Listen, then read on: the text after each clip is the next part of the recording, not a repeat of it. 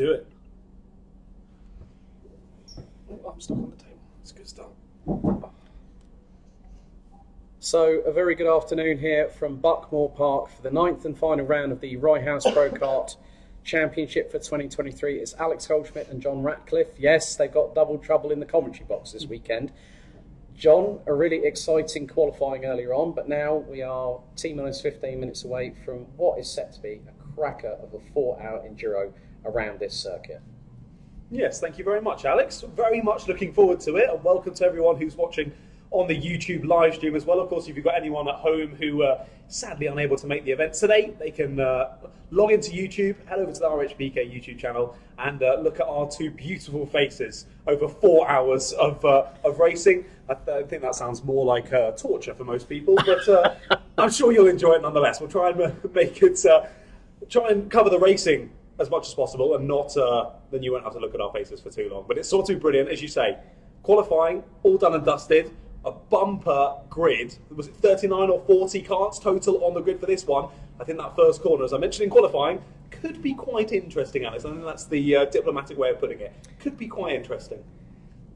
That's diplomatic and politically correct both at the same time there, Mr. Ratcliffe. But of course, 12 corners, 1,000 metres elevation now comes into the mix, along with potential weather inbound, because over the top part of the circuit, around about turn 12 here at Cafe Curve, where myself and John are just in the Sicily suite just overlooking it, and then also you got iconic corners such as Conway's, Henry's Bend, the two hairpins, the S's, which has caught out a few drivers in practice a little bit earlier on, then down a hill through the Symes Suite before Pullman's, and then the very, very interesting right-hander down at Paddock at the bottom end of the circuit, and then the Damon Hill straight down towards Garda, and then up the hill after the right-hand hairpin at Garda, through the centre chicane, and then through Cafe Curve. We did see, John, a little bit earlier on in free practice before the 15-minute flat-out qualifying session, that there was a lot of chronic oversteer, particularly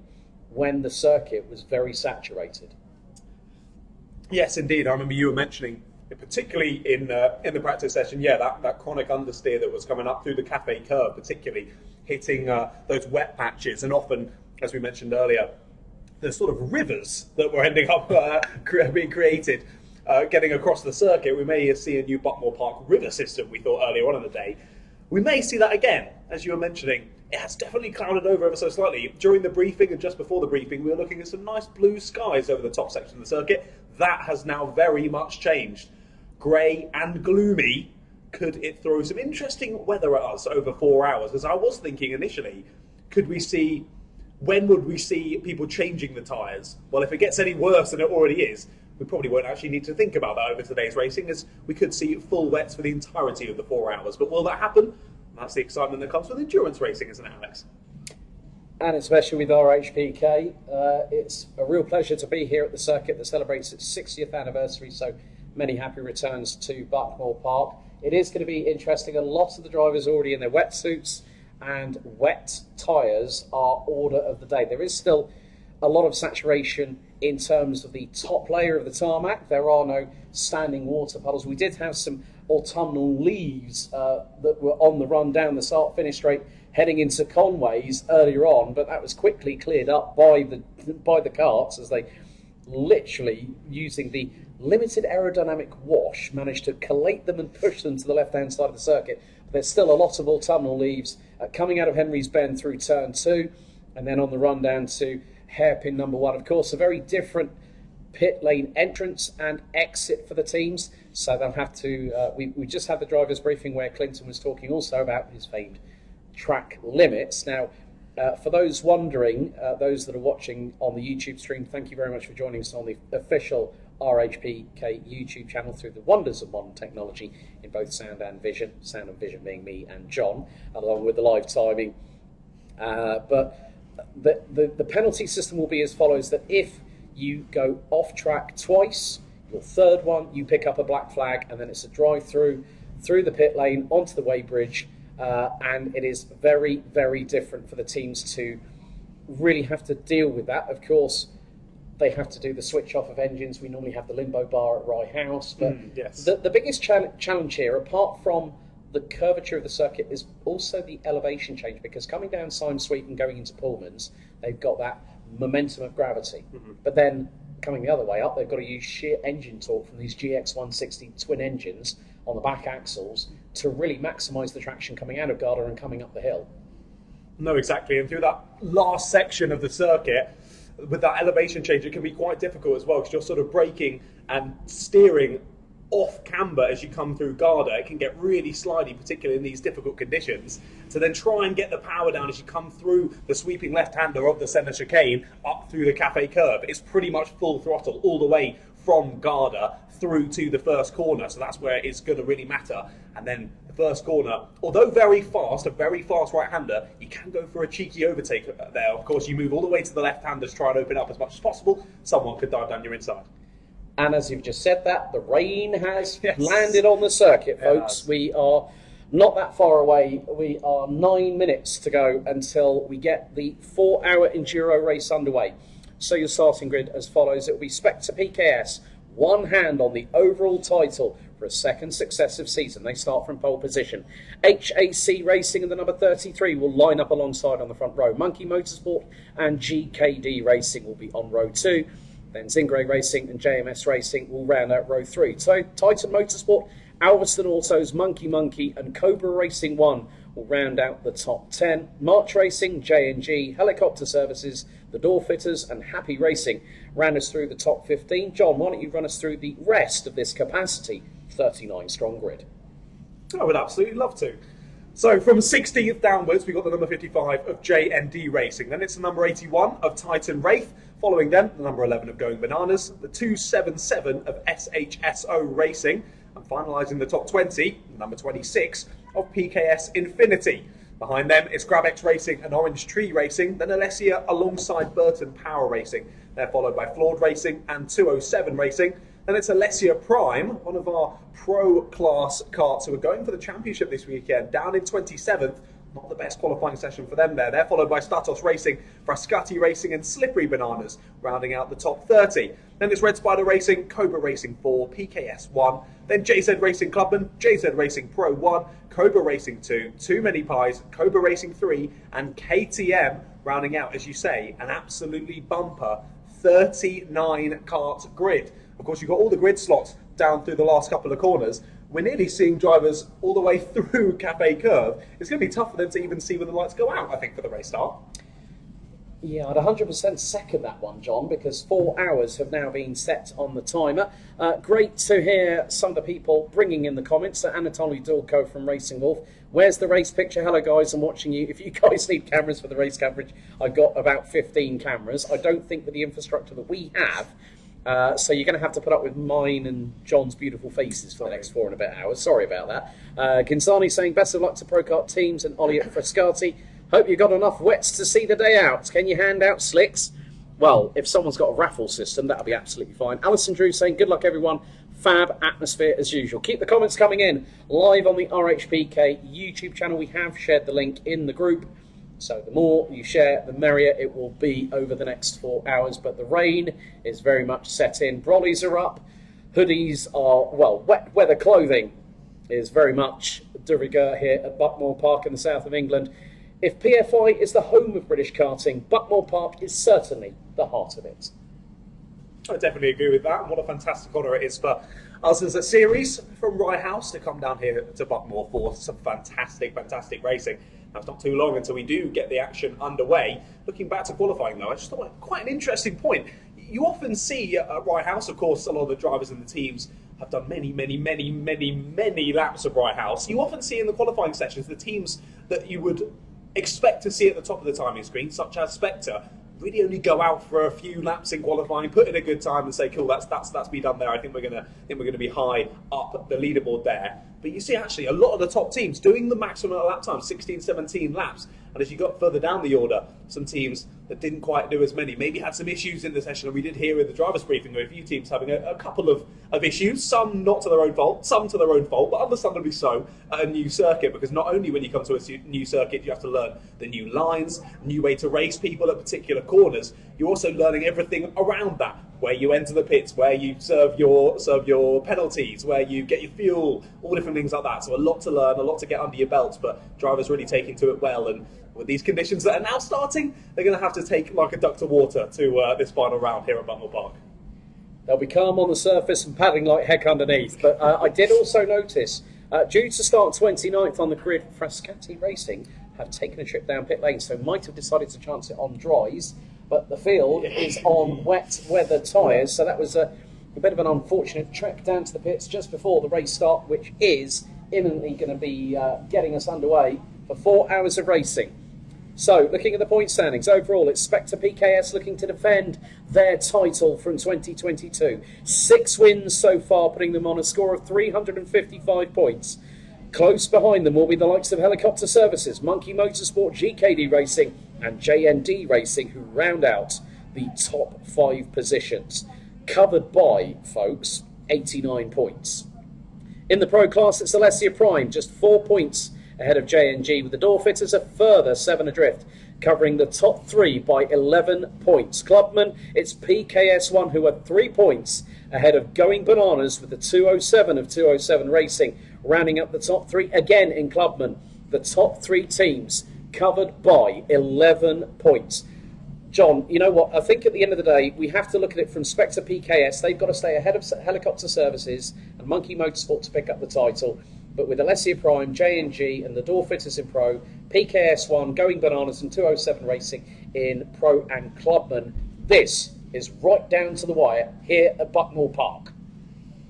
Oh yes, it's going to be a fantastic scrap in all 3 classes. As you say, the overall classification a little bit more easy to follow. The rain has really picked up outside now. We've gone from what we thought could be a potentially quite early drying track to now, no, this is going to be fullback for this one. But no, as I'm saying, overall in the championship, Spectre, they've done a fantastic job through the season. They've got a relatively chill one, but actually you might think that's maybe the most amount of pressure because it's right there. It's right there for the grabbing, but you could chuck it all away. So for Spectre, it's just keeping it on the black stuff, getting a good result, and you should bring home the title. However, in the Pro class and the Clubman class, it's so close on points. I hope you're good with maths, mate, because I am rubbish. So we're going to need one of us to try and keep up to date with the points here as to who is where and what exactly is happening. We've got our work cut out for us for 4 hours, but luckily we've got 2 of us here, so one of us can try and attempt some maths while the other is speaking absolute rubbish.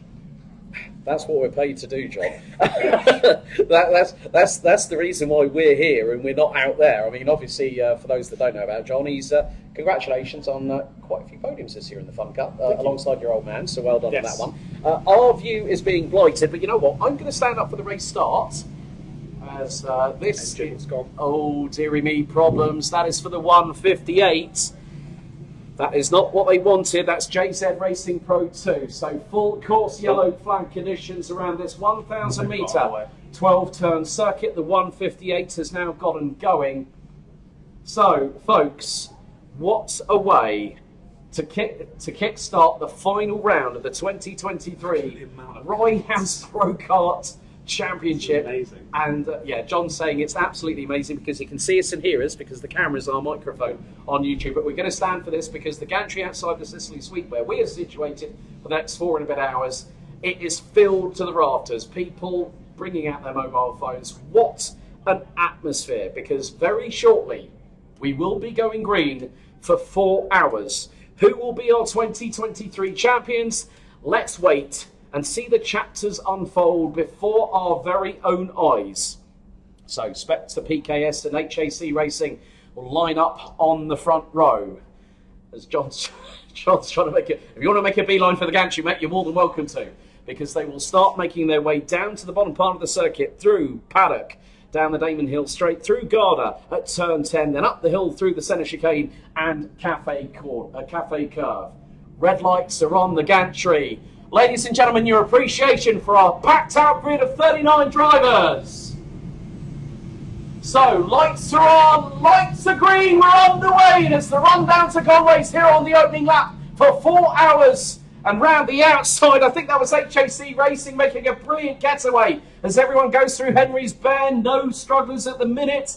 Through into hairpin number 1, it's 3 abreast. They've got to watch out for the track limits. That will be very highly policed throughout the course of the 4 hours. out of hairpin number 2, through into turn 5, the first part of the S's. Now the roller coaster ride begins. Down the hill, through into Pullmans. Well, absolutely astonishing that all 39 carts at this moment, John, did manage to make it as far as turn 8. That's amazing. I can't believe it. I was expecting minimum 3 or 4 carts to be facing the wrong direction after the first couple of corners, but that just shows the prowess of the racers out there on circuit today. So many people here, not only racing but supporting. Brilliant to see so many people. And we've come to the end of lap number 1. And it is HAC Racing who made that move around the outside of the first couple of corners, still holding on to the lead. 2 tenths is the advantage that they have, but very bet your bottom dollar that Spectre PKS will look for a move. They look for a move up the inside. HAC open the door through the opening hairpin, through hairpin 2, a little bit of lack of traction from the 33 is Spectre PKS. Yellow flags at Marshall Post 3. We've got one spinning around and backwards the wrong way. That looks to be JND Racing, who dropped all the way from 9th right to the back of the 39 strong grid here on lap 2. Oh my goodness me, the roller coaster ride has started and we haven't even broken into the first 5 minutes, John. Oh yes, we're in for one here, 4 hours. Yeah, that poor driver of the JND car, they had that initial spin on the inside curve there at hairpin number 2. Tried to get it back on and spun it again on the slippery curve. He's going to be kicking himself, but he's back in the race. Still got 4 hours to go. Of course, we know you can drop it at the early point in a 4-hour race like this. It's not all gone and done. You're still there at the back of the pack. You've got lots of time to make those positions back up. In the meantime, after lap 2, we're on lap 3, and now the lead has changed. HAC went wide coming out of hairpin 1, around the outside of them through hairpin 2. Goes the number 4 of GKD Racing, nearly 3 abreast. Going into the S's on lap 3. This is absolutely classic RHPK, but with this different elevation, this different circuit, it really has put the cat amongst the proverbial pigeons. So HAC lead, and that's a Clubman team. They're ahead of 5 super teams. GKD, JMS, Spectre PKS dropped to 4th, Alveston Autos, bit of hype in the YouTube chat about that one, and Cobra and Monkey Motorsport swinging from the branches, avoiding the banana skins to remain in 6th place. I can see why you get these commentary kicks, mate. That was amazing. Look at this, makes the move for the lead and already starts to run off with it. Cheeky move to the inside there, down at the first corner. That's not going to work out for the driver who was in 4th place. I think that might be Spectre trying to fight their way through. And it was trying to send the move to the inside. They're still side by side on the exit of hairpin number 1, and they've made the move stick.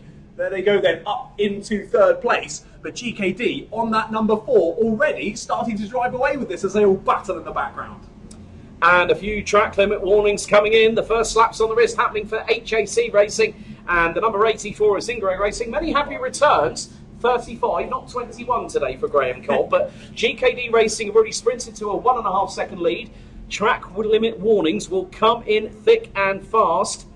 And, Zingray Racing, showing down in 39th, but they'll be a little bit higher up the order as our leaders are striding away into the distance. That is a big, big gap, to be honest with you. And that is now 1.8 seconds and climbing. They put in the fastest lap of the race, 54.274 seconds. Behind them, it's JMS, Spectre PKS up to 3rd. Alveston Autos, who return after a 3-round hiatus from the championship. Oh, the 33 again gets wide coming out of the first hairpin. HAC Racing at the moment, John, are being quite literally swallowed up. Yeah, what a brilliant start from the HAC Racing car. Had a great scrap to begin with, but yeah, just getting pushed off the line a little bit, losing a little bit of time. And you can find when the cars are so close like this, you just get shifted off the line ever so slightly. You use that tiny bit of time, someone slips their way through. It happens again, someone slips their way through. Suddenly, you've lost 4 or 5 positions over the course of a couple of laps, and you're not even really sure how it all happened. But HAC running nicely, still up in the top 5. I think now in the sort of secondary group pack, having a great little squabble. I did see, after their earlier double spin, the 55 of JND Racing has come into the pit lane. I don't think they've emerged yet. Another one, Helicopter Services at number 3. I'm not sure if I missed something there, but they've been in the pits since the opening lap as well.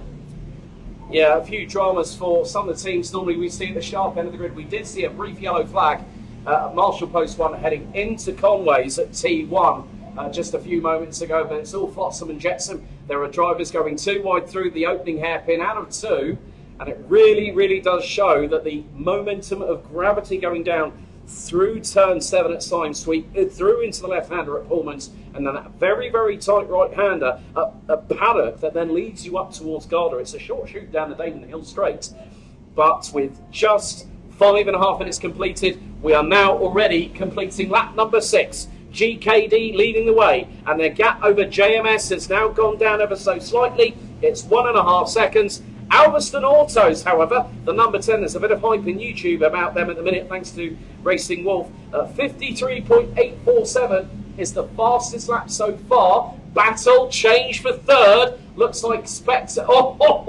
Now, who was that just caught that wallop of curve? Spectre is now up to second position. I think that might have been, well, someone's decided to do the old Porsche Pink Pig livery tribute here in RHPK. That's either JMS or Alveston Autos, but still, we have a lot of racing, a lot of strategy. 3 mandatory pit stops for all teams, and they've got to go around it a very different procedure, John, as we were explained in the driver's briefing, on weighbridge, refueling, lead on, changing tyres, etc. Indeed, yeah, all very different for this one-off special event. Lots to learn, as we were mentioning earlier.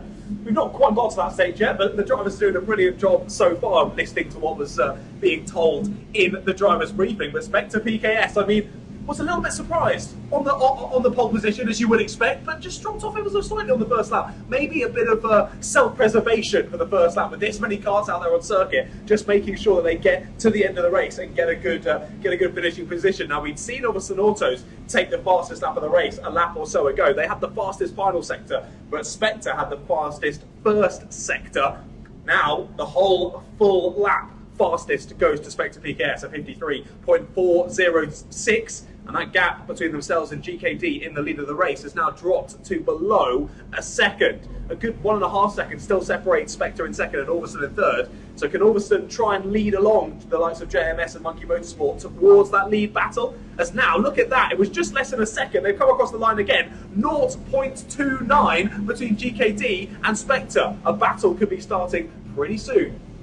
It is actually starting, because going through into hairpin number 2, Spectre PKS are about a kart length and a half behind as they head out of turn 4, through into turn 5, through into the second part of the S's down the hill. Spectre PKS are going to have the run down through Pullman's into Paddock. Are they going to make the move? We'll wait to see if they do so very shortly, because they're about to cross the line for sector 2 very, very shortly.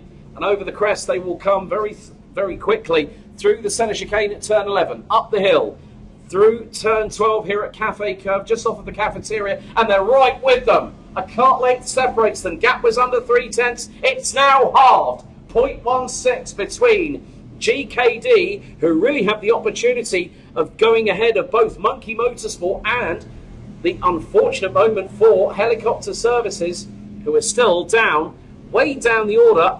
And I don't think they've actually come out quite yet. And change for the lead out of hairpin 2. Through into the S's. Spectre PKS on lap number 10 retake the lead. Yeah, very, very exciting. I mean, you saw how much they chased them down over only the last couple of laps. Yeah, we thought that possibly there could be something on in the last sector of the last lap. The Spectre just got a little bit slidey, just a little bit too slidey coming down Simon Sweep on the right-hander. It can all fall away from you, and suddenly you're on the red stuff on the outside, and it's very slippery. The Spectre held on to it, clearly got it back together through that second section of the circuit, and then through into hairpin number 1 on lap 10. As you say, they take the lead of the race, and already they're starting to put a little bit of time on the now second place runners, the number 4 of GKD Racing. So a brilliant, valiant effort there at the front from GKD. Just couldn't quite hold off Spectre. We're not even 10 minutes into this race, and Spectre are back at the front. Will it remain like that though? We'll have to wait and see. Well, there is one team erring ever closer to their first black flag.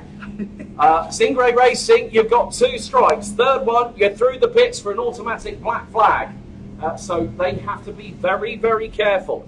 We were also talked to by Clint from Buckmore Park, who said that if someone in the previous stint has done 2 track limit warnings and you do number 3, you're the one serving that black flag, which is a drive-through onto the weighbridge, cut the engines, get pushed out to the exit of the pit lane, and then restart and get going. Spectre PKS, new fastest lap. There is some evolution on this track starting to happen.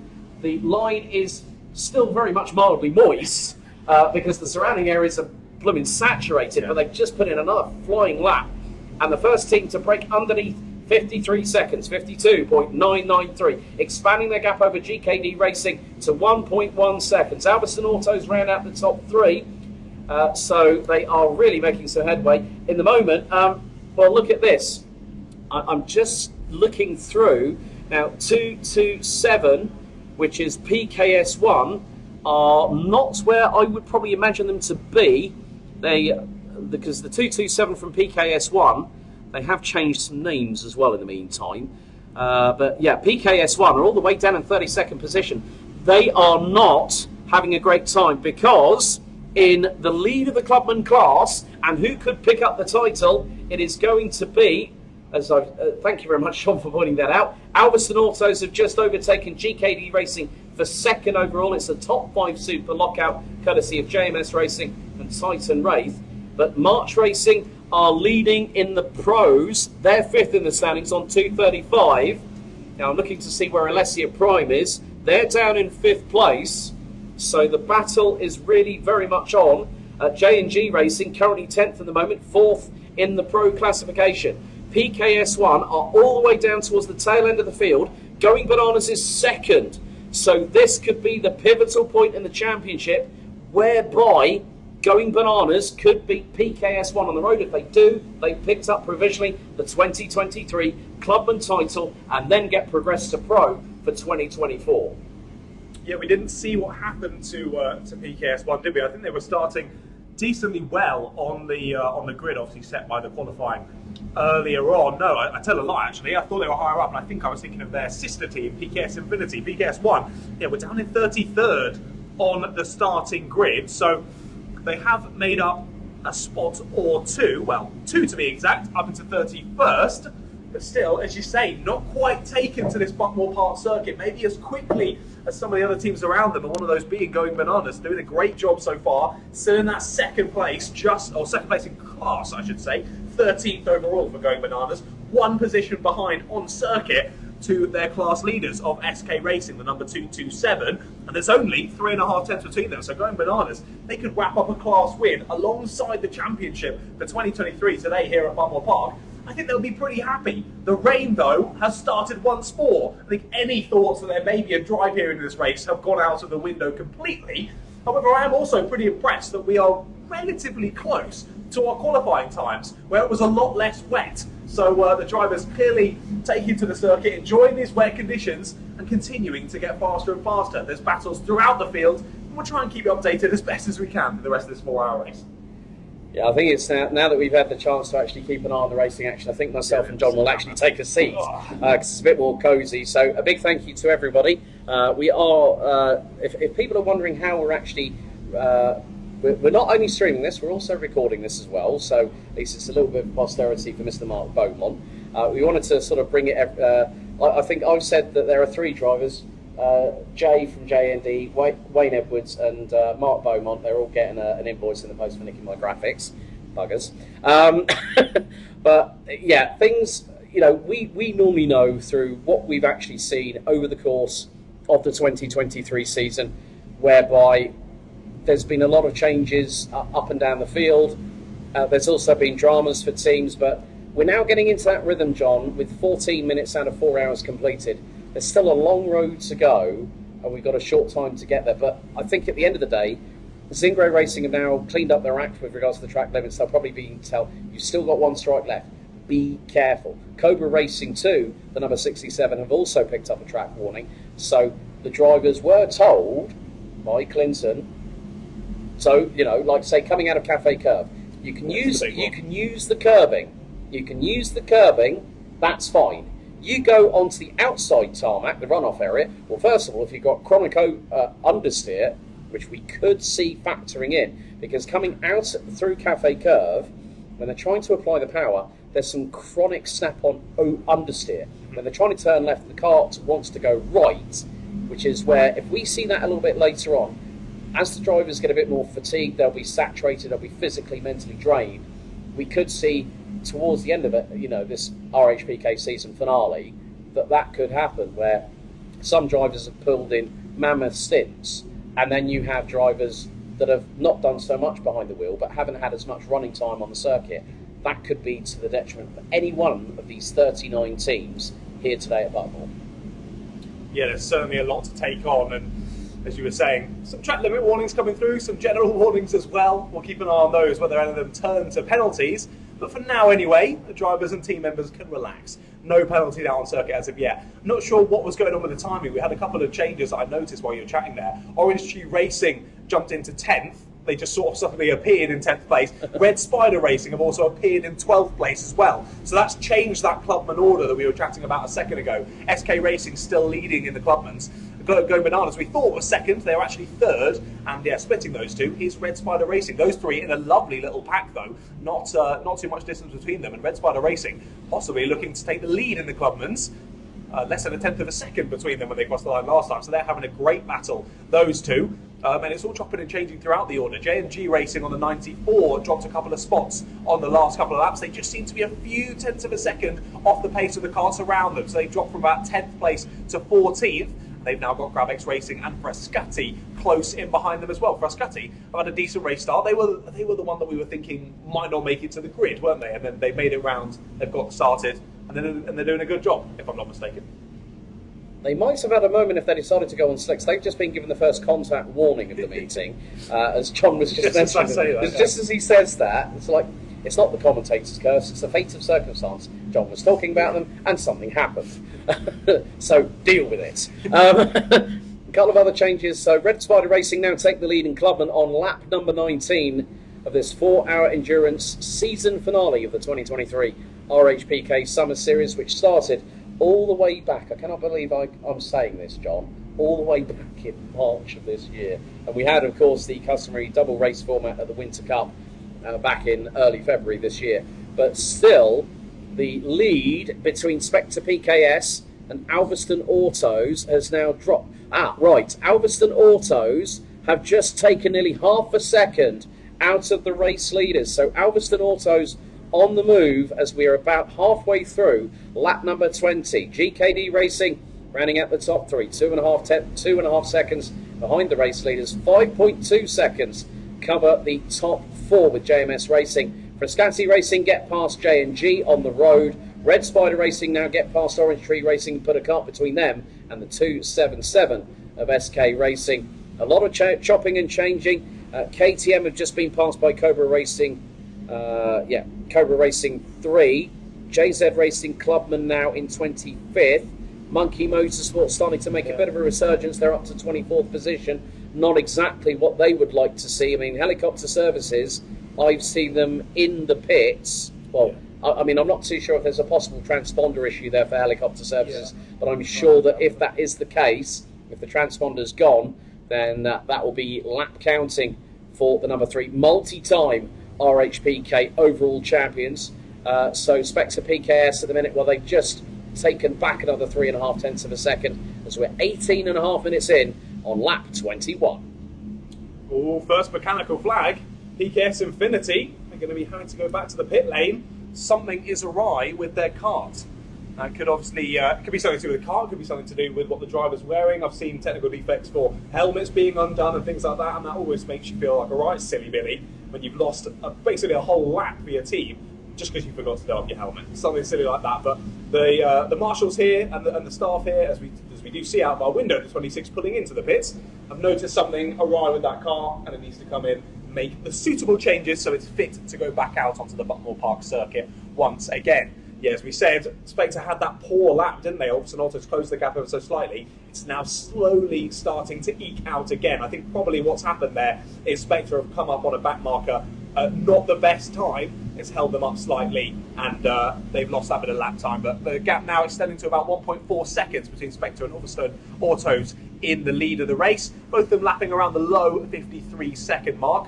Fastest lap still the number 1, 52.993. The only car to have dropped into the 52s at the moment in this race. But I'm sure as the rain finally has subsided ever so slightly, we're starting to get blue skies reappearing here at Buckmore Park. We may see the times start to drop ever so slightly, but as we get through the race on those used wets, we could start to see some interesting lines as well, as drivers may feel it's actually more beneficial to get off the line onto the wet patches instead.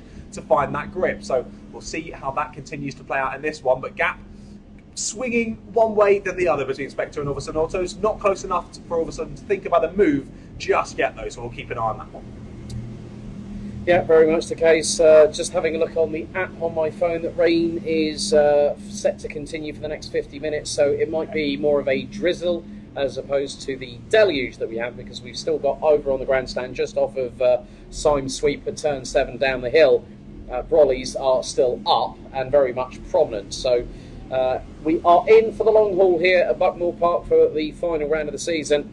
But the gap now, well, Spectre PKS have managed to get themselves past some back market traffic, and in the meantime have clawed back another half second over Ulverston Autos. So at the minute it's Spectre PKS, Ulverston Autos, GKD, with the number 4 rounding out the top 3 overall. JMS Racing, Titan Wraith and Titan Motorsport. Good to see the O'Neill family back here in the paddock. I know there's a couple just outside the window here at the Sicily Suites. But, of course, it's a great vantage point. You know, we saw the rafters packed. We have got a couple of people from teams on the headset, so inter-driver and team member communication is permitted as per the RHPK regulations. Top 3 at the moment between, well, this is for Pro, is March Racing, the 53, 66 of Cobra Racing 1, and HAC Racing in 3rd position. The gap has slightly truncated between the top 2 overall, but HAC, I think it was the fact that HAC had the better traction off the line on the rolling start and through the Hail Mary round the outside of Spectre PKS through Conways and Henry's Bend, and which I think might have caught Spectre PKS out, but they've come back. Then we look at what's going on in Clubman. Red Spider Racing, who are currently 5th in the championship standings. This could tighten up the field at the beginning part, at the top part of the championship standings. They've just got past HAC Racing, going bananas, and Frascati Racing now round out the top 3. Grabex Racing dropped behind Statos Racing in the number 226. So we still are venturing ever closer to the conclusion of the first half an hour. I can't believe I'm saying that. These first 22 and a half minutes, when we've got 2 of us in the box, really float past quickly, John. No, exactly. There's a lot to think about, a lot to talk about, and yeah, it's flying past already. 4 hours of Buckmore Park is going to be done in the blink of an eye, I'm sure. We'll have lots to talk about though throughout this 4 hours, and you say, yeah, nearly 30 minutes done. Still got 3.5 hours left to go though. Lots of time for all of this to change up. And I was going to mention the fact that we had almost near the top of the timing split off into our classes. We nearly had the top 6 all being the super class, then followed by 3 in the pros, and then the top 3 in the clubman. So that's changed ever so slightly now, as you mentioned. Red Spider up into 9th place. Really impressive pace of Red Spider. I've seen them get better and better throughout 2023, and they've continued that here into the final round. Now leading the class, now the only clubman class car in the top 10. Really impressive stuff. The door fitters on the number 2 as well, making some good progress back through the pack as well. They had a fantastic last round back at Rye House in round number 8. They're there in 15th at the moment, pressing on nicely. They've still got just under a 3-second gap there between themselves and SK. And that seems like, from looking at the timings, that's seeming to happen amongst the field in this one. You'll have a gaggle of 2, 3 or 4 carts really close together, then a few seconds back. Repeat that over and over until you get to 40 total carts. And that's what the grid's looking at for now. A couple of issues so far. That one mechanical flag seems that the PKS Infinity cart is the only one that's come into the pits, well, that hasn't been forced to out of other reasonings. Otherwise, all warnings for the moment, as another one has just come in for JZ Racing Pro 1. They've got a track limit warning for themselves. So a couple of teams just looking over their shoulders, or really looking in front of them, to make sure that they're not using those track limits too much, having any contact, but all doing a good job of it as of yet. And Spectre PKS extend the gap to 2.7 seconds as they set a new fastest lap of the race, 52.842 now for Spectre. Still the only car to drop down into the 52s, and still getting even faster. Well, after that tumultuous first lap for J&E Racing, the number 55, they've managed to claw their way back up to 32nd. So they're now trying to make a bit of mincemeat of the club and class teams in front of them, including Cobra Racing 3. Good to see the Bitten Heroes Tribute Band, aka Mr. Gary Beamish, back behind the wheel rather than being on the spanners. So the number 240 running out the top 30 overall, but still hoping for ending the season maybe with a potential top 5, depending on when Jordan Beamish, aka Slender Pie, he's you know what, from the last couple of years, I was having a chat with Gary and Jordan earlier on, John, and Jordan went, yeah, I'm about 205, 210 kilos including the car. A couple of years ago he was probably about 250 kilos including that car, so fair play to him. He's been on an extreme weight loss journey over the last 2 years. Very, completely different individual. I still remember when he had very, very long hair that he could probably have tied back in a man bun. But yeah, Monkey Motorsport making some headway. They've got past their friends in the pro class. Monkey, who are 6th in the standings coming into this final round of the championship. Top 6 covered in pro by 30 points. So never say never. It ends when the final checkered flag of the season falls. So could we see a bit of a resurgence from Monkey Motorsport and JND Racing? That looks to be the case. I mean, Monkey Motorsport really need to do something now because they're losing big points in comparison with GKD Racing. JND are behind them. Alessia Prime, who are the lead. I mean, that's an impressive run. Alessia Prime, who are the leading pro team. And what's more, folks, on 257 points, they are the 6th placed team in the overall standings coming into this final round. I mean, John, that just goes to show that if you win the title in one category, you get bumped up to the next one. So whoever wins in pro goes up to Super for next year. Whoever wins in Clubman goes up to pro for next year. It really means that we could see a nice bit of a dynamic shift in the off-season, ready for next year when the Winter Cup gets underway in February. No, for sure. It's a really good way of doing things and making sure it's fair between all the teams, because it's never nice to see someone in a lower category just winning everything and then just being like, oh, I don't want to move up to pro. It's going to be too difficult. I don't want to move up to the next class. So good to see the enforcement of such rules and telling people, no, you win in your class over the championship season. You've got to move up. You've got to take on that challenge of a higher class. And that's what, these teams in the pro and the clubman class, whoever takes the win, will be doing. We still have no idea who that's going to be, though. You're mentioning Alessia Prime with a great points haul of 257 points over the season so far. Start of this one hasn't quite gone their way. They are still in the top 20, right next to their sister team of Alessia, one of the clubman class carts as well. So those two pushing forward together nicely. But Alessia Prime, going to have to pull their finger out a little bit throughout this 4-hour race, try and get some more points on the board if they can hold on to this championship lead, which I think they've held through most of the season this year, to be fair to them. So let's see if they can hold on to it through this one. Monkey Motorsport, as well, as you mentioned, team up in the Superclass fight and the overall fight, down in 21st. It's not been a great race for them. And Helicopter Services, who we mentioned many times already, still, I think... Oh, look, it's come down again. Yeah, it's hugely coming down, isn't it? The rain is falling.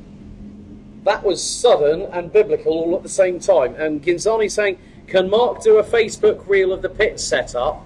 Going to get busy in there soon. Also, how can they time helicopter without a transponder? Well, they'll have to do manual timing once they come across the line. So, as there was a lot of setting up.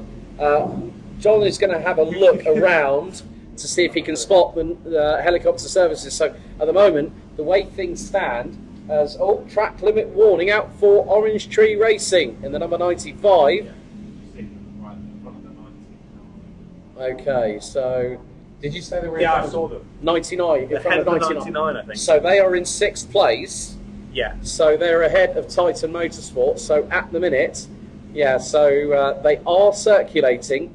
I'm not too sure if we may be able to get that updated on the timing. It has been a bit of a very, very arduous task to get 39 carts and transponder numbers all allocated during free practice this morning ahead of time qualifying. So Helicopter Services at the moment are running 6th ahead of Titan Motorsport, who are running in P7. Nice spot there, John. Thanks for having a look for that.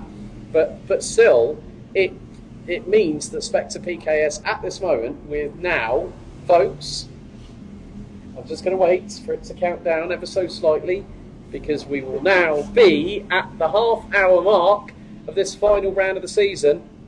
It's just crazy how this season has just absolutely flown by, and now we're at the point where it's put up or shut up. It's race as hard as you can. I'm going to keep an eye. I'm going to actually have a look on the gantry for just a second and see what's going on down at Paddock and Garda. So I'll hand the mic over to you for a few minutes. Lovely, yeah, more than welcome to. There's only difficulty with our current commentary box position is it is very difficult to see the bottom end of the circuit. So Alex is going to venture out onto the cold, wet, very chilly balcony. He's going to go and have a look down the bottom section of the circuit and see exactly what is going on. And he'll obviously get a great view of the pit lane as well, which at the moment, I would assume, only 30 minutes into the race, you would hope it's not going to be too busy down in the pit lane at the moment. But when we get closer to that first sort of pit window, I use very loosely, there is no official pit window. You can pit when you like for your 2 mandatory stops across the 4-hour race. However, usually you often find teams come to a very similar decision on those tactics to play throughout the race of when you make those stops, when you take the fuel, when you don't, when you swap drivers, when you don't. Of course, you're over the same period of race, you're often going for the same thing, the win. So often teams will find that they make that same decision, and we can find that the pit bay and particularly the fuel bay can get very, very busy very quickly as teams decide, right, now's when we need to go. And they're all trying to guess when the other person will go, so that they manage to get in there first and they waste as little time as possible. Because of course, if you don't have a team radio to talk to your driver, you tell them to come in via, say, a pit board. They come round the circuit. By the time they've got all the way round to come into the pit to that fuel stop, someone else has dived in before them. You don't want them to come in. You can't radio that through to them because you don't have one. And there you go. You've lost 20 or 30 seconds of time waiting for the person in front of you to get fueled. That could be a good few positions when it comes to the end of the race. And all those little bits of time gained or lost over an endurance race such as this, it all just builds on top of each other, builds and builds and builds, and can build into a good result if it all works out nicely for yourself. But also, if you're going the other way, you're losing little by little by little. By the last of the race, that will have all built up, and there you go, good result gone. I said little so weirdly there. It sounded like I was doing a little advertisement. I promise that I'm not sponsored by any supermarkets. However, I would be open to the idea, so let me know. The Little Bakery is amazing. Alex, please come and save me. I'm talking about Little Bakery. Take the microphone off me. Considering your other half gave you Krispy Kremes this morning, I'm not at all surprised you're talking about bakery.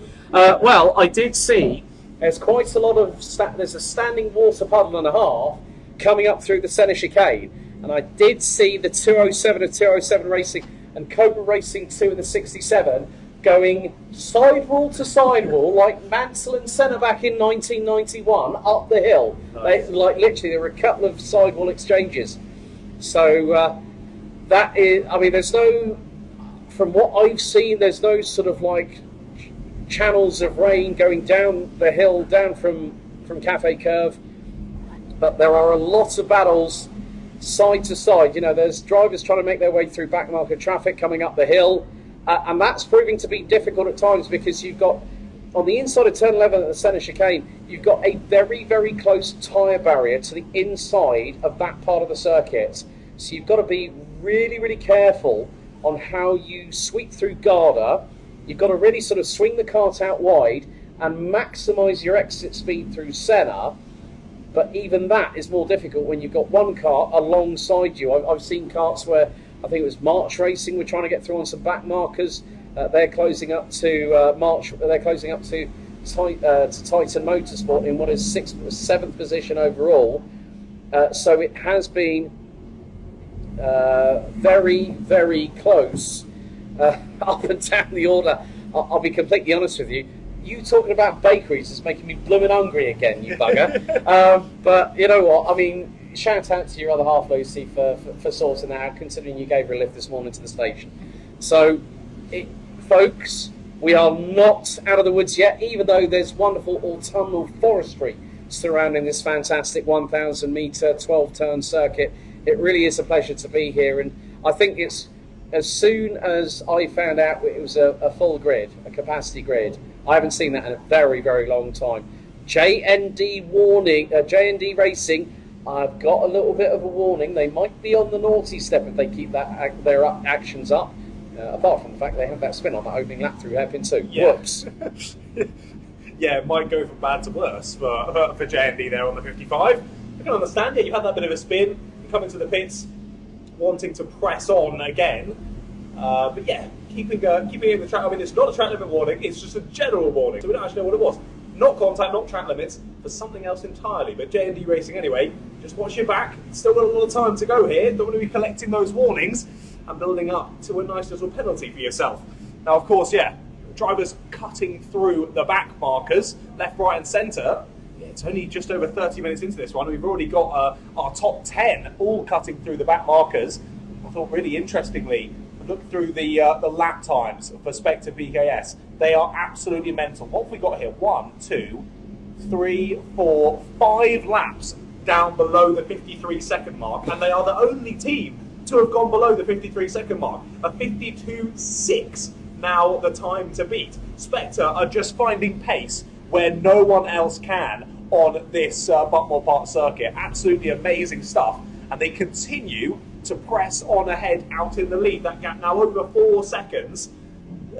Not too fair play to Orbison Autos and Titan Wraith. They are pushing on ahead, trying to chase them down. And I will say, Titan Wraith have jumped up the order since I last checked anyway. They were in 5th last time I looked, now in 3rd place, closing in on Orbison Autos. So 4-second gap between 1st and 2nd, 4-second gap between 2nd and 3rd, and all the rest of the leading super class carts there in behind them. But closest gaps seem to be down near the bottom end of the top 10. That's where the battles are happening at the moment. But you can see through a 4-hour race, it ebbs and flows. We'll have a battle kick off somewhere, then that'll die down, then a battle will start up somewhere else. And that's what makes our job, commentating over these endurance races, so much easier, because you guys out there on circuit give us some brilliant racing to shout about.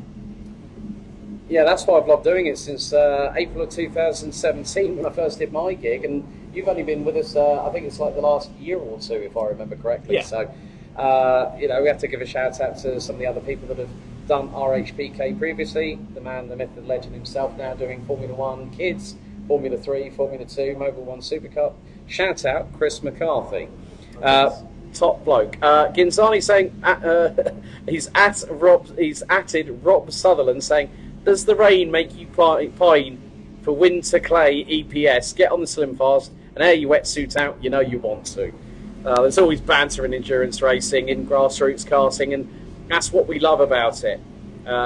We still are, Titan Wraith have taken another 1/4 of a second out of Alveston Autos. The gap now is 4 seconds in closing.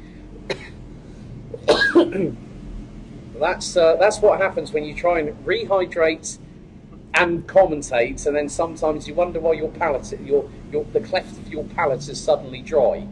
But still, we have 39 drivers. Ginzani saying, shout out old school timing, it is. So from that perspective, we're going to see how things pan out. Hopefully, as I said earlier on, they should be on lap 42, along with the top 6 that are currently showing on the timing.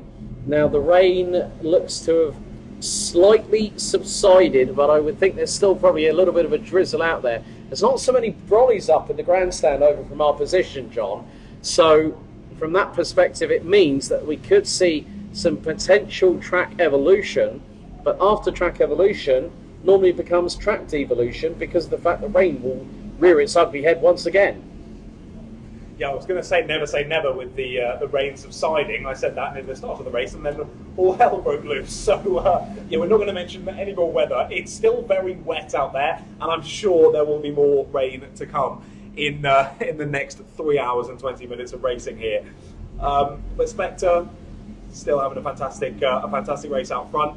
We're seeing that ebb and flow that I sort of mentioned, that gap dropping down to 3 seconds now, but I think we'll just try and keep an eye out on it and what's going on, but until it really closes up and all of a sudden think about a move, we'll just keep it in the back of our minds for the moment. And now with the drivers cutting through the back markers as well, you get that difficulty through where you work together with someone and where you go for that move to try and make sure that you're losing the least amount of time possible. Not only for the leaders who are coming through taking those positions off the back markers, but also the back markers racing their own race as well. They could often be in a battle themselves and then get caught up by the leader, have to deal with that, make sure that they don't hold up the leader too much, but equally not come off your line and let the person that you're battling with through too. So there's so much to think about, especially when we get through sort of past the half-an-hour mark, when all the field gets jumbled up and it makes it very difficult to follow for us, and that's where the timing really, really helps. But as you were mentioning, still no timing for helicopter services. They're doing it the old-fashioned way, and that's going to make our job slightly more difficult. Last time we checked, they were in sixth place, just ahead of the Titan Motorsport number 99 car. We'll have another look out, see whether they made any inroads onto the top 5, or whether they've chased down JMS and GKD and all that lot running up near the sharp end of the order. Well, Titan Wraith have just taken 1.2 seconds out of Alveston Autos, who are doing the old Porsche Pink Pig tribute livery here this weekend at Buckmore Park. Great to see that karting can even also be. So John is just keeping a check on where helicopter services are, and I think they might be. Just see, there's the number 4 of GKD coming through the S's. Right, well, number 26 got out of Dodge very, very sharpish. So John's just spotted them going down the hill. So he's going to have so that was PKS Infinity who had the mechanical black flag around about 20 minutes ago. So John's just doing Hawkeye at the moment. I think you might need a pair of binoculars as well. You never know, mate. It's so difficult to see with all the spray that's coming up from the circuit. But a lot of... 1993, okay, yeah. So, yes, just see them. And so Titan Motorsport are ahead of helicopter services. So that is a change for 6th overall on the road. So top 7 rounded out by super teams. Leading the way in Pro, it's March Racing. Leading the way in Clubman. Now this is impressive considering the fact that the weather has been a little bit of a game changer here this weekend here at Buckmore Park. Is that we have March Racing in 8th, and in 10th, leading Clubman, is Red Spider Racing. So we could see a lot of changes over the next few moments or so, depending on what transpires. We're about to hit the 3/4 of an hour mark. John, now we've got to start talking about another part of RHPK, which of course are the pit stops. 3 mandatory stops per team. You know, I would imagine there's probably going to be a driver change after this one, because these drivers will be wet, uncomfortable, water in places they didn't want. So probably around about the hour mark, we could see the first few teams coming in and deciding, okay, we're going to do a driver change, we're going to refuel the carts, and you know, sometimes more weight in the cart is quite welcome, especially if you brim the tank in these twin-engined GX160 carts. But I think probably around about the hour mark is when we might see the first set of pit stop lap times coming in. Yeah, of course, in the dry weather you're wanting your cart to be as light as possible, because then you're losing the least amount of time on that engine pickup out of corners. But when you get in these more slippery conditions, often that bit of extra weight, as you mentioned, can actually be quite the blessing. You've got that weight over the tyres, you can get the power down earlier, and that extra weight you've got on board doesn't hold you back so much, actually could assist. So we might actually see times start to get better as we get those first tanks brimmed through that first pit stop. And as you were saying, drivers may feel, yeah, I'm done. Thank you. That was a great stint, but I'm very wet and I'd like to get a bit warmer and a bit drier. However, if you know you're going to be doing 2 stints, sometimes it can actually be a bit nicer to do them back to back, because you don't have that horrible taking off the wetsuit and then putting the wetsuit back on again, which is just the worst sensation in the world. So some drivers may say, actually, mate, I'll just stay in the car, do another stint, get it over and done with, enjoying the racing, not enjoying the conditions in the race suit quite as much, maybe. So we'll see how that one plays out. But we will be getting pretty close now to those first round of pit stops. And I did mention while you were out of the room having a little look down the bottom side of the circuit that there is no set pit window as such, but you often find teams coming to the same evaluation of when they should be doing those stops, and then it can get quite busy down in the pit lane when it does come to that first and second round of pit stops. Yeah, very much the case, because you've really got to sort of eke out your strategy, of course. One of the things that teams will do will normally refuel after qualifying, get the carts brimmed, or maybe go, okay, right, we know that this is our cumulative lap time over a stint, that's our average, and thereby they can start moving.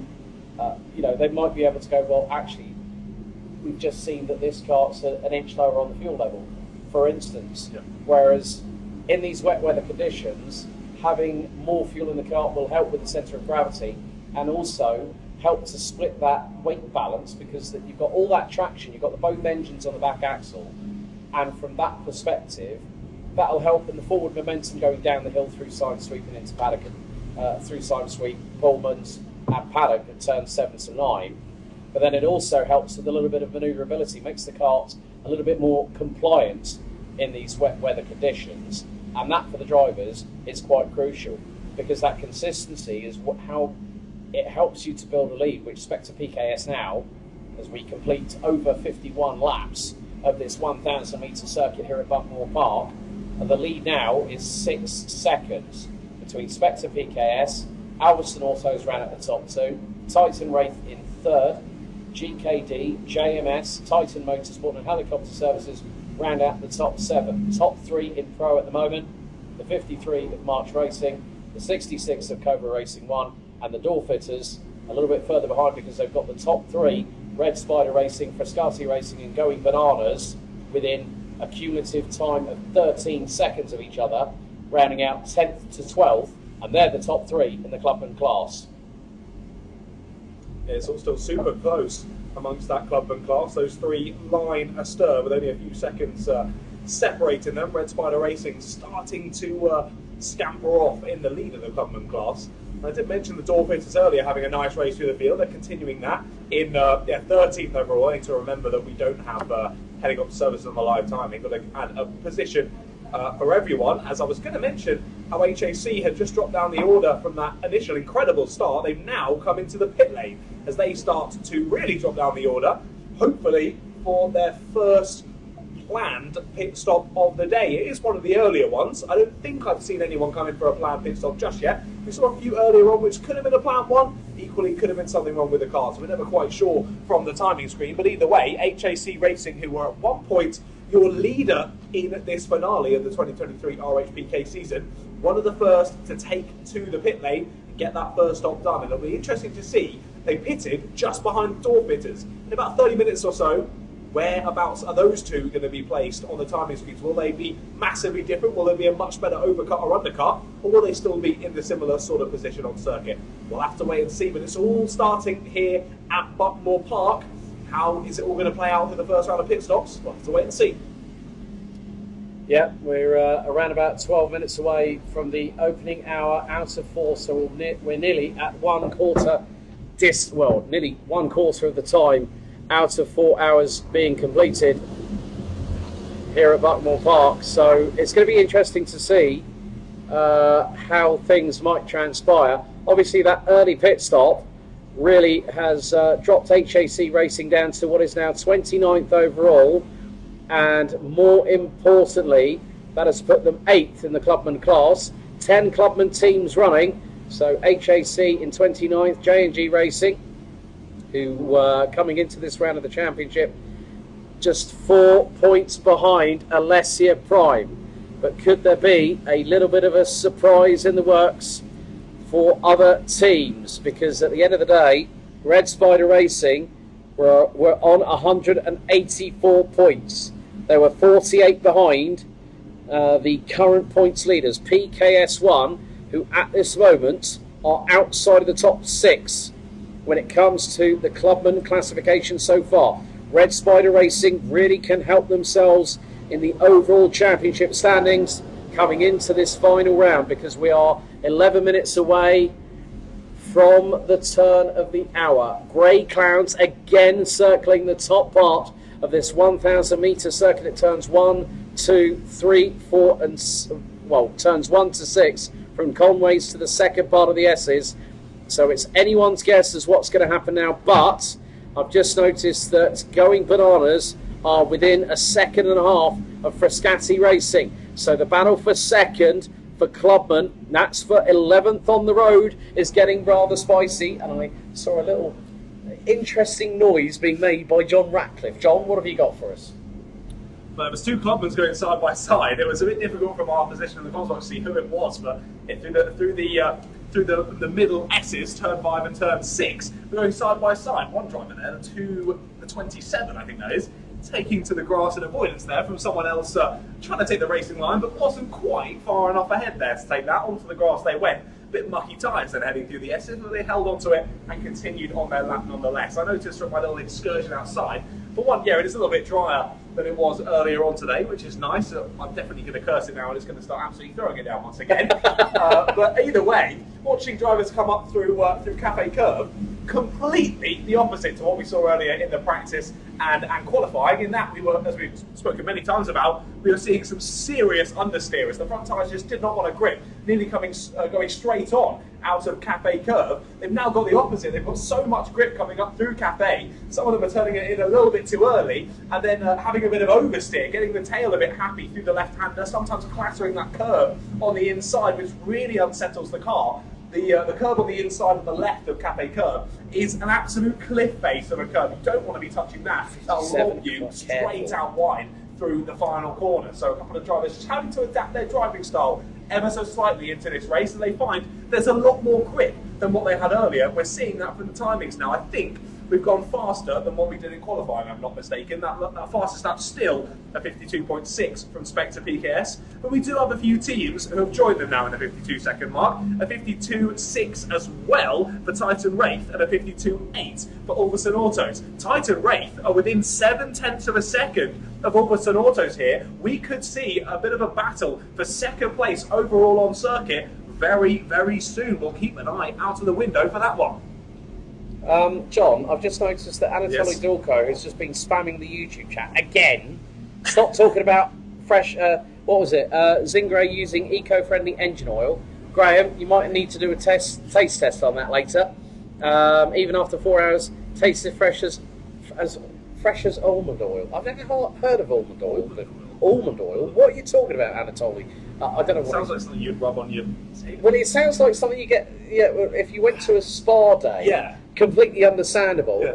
And he said, I'm thinking to return to RHPK for 2024, but only if Alex, John and Mark join my legendary team. We'll do it. No, I won't. We'll do it. No, I'll be the social media manager whilst in the comms box. Well, you've got racing pedigree anyway, so you jump straight into there, but I don't think you're going to be able to claw Mark Beaumont into getting back into a race seat in RHPK. He had enough when he was trying to do that and also run the championship, so Mark's a very, very happy person.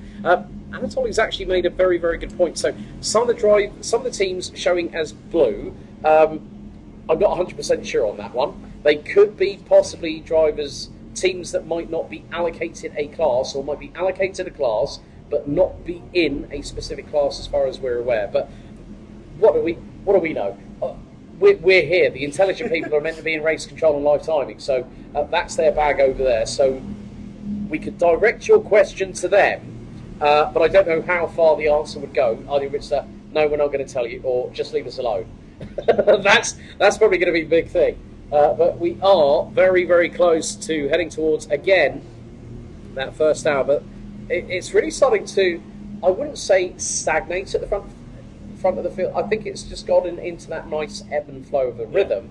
However, Titan Wraith are on the rampage. They are 2.5 tenths of a second behind Alveston Autos, and they've just come out of Cafe Curve, now heading into Conway's. This is the battle for second position. They were 1.5 apart, looking to go around the outside through into Henry's Bend, now into hairpin number 1. Titan Wraith definitely getting a bit of a wriggle on out of the first hairpin. They're looking for the inside move. That's the change for second. Are they going to be side by side coming out of the corner? Yes, they are. And Alveston Autos still keep it pinned in front, going down into the S's and in the run down to Symes Sweep. But this is incredibly close. Titan Wraith looking to do a level up, a number up, and getting one up on Alveston Autos as they make their way through down into the bottom part of the circuit. We're going to wait very shortly because our leaders now will come over the crest at Cafe Corner. There they are. I'm just waiting for second and third to make their way through. And it's still second for Alveston Autos. Titan Wraith really putting them under the kibosh. And as they say, if you can't stand the heat, get out of the kitchen. And they've got a back marker in front of them. And through goes Titan Wraith in for second. Oh, that was a late lunge at Alveston Autos. And Titan Wraith, well, I think that was I think Alveston Autos, whoever's behind the wheel of that car, might have just got a Code Brown moment right there when Titan Ray sent it like Daniel Ricciardo. Yeah, Titan Ray did give a hand up of an apology exiting hairpin number 2. They didn't give the position back though, funnily enough, so they were sorry for the slightly overly aggressive move, but not sorry enough to give it back, which is fair enough. Got the move done. It was very elbows out, as I've learned to say at the British Car Championships. It was very elbows out racing, that was down at hairpin number 1. He's got the move done. I think what happened there was Alveston was so focused on the back marker that they were coming up to. He had full focus on that to try and make sure he got around them okay. He then just didn't spot Ray, just dive it for the inside. It was super late, like you said. Dived it. I was going to say dived it to the apex. He was nowhere near the apex, but either way, he was alongside, got it stopped, a little bit of argy-bargy to the exit of the corner, and got the move done. We can see that. I think Titan Wraith just had that little bit more pace. You can see them a bit more on the ragged edge than Alveston Autos. But Alveston Autos just did a lovely job hitting their lines, keeping them behind. But an absolute send from Titan Wraith sees them take second spot. And we'll see whether they can start to close the gap on Spectre PKS. As you say, it's remained simmering between the top two. Not stagnant, simmering between those two. Can Titan Wraith close that gap? Well, as you say that, John, they already have. 0.8 of a second. They've just taken out the race lead from Spectre PKS. They have pulled away by half a second after what was a 0.3 of a second disadvantage for the number 8. So we're on to lap number 64 of this final round of the 2023 RHPK season. And the gap has gone back up to just under 4.6 seconds. But you can bet your bottom dollar that Titan Wraith will not relent. They won't leave any stone unturned, and also the fact that they'll do that whether it's wet or dry. And folks, the old adage of saying in RHPK, give us 10 minutes, it'll be dry. That has not been the case for the last 57 minutes, as we are 3 minutes away from turning to the turn of the first quarter of this final round. It's been an absolute cliffhanger so far, and that looks set to continue over the next 183 minutes. And now Alveston Autos find themselves between a rock and a hard place, because they've got to watch out. They've got a lot of back market traffic behind them. They were trying to get through the back market traffic. Another track limit warning for HAC. There are a couple of teams now, John, that are on that second track limit warning strike, because we said earlier on, Zingray have kept it pretty clean. Rabex Racing now have got a contact warning. So these wet weather conditions, so variable, have really, as I like to put it, they put the cat amongst the proverbial pigeons. They've upset everything, and well, the cat has. Which cat that is, I couldn't tell you. Whether it's a tabby, whether it's a black cat, I couldn't really tell you. I couldn't really give a damn. But a cat has been thrown amongst the pigeons, and it really has changed the dynamic of this race. Still, we go on to lap 65, waiting for Titan Wraith to close. Oh, right, they've taken 9 1/1000ths out of the race leaders. Gap has now gone back up to 5.1 as we're on lap 66 of this race. It still is too close to call. Another contact warning coming through. Monkey in the number 37. They've been given a slap on the wrist by race control. They've got to keep their elbows in as long as the banana skins. That's the thing with Monk. Whenever you have the word monkey, you have an RHPK race, you've got me involved on commentary. There are always Mario Kart banana skin references, branches, swinging from the trees. It all happens with that, and that's why I love coming back every single time I get the chance. The more the merrier on the puns, mate. Keep them coming. Absolutely loving them. I mean, you were talking about what cat it is. It's got to be a black cat left over from Halloween, right? Yes. Someone said a black cat on circuit, and he is getting amongst the pigeons. It probably came from Wales. It probably did. It probably came from Wales. You are almost certainly right there, sir. Yeah, 4.8 seconds now the gap, as you say. Didn't take out a huge amount the last time. Another 0.3 out on that last lap. So they're just Titan picking their way through the back markers that little bit better than Spectre PKS.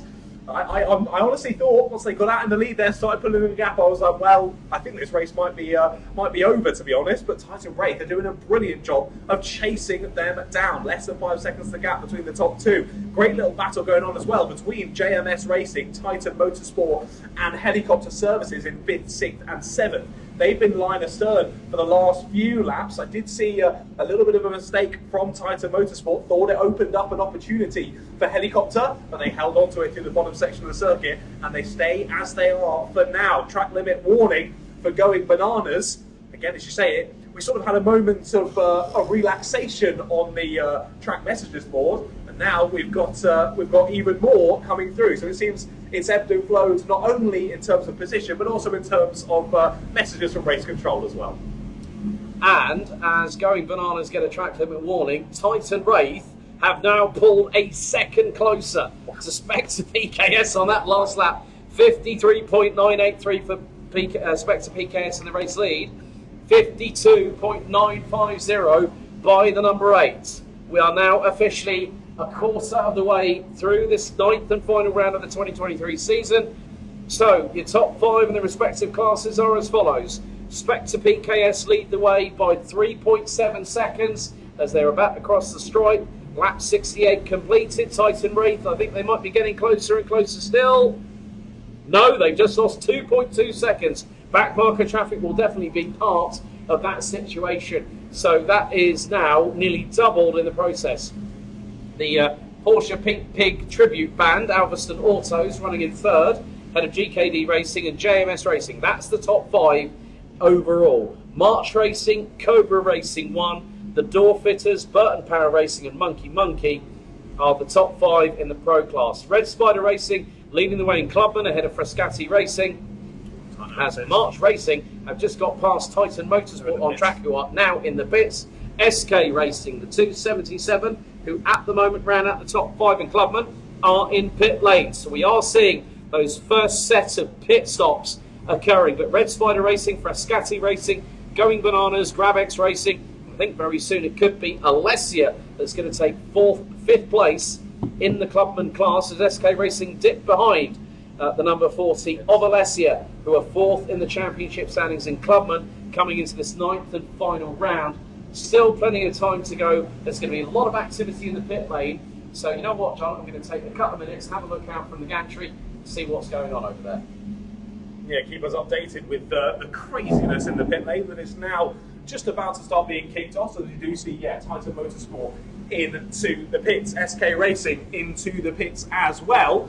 And they came in relatively similar timing. As you mentioned earlier, you've got to be careful once you come into the pits, especially if you're coming in for a fuel stop, because you may get held up behind someone else who's also coming in for a fuel stop. That's what makes that strategy really come into play over an endurance race such as this. It's not only about how quickly you can put the times down on circuit, not only how quickly you can get past the back markers, but also how swiftly you can get your pit stops done. And that's how all the team come together in endurance racing and making sure it's working not only during their stint, but also with their compatriots as well, pushing forward together as a team, making sure it all works and it all pays off when you get to the final minute of the 4 hours and you're fighting for your life out there on track. KTM now have a track limit warning as well. That's come in a couple of minutes ago. So as Alex mentioned only a few minutes ago, a number of teams having to just watch out for that now. They will have seen on the big Digi flag as you come up through Cafe Curve, you'll see it on your left-hand side. If you miss it, you might need to go to Specsavers for a new prescription. It's pretty big and it's pretty bright. So if you see a number on there, you're just going to be watching out. Of course, if there's a black flag mentioned as well, you've been very, very naughty, and to the pit lane you go. If it's just a warning for now, it could be a black flag soon. So just be careful. But wow, look at this, 40 cars out on circuit. I was saying to Alex during the roll-up laps and the start, just how amazing it was seeing so many cars out there on circuit. But one of our front runners coming into the pits then, is that the pink number 10 Alveston Autos car? We'll wait and see when they enter the pits. It should come up on the timing that they have come in. Hopefully one of their first mandatory stops, and not an unexpected stop. We've seen that from a couple of karts already this session, and it's very difficult once you waste that little bit of time having an unexpected stop to claw that back over the rest of the race, particularly when you've got so much talent out there on circuit. And the brilliant thing as well about endurance racing is even when it's all jumbled up, it all gets mixed up, particularly through these first pit stops. You don't know where anyone is, but you're still having some great racing. There's battles galore going on. Even if it's not for position, people going side by side at pretty much every corner I can see out of the commentary box. It is brilliant. 40 karts out there on circuit. I think we should do this more often. 2 hours and 55 minutes on the clock then. 55 minutes until we get to the halfway mark already of this finale of the Wright House Pro Karting Series 2023 season. Now, I didn't see if Ulveson Autos, it did confirm, it has been confirmed then on the timing that Ulveson Autos from 3rd place now on circuit have made their first of 3 mandatory pit stops across this 4-hour race. I had seen as well the door fitters, the number 2, had come in for their first pit stop. Now, I know reasonably what the pit stop times should be at Wright House. At Buckmore Park, I'm not really sure what is a good stop and what isn't a good stop. It's a 2:10 for the door fitters on that first stop. We'll see how that compares to some of the other drivers when they venture back out onto the circuit after those initial pit stops. But again, over an hour already into this one. It's not going to be crazy long until we run out of fuel over this first stint. So the drivers do need to be careful about that. Of course, a perk of being in a kart rather than a race car is race cars often don't really have fuel lights on them. However, in a race kart, you can just look down between your legs. You can see exactly how much fuel you've got. Of course, they can often be a little bit tinted, a little bit difficult to see, especially if they're relatively used fuel holders. But either way, you're able to keep an idea a little bit more easily, and thus if you see it getting down to the absolute dregs of the fuel tank, that's when you want to think, okay, maybe I've got to start thinking about coming into the pits now. As Burton Power Racing number 63 do just that. Into the pit lane they come for their first mandatory stop of the day. Where they pitted from. KTM are also in the pits as well. And Burton Power Racing, it was from 15th place for the number 63, so they're having a decent race so far in this one. They started down in 24, so a good few positions gained by the first driver of the Burton Power Racing car. They've done a great job so far. Hopefully they can have a slick pit stop as well that puts them out in good stead. Now, I will say, Ulveson Autos have been in the fuel bay, or in the pits anyway, for an alarming amount of time. They've dropped down to 24th place overall now for the number 10. And as I said, it was a 2-minute 10 for the door fitters on their pit stop. It was a 2:50 from Alessia Prime, a 3:02 from Simply Bananas. So yeah, we're seeming to be between 2 and 3 minutes, depending on if you're taking fuel or not. But Ulveson Autos, it's definitely been longer than 2 minutes. It might even be longer than 3 minutes. Something could possibly have gone wrong here for Ulveson Autos. Yeah, possibly a mechanical drama maybe for the number 10. You know, they were running really, really strong. They were at the sharp end of the field. They were closing on Spectre PKS. I mean, I've seen, I've just had a look. There was a little bit of activity down in the pit lane there, John. And the good thing is that you will see that there's an awning set up. There's a big top awning set up for the fuel bay window where they will park the carts. Driver will jump out. The cart will be refueled. Driver then has to get back behind the wheel, will then be assisted by the pusher. And Ulveson Autos were in the pits for 4 minutes and 22 seconds. So normally, if it's around about 2 minutes and 10 seconds here for a pit stop lap time, that says to me that they've had to fix something on the fly. Of course, the curbing at certain parts, especially coming out of Cafe Curve, going down the Sicily Straight and heading into Conways, there's an elevation in terms of the fact that if you run on that curbing, it's not perpendicular to the racing surface, it's a little bit elevated. Now there's a lot of bumps as well, so that could throw out a track rod, a tie rod, and if that's got slightly bent due to mechanical unsympathy, I will use the terminology here. J&D Racing, they've got that's a contact warning for them. That's not the first time they've been slapped on the wrist for that. But they've made their way up to 21st overall. Their pace has been quite consistent, so from that perspective, it really has showcased how quick their kart is on the road. So there is still quite a lot of ground to be gained by J&D Racing. Of course, that first lap spin, I'm not too sure whether it was Thomas or Jay that was behind the wheel on that one. However, they are starting to make some inroads. Now, the rain is at a... Right, okay, John, just look out from here, just on the outside of turn 5, heading into the S's, there's a puddle there that I can see. It's starting to come back again. The rain is set to be intermittent over the next couple of hours at the very, very least, which is not what drivers will want. However, with these tyres, they only have a limited shelf life. The number 40 trying to get, let's just wait past. I think that was GKD, as if to get through at Conway's. And now the sun is quite low, and it's just hit us both square in the eyes. I think the inside of my corneas have just been burnt to smithereens just by looking at it, even though I got a cap on this morning, or this afternoon, during the whole day. But again, that says to the teams, could there be an evolution of the track? We saw that in practice, we saw that in qualifying, and the lap times really are reflective of what's going on. I mean, Spectre PKS now have a 5.7 second lead over Titan Wraith, who have been, they're probably coming towards the end of their stint. We're nearly at 80 laps completed. Yeah. So, some teams will win the tank, they'll go as long as they can.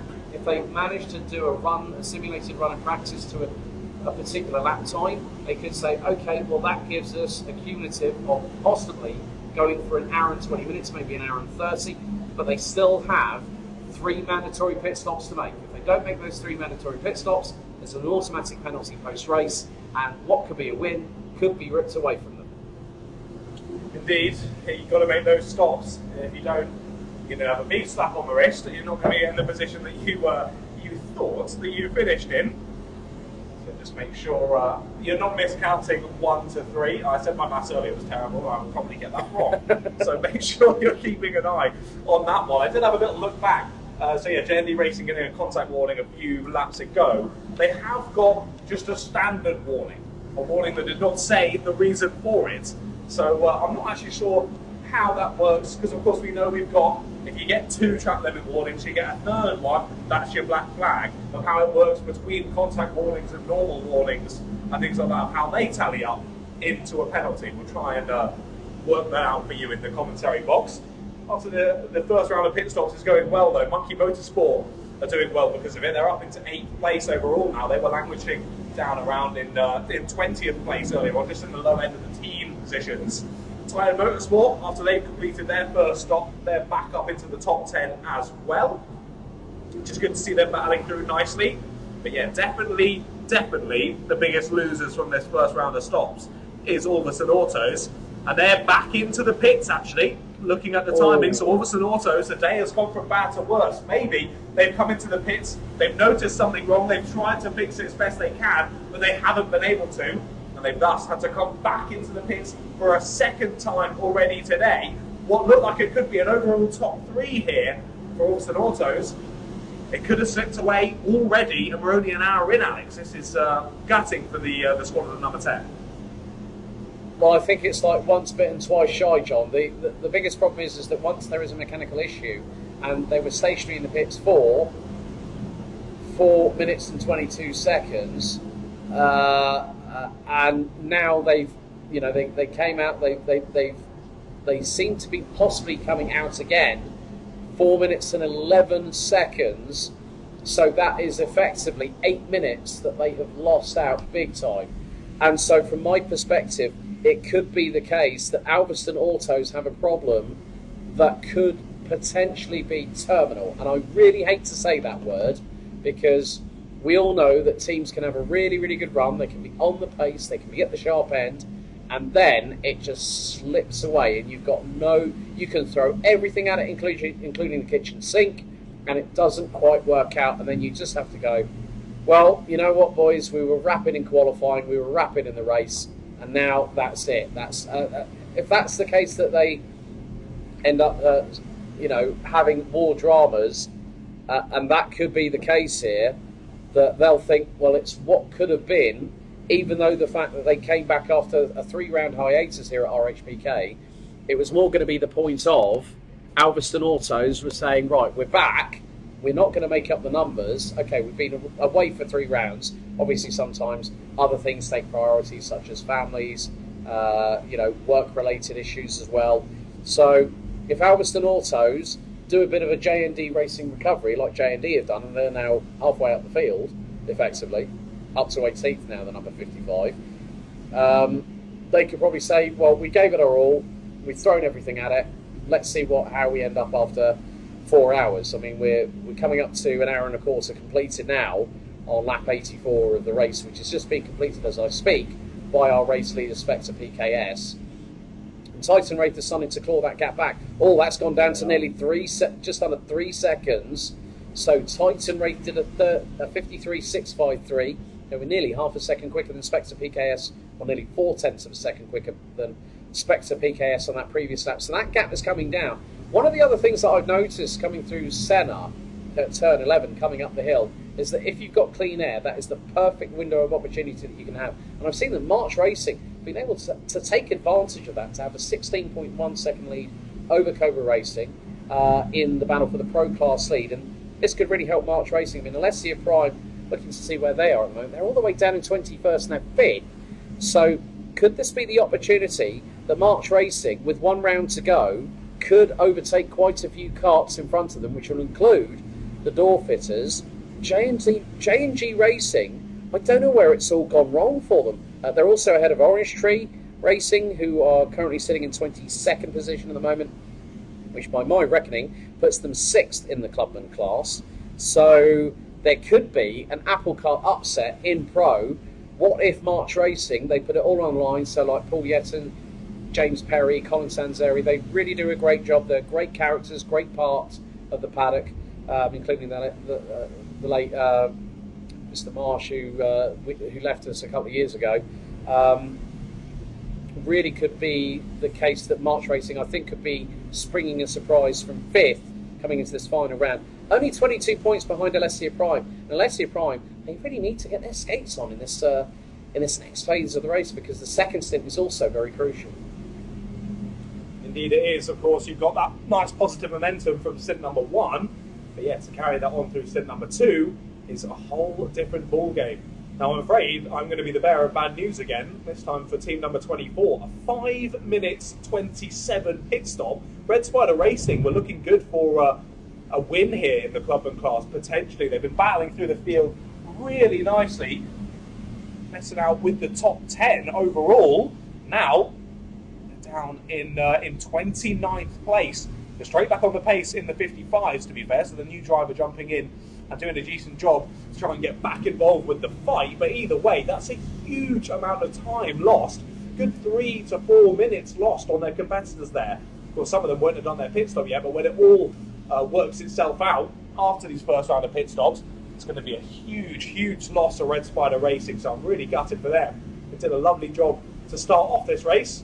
It's just not quite continued through that first pit stop window, sadly for them. The door fitters continue to press on nicely. They're going to be in a really nice position once those drivers ahead of them who haven't completed that first stop do get into the pit lane. As you mentioned earlier, J&D as well, the number 55, another one working nicely. They're only a couple of positions behind the door fitters there in 18th place. I think we have got a few carts up in the top 10. I'd say most of the carts up in the top 10. Still owing us a stop here. Your leader, Spectre PKS, that gap had been dropped to less than 3 seconds. It's now extended ever so slightly again. 3.9 seconds the gap between Titan Wraith and Spectre PKS. But yeah, if I'm not mistaken, as you know, 9 of our top 10 still owe us a stop. I know that Titan Motorsport in 10th place and number 99 have come in for their pit stop already. I'm also interested to see whereabouts Helicopter Services have worked out all this. Because also, we're going to have the difficulty of the fact that we don't know when Helicopter will have done their pit stop or not, which is going to be an interesting one to keep an eye on. But Alex and I will do our best. I will say we didn't have any warnings for a while. There has just been a track limit warning come through for Monkey Motorsport, and know that they already had a warning. So the 73 of Monkey Motorsport doing a nice job coming back to the pack after a difficult start. They're in 7th place. Just need to watch out themselves on those track limits. Yeah, they very much do need to do so. But we've only had one mechanical black flag, which actually happened at the 17-minute mark. That was PKS Infinity. And the 277, that was a mechanical black flag, or as we like to call it in karting, the meatball flag. So don't start getting hungry, folks. You can do that a little bit later if you've got spaghetti bolognese with meatballs on the menu for tonight. I know what John's got on the menu for tonight because he's already told me. Lucky bugger.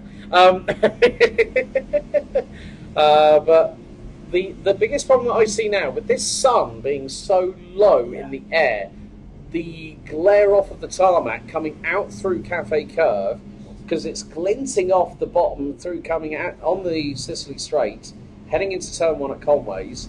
Then you've also got that glint in the opposite direction, going through into the S's. So this low-lying sun, which is basically, it's like I just turned left and I thought I was seeing a solar eclipse, to be completely honest with you. But it's low, it's just above the trees.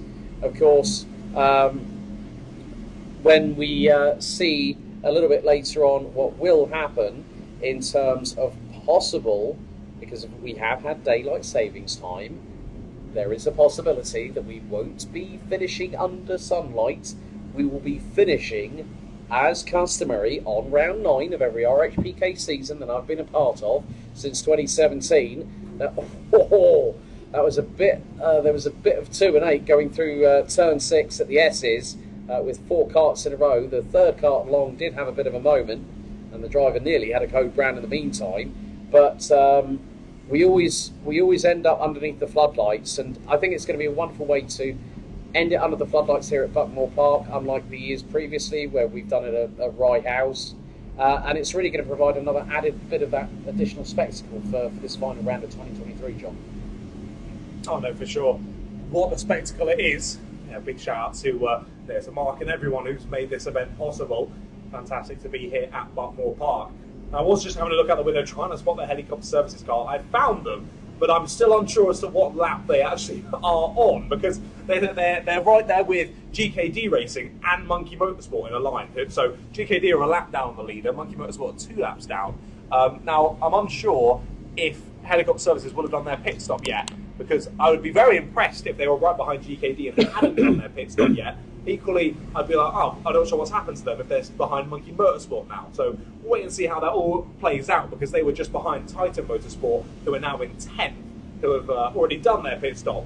So we'll try and work out how that one plays out. Now, I will say that a helicopter services car is now circulating on the timing, which means that the transponder is fixed. However, of course, on the timing, they've only completed 63 laps. So I'm not sure how that'll work at the end of this one, whether they do they allow them to have those laps back that they've missed if it's not their issue, Alex, or do they get those taken away and we're going to lose them down the order? How does that work out at the end of the race? Do you know? Not off the top of my head, John, I'll be completely honest with you. We've got enough to think up here in the commentary position. But sunset predicted in just over an hour, 4:26 p.m, so that's why the sun is very, very low in the air. Right, GKD Warning have just copped I think that's their first track limit warning penalty, so I'm going to not move the timing screen for those people on the YouTube channel, sorry.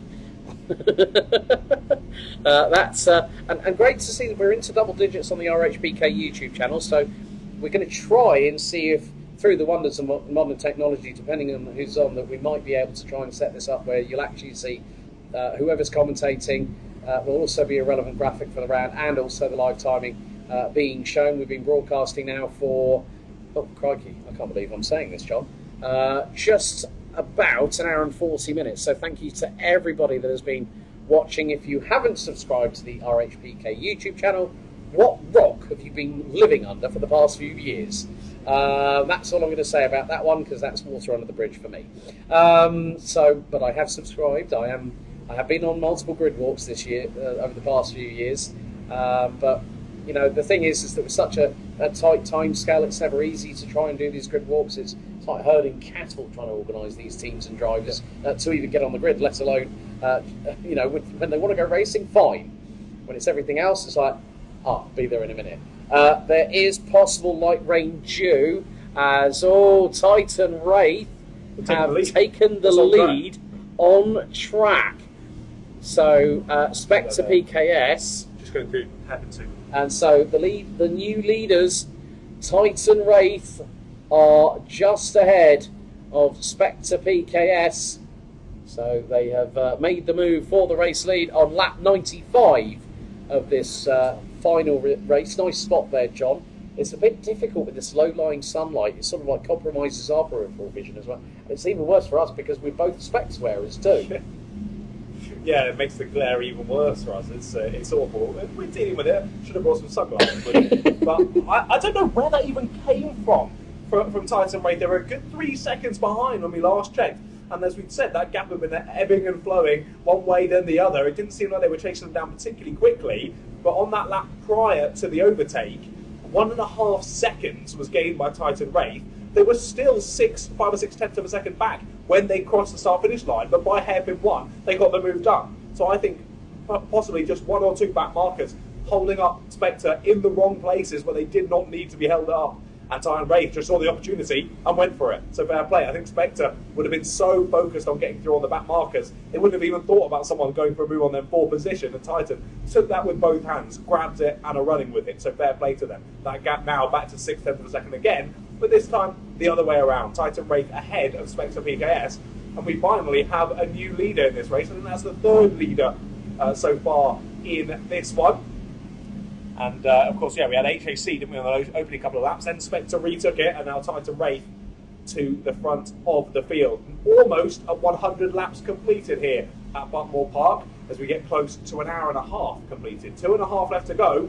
New race leader, and the fastest laps between those two so close. A 52.623, still the fastest time for Spectre PKS, but a 52.642 for Titan Wraith. They're not far off on stealing the fastest lap point, and they've already stolen maximum points now from Spectre PKS. But again, Spectre, they'd of course love to go out with a bang, taking the win at the finale at Buckmore Park. However, I think they'll settle for a 2nd place and secure that championship. They're probably not going to fight it too hard, but equally, if the opportunity arises to retake 1st place, I think Spectre will probably go for it. Oh, 100%. They sell themselves for... JND Racing have become the first recipients on an hour and 26 minutes and 45 seconds to receive the black flag of doom. So down into the pit lane will go JND Racing. I think that's probably for 3 track limit warnings. So it was 2 strikes, 3rd strike, you're out. It's a bit like standing on the plate in baseball. And, you know, it's just one of those things. So now, all that hard work, they've got themselves up to 15th position on the road, and now have to do the drive-through trundle of shame here at Buckmore Park. Clinton from Buckmore was very, very adamant and said, if you do 2, you're fine. You do 3, you're in the sin bin, to use an ice hockey vernacular. So that's going to cost them at least a couple of minutes. By the time they get onto the weighbridge, they'll have to cut the engines, use a pusher. It's not quite exactly what they would have wanted to have happen. Of course, could that possibly cause them a problem for 6th overall in the championship? I mean, Alessia Prime coming into this round were 7 points behind them. Well, actually, yeah, 7 points behind them. So 264 plays 257. So this is really going to kibosh all that effort, and I know that Jay and Thomas and the team will be disgruntled, but you know what? Have at it and kudos for, you know, recovering so well in the first 90 minutes of the race, as there's an absolute freight train going down the Sicily Straight into Conways. It's 2x2, hurrah! Careful, careful, through Henry's Bend. Who's at the sharp end of that? That is going to be, that's JND. No, that might be. It is JND. They've got to serve a black flag, so they haven't served it yet, and they're still trying to go high, wide and handsome Hail Mary around the outside of hairpin number 2, and they slot behind the number 99, which is Titan Motorsport. So it's not, well, they say it's not cricket. It's definitely not cricket for JND, especially when Jay and Thomas originate from a country that I visited this year, the wonderful country of Lithuania in the Baltics. When I got invited to go to a place called Šiauliai, which is 2.5 hours drive, mainly by motorway, which is actually quite pleasant, from Vilnius, the capital city. But yeah, JND, they are the first ones on the naughty step with the dunce hat on the head. Indeed, yeah. They're going to get a swift telling off. Well, if they actually decide to come into the pits, yeah, it's been a couple of minutes since that black flag initially came out for them, and I don't believe anyway, from checking the timing, that they've served it just yet. Clearly feeling that they should press on a little bit before they decide to serve it. But as you say, they had that spin early on in the race, and I think this is just, pedal to the metal, absolutely going for it through the second stint of the race. But when you start pushing it right to the edge, that's when you can accidentally find yourself slipping over the edge, giving yourself some warnings and overall giving yourself some penalties. And that has happened to JND Racing. However, after the warnings and stuff that we saw across the practice sessions and qualifying, I would have thought it would have taken a lot longer than an hour and a half of this race to see our first black flag. So fair play to all the drivers out there for, to be fair, getting a couple of warnings, but only one black flag has gone out so far for our 39 kart grid. So yeah, fair play. Everyone keeping it pretty much on the black stuff and keeping it very respectful. Again, and we have another person in the pits, this time for a mechanical flag though, not a black flag. Cobra Racing 2, the number 67, will have to make their way to the pit stop. Cobra Racing 2, yes, 11th place, the number 67. They're third in class at the moment. I have a sneaking suspicion they haven't yet given us a pit stop now. I don't think any of those top four in the clubman class have given us a pit stop yet, so that will mean Cobra Racing 2 will not only have to come in for their mandatory pit stop and lose time there, they'll also be losing time coming in for that mechanical flag, whatever it is. Could be something absolutely minute. They come in, do a little change and go straight back out again. Equally, it could be a big issue that they find they have to wait in the pits for quite a while to sort. J&D Racing, at least according to the timing, have now come into the pit to serve that black flag issued a few laps ago. So they're going to see themselves start to drop down the order ever so slightly. And they are in the pit lane with Team Alessia, who haven't done anything wrong. They've just come in for their first mandatory pit stop of the day. So Alessia doing well. They're still up in the top 20. Alessia Prime just ahead of them now, 14. They've had a good secondary run through this race. I believe they've done their pit stop. They're in 14th, just behind the door fitters. So both those two coming back through nicely. And the door fitters, after a difficult start, now find themselves third in the pro class out on circuit, which is very, very nice for them. They're quite a way off of that top two battle. They're the top two in pro, in 4th and 5th, door fitters, down in 13th. So quite a few karts and a couple of laps in between that battle. But you never know, after the pit stops are all done and dusted, you can see them coming back together pretty swiftly. And it seems like it might be an inter-team thing, a mechanical flag for the 67 of Cobra Racing 2, now a track limit warning for the 68 of Cobra Racing 3. Yeah, just caught Cobra Racing 2 coming into the pits. Actually, they have to put their hand up when they have to exit out of hairpin number 1. Couldn't really see anything from the deluge of spray coming back from the rear axle of the number 67, so quickly served there. So that is going to drop them a couple of places down outside of the top 3. Of course, we do provide trophies for the top 5, but on lap 103, new fastest lap of the race, Titan Wraith, 52.475. They've gone to within 0.3 of that just now, and they've expanded their lead to 3.672 seconds on lap 104 ahead of Spectre Racing. And looking at it from this perspective, it's 46 points for second position, which from my calculations would put Spectre PKS, they put it on pole, that's an additional point. 46 points, that's 47 in total. That will put them, John, on 402 points, which effectively, if things stay as they are, they even finish second, no one, not even Helicopter, not even Monkey Motorsport, who are now up to what is effectively 7th, maybe 8th on the road. That's the top 5, that's the top 6 in Super. That just goes to show how quickly things can change. Cobra Racing 2 are in the pits, so we're going to wait to see what the pit stop lap time is going to be. 2 minutes and 33.437 seconds. So it looked to be a pretty quick fix for the number 67. It could have been for something so simple, such as a chain guard not being connected onto the actual kart itself. Of course, these are twin GX160 engines, which have this distinctive low rumble that just sounds absolutely brilliant, especially when they go through the power band. The number 20 getting a bit sideways through Cafe Curve. That's Flawed Racing, running in the old Martini style livery I'd like to see. So we've got Martini livery. We've got the pink pig and quite a bit of colour, especially with JND these days.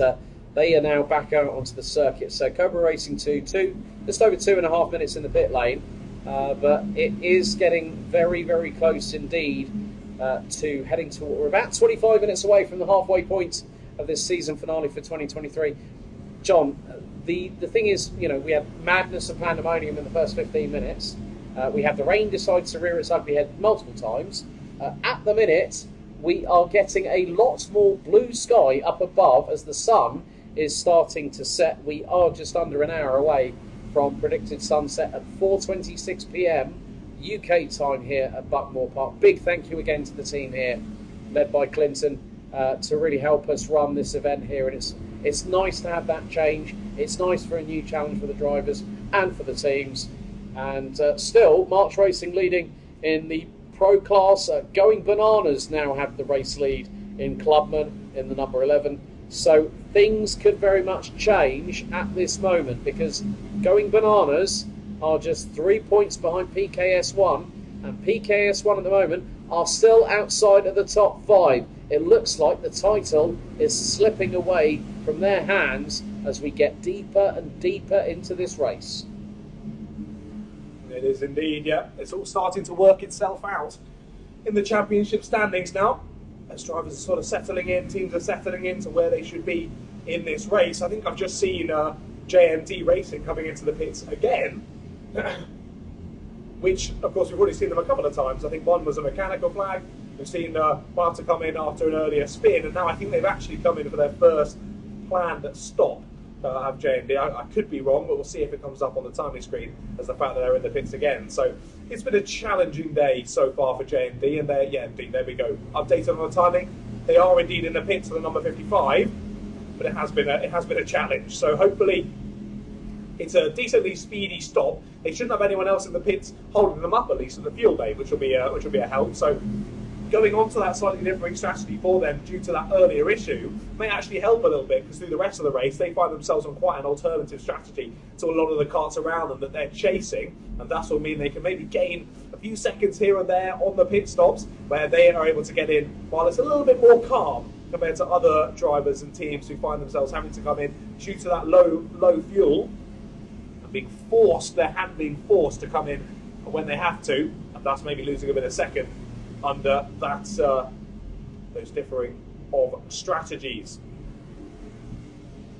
Monkey Motorsport in the pits though, one of our super class runners. I was thinking there are definitely some teams up in that top 10 for certain that haven't yet served a pit stop. We're nearly an hour and 40 into this race, and there's still teams who have not made a pit stop. So I think that shows impressively how well the drivers are driving, particularly in conditions like these, are able to fuel save massively and stretch these fuel tanks to nearly an hour and 40 minutes. I think Monkey Motorsport, one of the first from that top section to bite the bullet and jump in the pits. They're starting to slip down the order on the number 73. We'll see where they emerge. They've run through the order nicely so far in this one.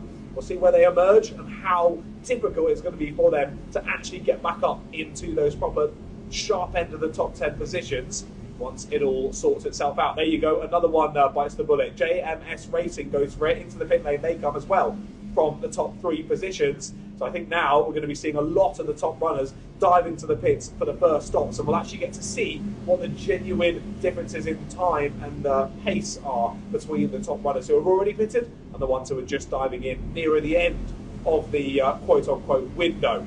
We have got another contact warning for JZ Racing Clubman, the 157. Just gets a contact warning for their troubles. So they're going to have to watch out, not let those pile up. But again, we've only seen one black flag over this whole race. It's been very impressive. The respectfulness, as of course over an endurance race, you can go for those crazy sends, but you might get an injury that then holds you back for the rest of the entire race.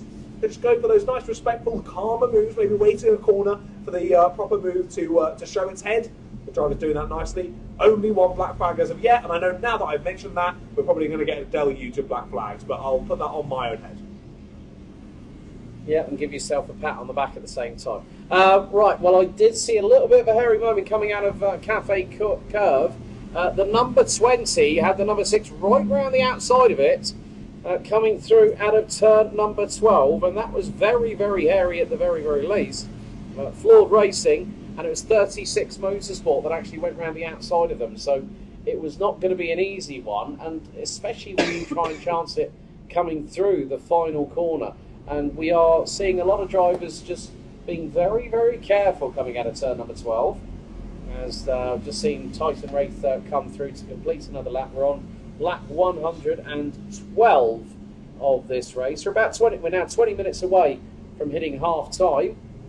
So it has been a very, very frantic race so far. Big thank you to everyone. We're actually still, John, in double digits on YouTube at the moment. So thank you very much to everybody watching live on the RHPK YouTube channel. I am also recording this in post.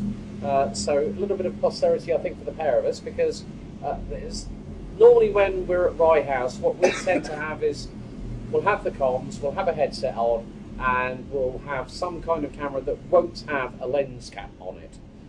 Today, it was actually a lot easier just to set things up and just get it all ready for you people to watch. We will upload hopefully what will be an HD version. I will have to check on the YouTube link very, very shortly on the RHPK YouTube channel on my phone and just see how it's sounding and how it's looking. But yeah, I mean, we're going to see it again, I think, very, very soon, John. That opportunity where teams who have decided to stretch out the legs on the fuel tank to really start going in, and they're going to be able to help themselves a little bit.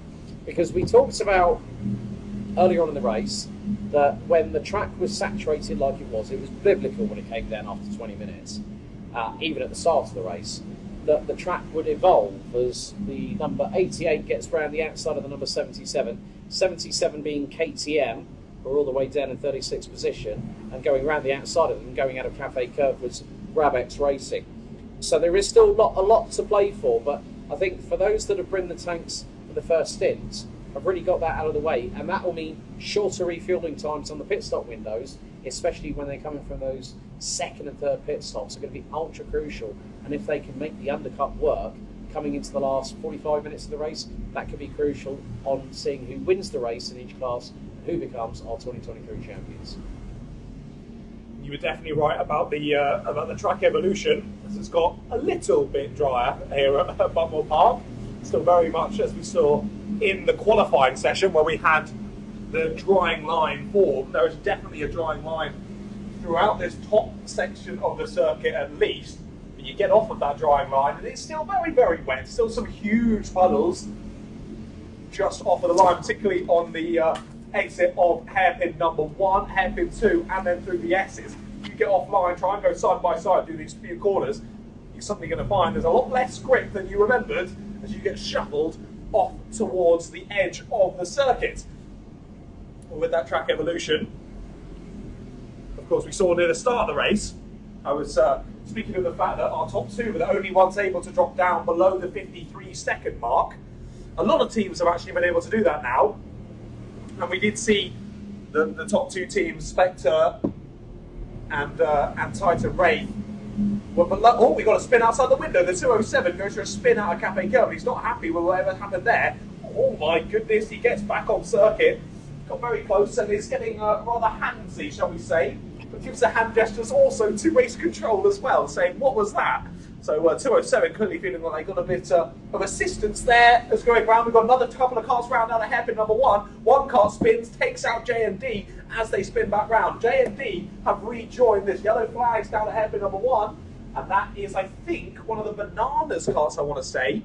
Number 12, I think I saw in the car. It might have been the 11 of Going Bananas. It might have been the 12 of Slippery Bananas, so that really helped. I think it was the number 12. Yes, it was of Slippery Bananas. Going for a bit of a spin there, just taking out J&D as they spun off the circuit, but both cars back and underway.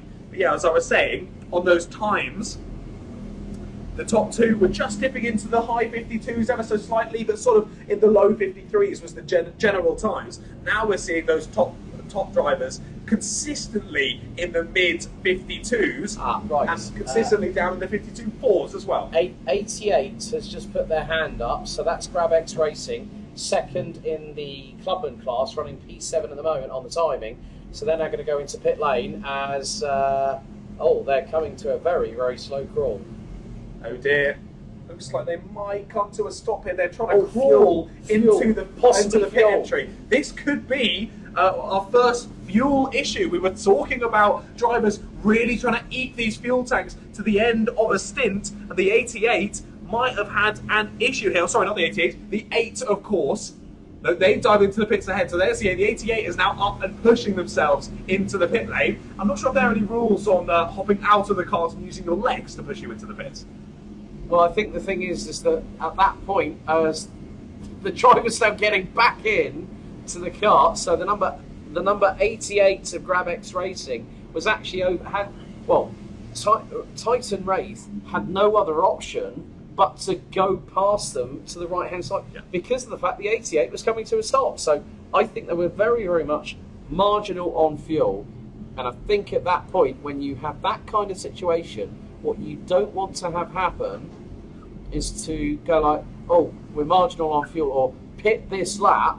So GrabX Racing, I think it just by pushing it, first of all, have given less of a job for the marshals to do. I have to say a big thank you to the marshalling crew here. Combination of Brighthouse and Buckmore as well. We've had some of the team from Rye come over as well, including Sam, Cosmo and a whole bunch of the crew. But it's mainly about the fact that because they'd already indicated that they were going in. So from that perspective, it made all the perfect sense to keep left. And that was what they were told in the driver's briefing. Keep to the left. And if there is that kind of situation, there's got to be a little bit of wiggle room, especially when the car coming into the pits behind them has to overtake them and won't have had any other opportunity to do so. Another car coming into the pits now as well. I think might be Burton Power Racing, the 63 that has just gone in. Potentially March Racing, the 53? Well, it could be the 53 of March. No, 53 of March Racing. Well, they've just come out, haven't they've just come out. So 2 minutes and 29.1 second. 2 minute 29.1. As, oh dearie me, Stingray Racing, I think have just hit their third track limit warning. That's the second black flag of the day after JND. So I wonder, was it the birthday boy being a naughty boy, Graham Cobb? If he was behind the wheel and he got the third track limit warning, he needs to have a chat with the drivers who did the first two earlier on in the race. So we've got 2 hours and 13 minutes still to go. See, I'm tripping over the words again. This always happens at the halfway point, bloody hell. But the thing is, that's 2 black flags that we've had, or is that 3? Possibly. Tyson Wraith, good pit stop lap time from them, 2 minutes and 36.2 seconds. So we've got to now wait to see when Spectre PKS and GKD Racing blink and then decide, okay, right, it's our time to go in. But Spectre PKS are doing everything right. They're not attacking the race like maybe a few drivers might, or a few teams might have thought they would have done. But it's about, okay, they'll want to finish with what would be, I think, probably the biggest strike rate I've ever seen in RHPK history for going for an overall title. If you win it with 7 out of 9 victories this season, that is 100% on merit and also possibly a little bit of misfortune for other teams.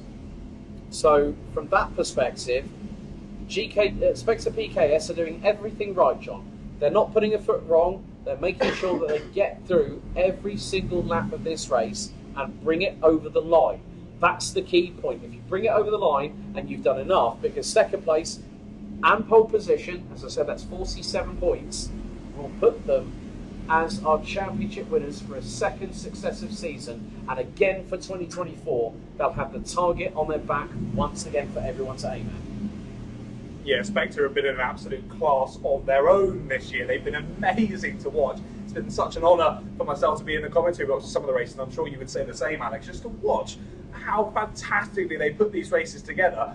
And it's not to the fact that, they've just got no competition. They have been fighting absolutely hammer and tong throughout all the races this year, but they've just done something above and beyond that cannot quite be challenged. And as you said earlier, of course, they've had that drop round in the last round where it didn't quite go that way. They had that early incident, but prior to that, wins in 7 of the was it 6 of the 7 other races, and then the one race where they didn't win that counts towards their score, they got a 2nd place. So just consistently at the sharp end. Now they were in 2nd, obviously, before Titan Wraith made their stop. This is going to be interesting. Of course, we saw Titan Wraith extend the gap to around 6 or 7 seconds, as we have another top runner, the number 4, dives into the pits of GKD. A couple of drivers getting a bit close out there on circuit, as well as GKD dive into the pits. But this will be interesting to see, with Titan Wraith extending that gap to 6 or 7 seconds, when they've now done their pit stop. Spectre PKS, they've been in this championship for a while. They know what they're doing. They should have these pit stops nailed. Of course, we're coming to a new venue.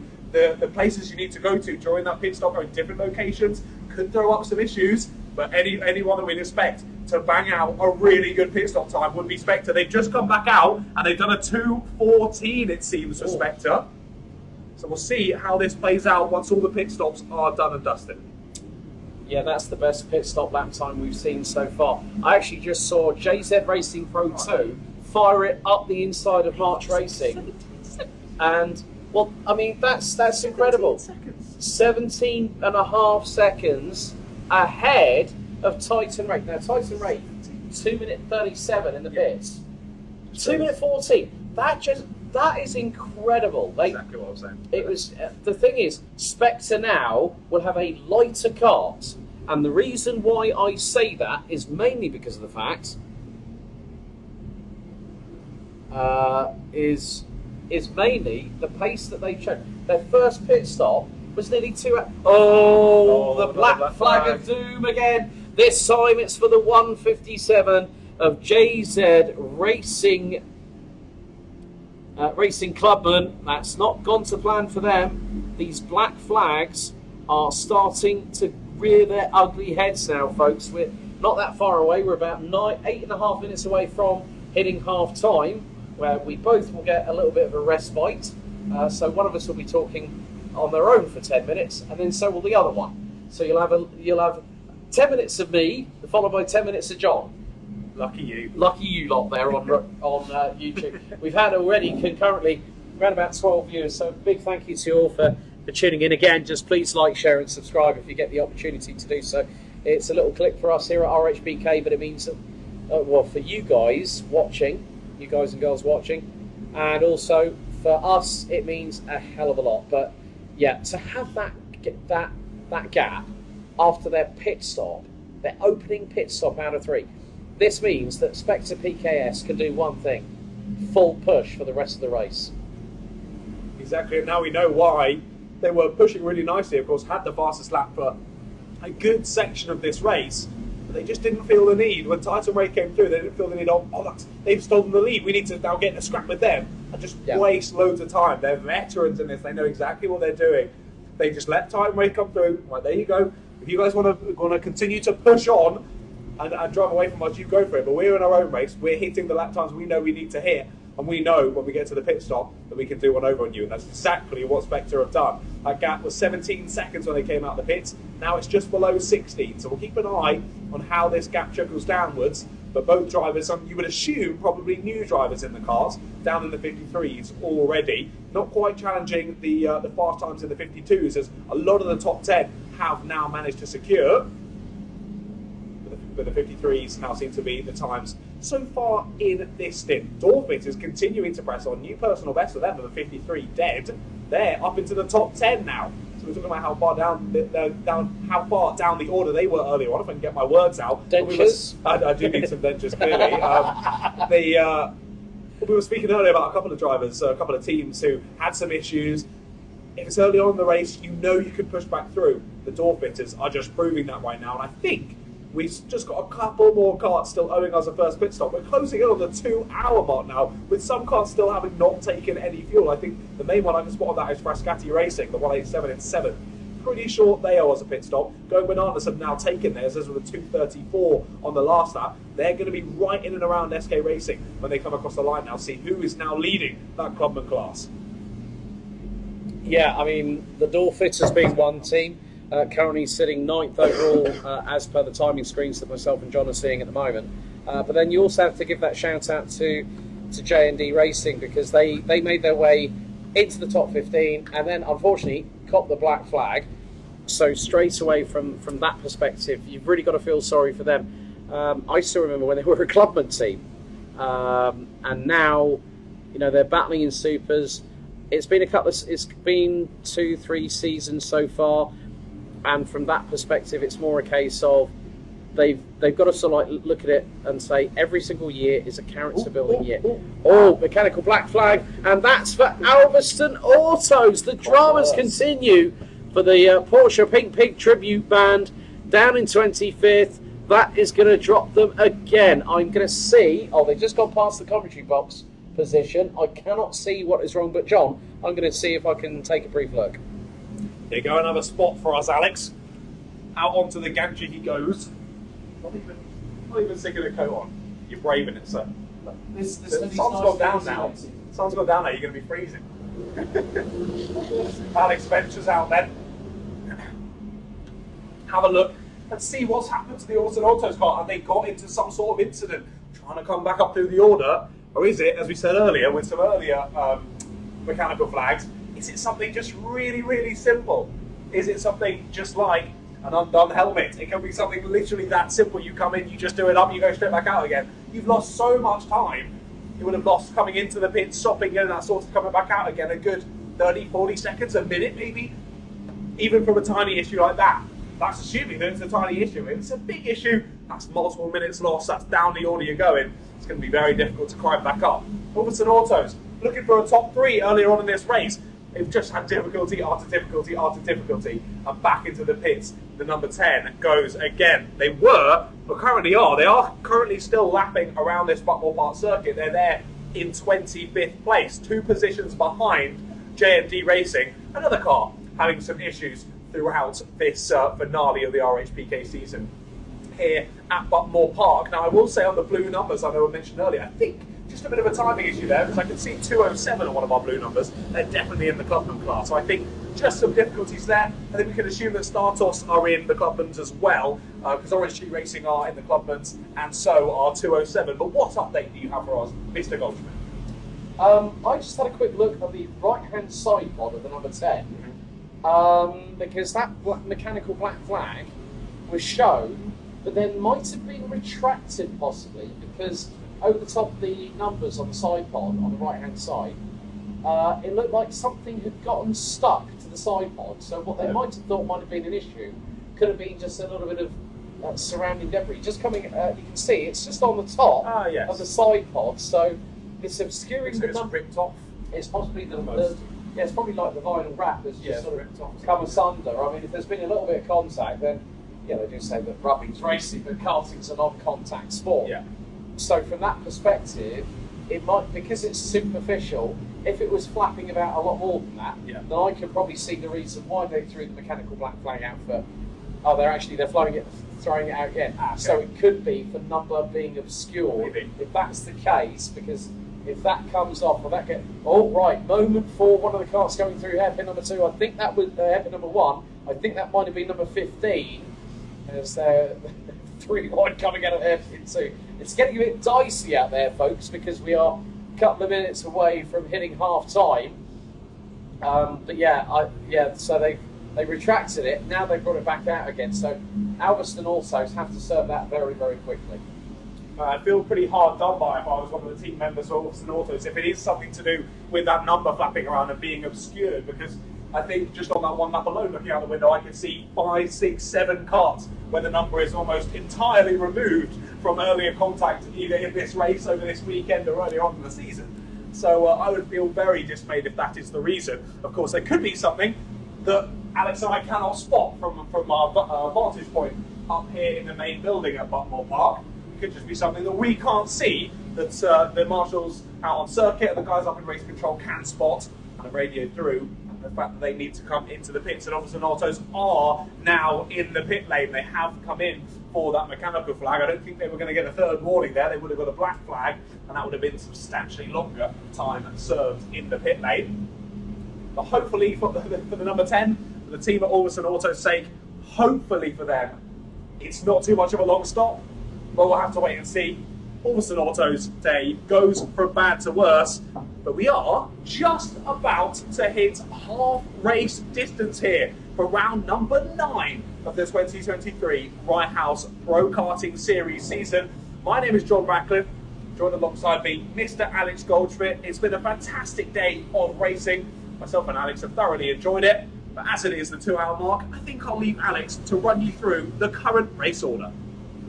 Thank you very much, Mr. Ratcliffe. So for the next 10 minutes, I will be your guide around this 1,000 metre 12-turn circuit that turned 60 years old earlier on this year. So Spectre PKS leading the way overall ahead of Titan Wraith by 13.1 seconds. Sunlight starting to fade as we are around about half an hour away from sunset here in the south of England in Kent, not too far from the Channel Tunnel.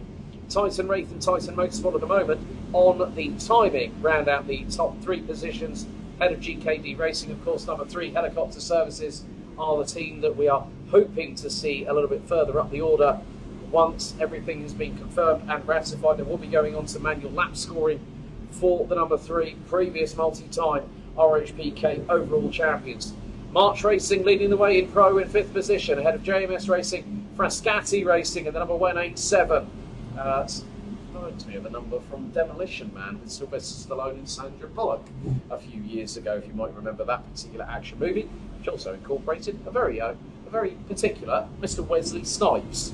The Door Fitters, Cobra Racing 1 ran at the top 3 in Pro, as we are waiting to see if there will be any pit stops happening very, very shortly indeed.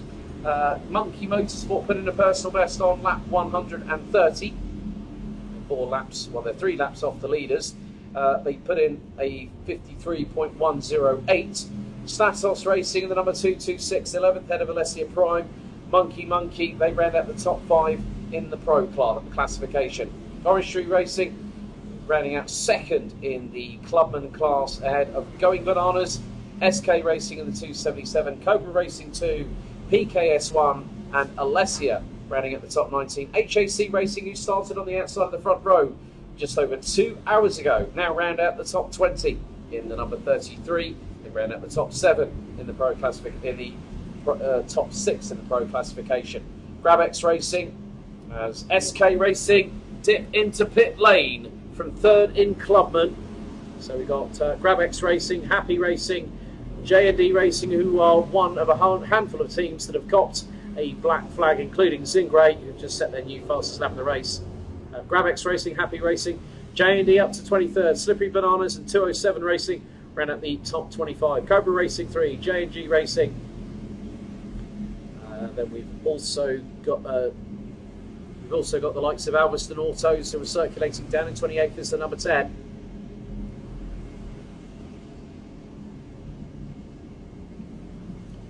So, and we still have, well, Cobra Racing 4 look to have parked the karts after 92 laps of this race having been completed. 207 Racing have just copped a track limits warning, black and white flag from Race Control. So we've got Burton Power Racing running out the top 30 behind Zingray Racing, Red Spider Racing, PKS Infinity, Flawed Racing, Too Many Pies, JZ Racing Clubman, KTM, JZ Racing Pro 1 and Helicopter Services, well, are showing 38th, but we know that they're significantly a lot higher than that. Cobra Racing 4 have been in the pits for quite a considerable amount of time, and I think might have called time on their race. We are 2 hours and 3 minutes in. The sunlight is still very much fading here at Buckmore Park, and I would imagine maybe in the next 15 minutes or so that we will have the floodlights being illuminated at this circuit, which celebrated its 60th anniversary this year. So many happy returns to Buckmore Park. Air temperature 12 degrees Celsius. Track still very much saturated, and now that the sunlight is fast fading away, of course the track evolution is going to be at an absolute premium. There are 4 in a line going down the hill through Symes Sweep. That's going to be led by the number 55 of JND Racing. And Spectre PKS on their 138th lap have a 12.6 second advantage over Titan Wraith, with Titan Motorsport completing the top 3 at the minute.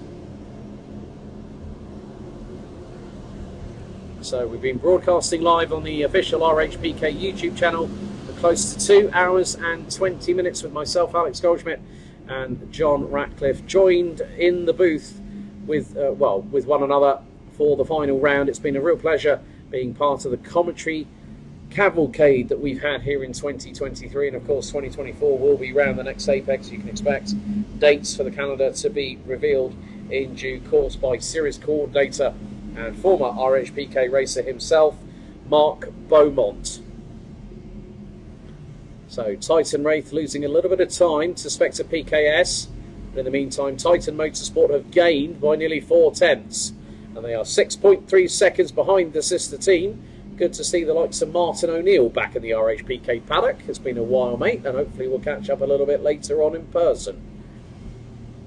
Also good to see the likes of Sam Lovelace, Max O'Shaughnessy back in his paddock, Dan Monroe, ably assisted by Dad Chris with his bright beanie hat and also his bright umbrella earlier on today. So the fastest first sector is a 21.771, and the best second sector is a 30.625. It is still very much up for grabs on what is going to happen over the next 1 hour, 54 minutes and 30 seconds. So keep your eyes peeled on what might be happening with regards to pit stops in the not too distant future, because we are at that point where some teams could decide to dip in and brim the tank, or maybe decide to lighten the load on the kart in terms of lead, and also depending on the weight of the driver. So our race leader now comes through Cafe Curve and makes their way across the line to start lap 141 of this race. Spectre PKS have had time taken out of their race lead. It was 3/4 of a second last time, as Titan Wraith will now come across the line. Gap now is 12.1 seconds. March Racing in the meantime have lost out 6th overall according to the timing to Frascati Racing, who continue to lead the way in terms of the Clubman classification. A great job by the 187 crew, and welcoming. It's a great way to see other teams that have not been in RHPK as some of the more established teams that have been here. So this just goes to show how competitive RHPK has been. Race meeting after race meeting and season after season. Never gets tiring commentating on this fantastic championship, because there's so much that can play out over the course of a 4-hour enduro. We've seen teams leading the race and then have a drama, but Titan Wraith have just taken 1.4 seconds out of the race leaders. Gap now down to 10.6 seconds and closing.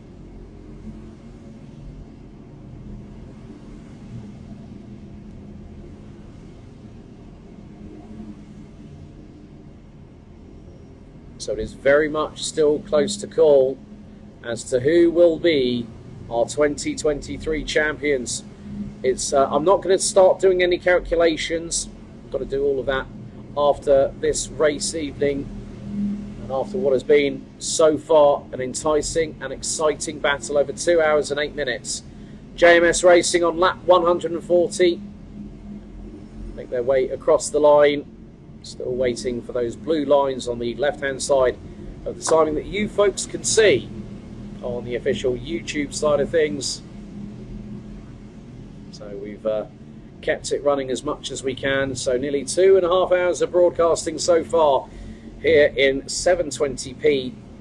Not exactly high definition, no 60 frames a second for you lot, I'm afraid. There's only so much that modern technology can do with minimal equipment and maximum efficiency. So gap now down between first and second has dipped underneath 10.2 seconds.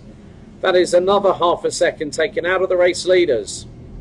While coming across the line as I speak, lap 143 done and dusted. Here comes Titan Wraith over the crest, through Cafe Curve and down the Sicily Straight. And they've taken, oh my goodness, in the last 3 laps alone, They've taken whopping chunks out of the race lead of Spectre PKS. The gap now 8.4 seconds and dissipating quicker than a spell cast by Harry Potter and his magic wand. That is incredible stuff from Titan Wraith in the number 8. They are closing fast on the race leaders, and by my reckoning, that's the best pass of nearly 3.5 seconds that Titan Wraith have taken out of Spectre PKS. And I'm not going to hazard a guess on what they're going to take in terms of the differential between themselves and Titan and Spectre PKS, who've just crossed the line.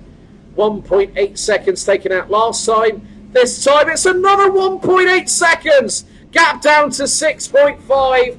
Titan Wraith have got the bits very much between the teeth, and they are charging forward.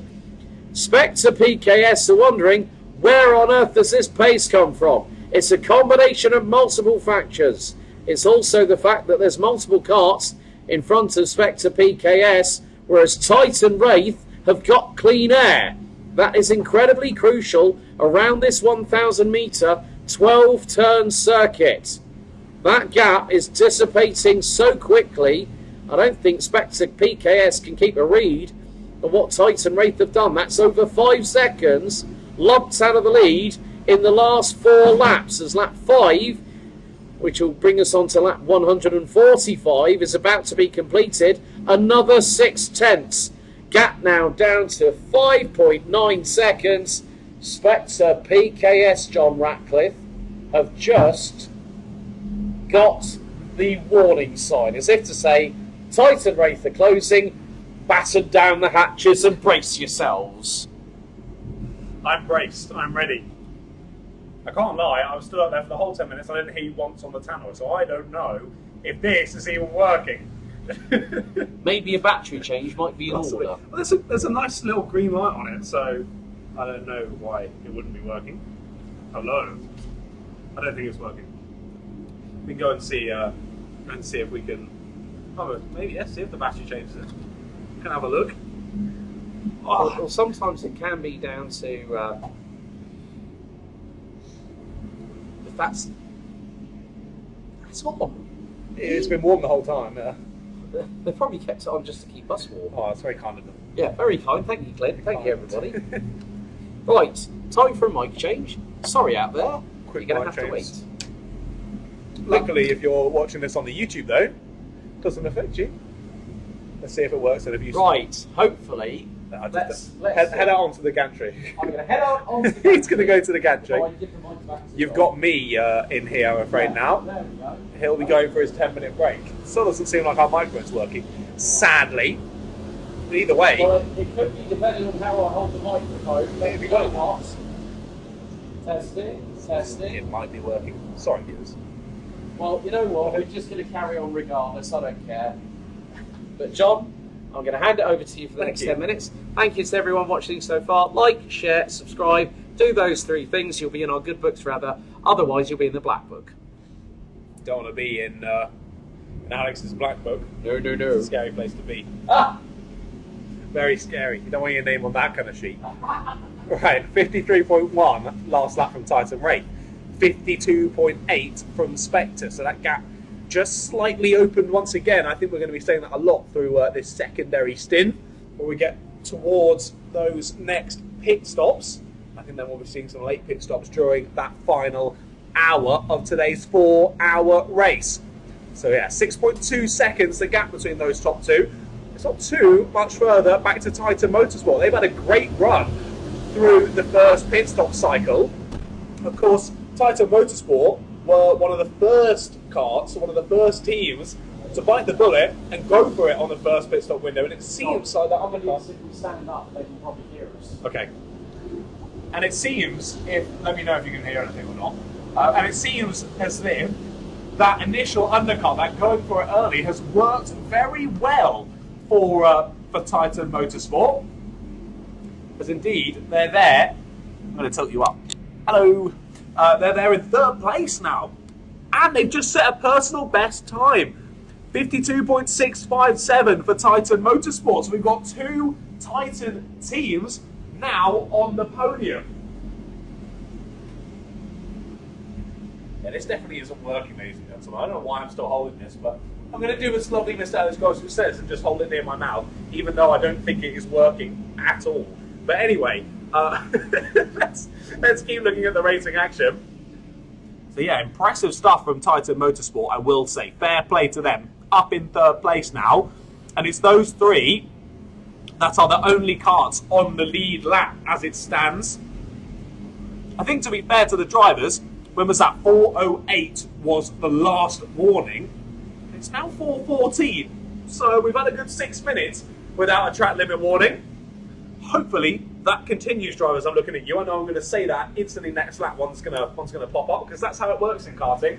1 hour and 45 minutes left to go on the clock. We are very much past the 50% period of this race through into section 2, and a new fastest sector 2 of the race for Spectre PKS. They put in a 52.8 as the total time for that lap.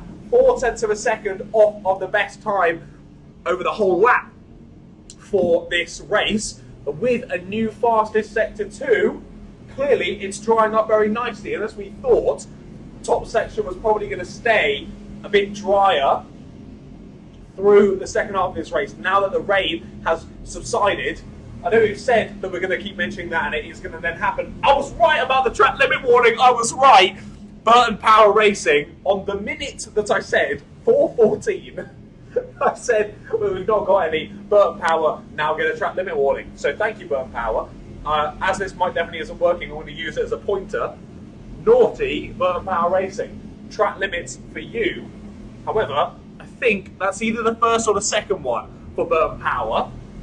So just got to be a little bit careful going into the last, to the second half of the race. They don't incur a penalty with these track limit warnings getting stacked on top of each other. But yeah, as I was saying about the raining, doesn't look like it's coming back. It's been blue skies for a nice sort of 30-40 minute period now. And it is definitely getting darker. Obviously in here, if you're watching on the stream, you can see our faces. It's nice and bright here in the commentary box, all this lighting we've got going on. However, out on circuit, it's definitely getting quite dark now. You do not want to have a tinted visor in this stint of the race. Visibility will be very low, and that's obviously very difficult, particularly as I was saying, between the top section and the bottom section of the circuit. You would expect now the bottom section to be a little bit better cleared of the water. I can see out the commentary box on the top section, as we were mentioning earlier, online, pretty dry now. A little bit wet patches here and there. Offline though, still very, very wet. And that means if you've got a tinted visor on, it's really difficult to spot where those wet patches are on circuit with the tinted visor. Of course, if you're looking for minute changes in what the circuit looks like as you're flying past at 70 odd miles an hour, trying to see where those wet patches are. With that tinted visor on, it can be very difficult. You could go for a move to the inside thinking you're going to have loads of grip. Suddenly there's none. You've hit a wet patch that you couldn't see through your tinted visor, and suddenly you're facing in the wrong direction. So a lot of drivers, to be fair, spotting from the comms box, most drivers seem to now be in those clear visors, maximising the visibility out there on circuit. And I'm not sure if it's planned to be, but I would imagine, given there's 1 hour and 40 minutes left of this race, and it's getting darker and darker by the second, that we will see the floodlights come on during the end of this one, before we hand the circuit back over to Buckmore Park and say thank you very much, and let them chuck some corporates back out on circuit. Now, I did the usual, Alex, where I said there hadn't been track limit warnings in a while, and then there was immediately a track limit warning. Well, the problem is the microphone is not working outside, so... I didn't think so. I was using it as a pointer. That's a good idea. Thank you. Yeah, I thought a different use of the microphone. I was saying Burton Power Racing were very, very naughty. I was pointing at them. Have you had a slap on the wrist yet? Yes, they have. Track limit warning. Oh, dearie me, dearie me. But yeah, there's still a lot of standing water down at the bottom of the centre chicane. Is there? Okay, I was just saying, I think there's still a decent amount offline up here, but possibly it was a little bit drier down there. But no, it's just as bad down there, is it? Yeah, well, I think the thing is the track evolution with the amount of running water that's been going down the circuit as opposed to what we've had up here. I mean, there's a dry line starting to showcase, but as I said, with the light starting to fade, I mean, that darkness is starting to settle in. We're not at that point yet where we're going to have floodlights coming into play. I would probably say in the next, sunset's predicted in about 10 minutes time. So we could see an evolution in terms of the lighting. And one of the things that we do have to say, RHPK drivers, if you haven't got your clear visors on, you will get a visor warning towards the end of the race. Yeah. We've seen it before where teams have actually been flagged all bit sideways there for the 57 coming out of hairpin number 2. So Titan Wraith, who made up 2 positions on the back markers there, siding their way through. Yeah, that was very, very close. Nearly a code round. 4 in a They're on the outside there. 4 in a row, and I think they're being led by Titan Wraith at the moment. They are indeed. Who still are really doing a fantastic job, but they're running a bit wide. Even going onto the red tarmac area of the circuit coming out of hairpin number 2, that is enough to cock you a track limits warning. So the marshals have been very, very eagle-eyed, and we have to say a big thank you to them for braving these conditions. We haven't had a drama where we've had to have a possible yellow flag situation where a cart has had to be recovered. I mean, KTM pretty much did run out. No, it was the Gravex Racing, the 88 who were pushing and put their hands up. They were very, very slow coming out of Cafe Curve. Yeah. So from that perspective, it wasn't easy for them to have to negate it. And then Titan Race just went, around the outside. They did the old M&M. So I will be back in a couple of minutes, sir. So yeah, no worries. Yeah, well, Gravex probably actually quite happy that happened here at Buckmore on the right house, because obviously coming up to the start-finish straight here at Buckmore, you realise you've got an issue, you've not quite got enough fuel in the car, you've only got the first couple of corners, and then you peel off before the first hairpin to come into the pit lane down here. At right house, if you're coming onto the start-finish straight and you realise, I'm running out of fuel, you've just come past the pit entry, so you've got a whole lap to do. Of course, I think only by about 40 or 50 metres, a very slightly shorter circuit at Right House than here at Buckmore. But either way, a lot shorter of a run to the pit lane. Now, if they had had that problem coming through hairpin number 2 and realised, I'm conking out of fuel, that would have been a bit more of an issue. They would have had a long run all the way around to get back to the pit lane. So they're Gravex are actually probably quite happy it happened where it happened. Equally, you don't want it to happen at all. So they're going to be pretty good that it happened in the first place. But either way, they conked out the pit entry, they managed to push it in, they got it sorted in the end. Now, where have Gravex ended up after that one? They're in 21st place overall. And that is, I believe, 6th in the Clubman class on the timing. Now, of course, that doesn't include our 2 blue-plated carts. I know Orange Tea Racing should be in Clubman, so I think it might just be wrong, but it's going to be difficult for us to call that. Now, we have started to get some more teams coming into the pit lane for their second round of stops. I had just seen J&D Racing. It thought they were in the pits, and same with Happy Racing, but they've now come across the line. So that might have just been a bit of a timing issue there. However, Alverson Autos are definitely in the pit lane. They, of course, had that mechanical flag about 15 minutes ago, 15 or 20 minutes ago. They've had to come into the pits again now. So more issues for Alverson Autos. There are a couple of teams today where it's just gone from bad to worse. Throughout this race, it's just been issue after issue after issue. Some to their own fault, some completely out of the blue. So fair play to Alverson Autos for continuing to plod on. We've got a spinner down at hairpin number 1. I think it's the 26, I want to say, of PKS Infinity. It's a white cart. And this is where it's going to get tricky for myself and Alex as well, because as we lose the light here at Buckmore Park, it wasn't the 26, it was the 20. So the 2-0 of Flawed Racing it was. They're in 33rd. They're just going for a little spin and down at hairpin number 1. It's going to be a bit of a challenge, as I say, though, for us now to spot the numbers. Of course, we know with a decent amount of cars, the liveries, we can be like, okay, I think it's that one. But a lot of them quite similar liveries. Some teams where they have very similar liveries. And then also for the fact of some of them are just pretty plain colours, which then makes it very difficult to try and spot them. So too many times I can see the Gulf-looking livery, so obvious to spot. And there's other ones where they barely even have a livery, either because they just generally don't, or they've been in so much rubbing and contact, it's almost rubbed their livery kit or their sticker kit off of the car. Makes our job a little bit more difficult, but we're plodding on. we're having a great time. We hope you are having a great time at home as well, and you're thoroughly enjoying this stream here for the finale of RHPK in 2023. We're closing in on 1.5 hours left to go on the clock, and I'm going to say it again because it's been a while since any warnings have come up onto the pit board. 1.5 hours to go. Can I commentators curse it again? That's what I want to do. I want to see warnings coming up on the timing entry. It was at 4:14 the last one came up, and it's now 4:24. That's a whole 10 minutes, ladies and gentlemen, that the drivers here at RHPK haven't got a warning, a mechanical flag, a penalty, anything. This is brilliant. Super close racing, and like I said earlier on in this race, you get to sort of points like this in races like these, and you think, oh, it's all sort of falling away. I'm not sure what's really going on. Not here at RHPK. There's battles going on. I can see 3 wide going down into hairpin number 1 just out of the window. Probably not for any sort of position. They're still having brilliant racing. It's fantastic here at RHPK. Doesn't matter your experience level, your competence level. As long as you're pushing on and doing the best you can, you're going to find someone to race with here at RHPK, and it is brilliant to see. Now, I will say, there's a car stopped. It's so dark, I couldn't see them.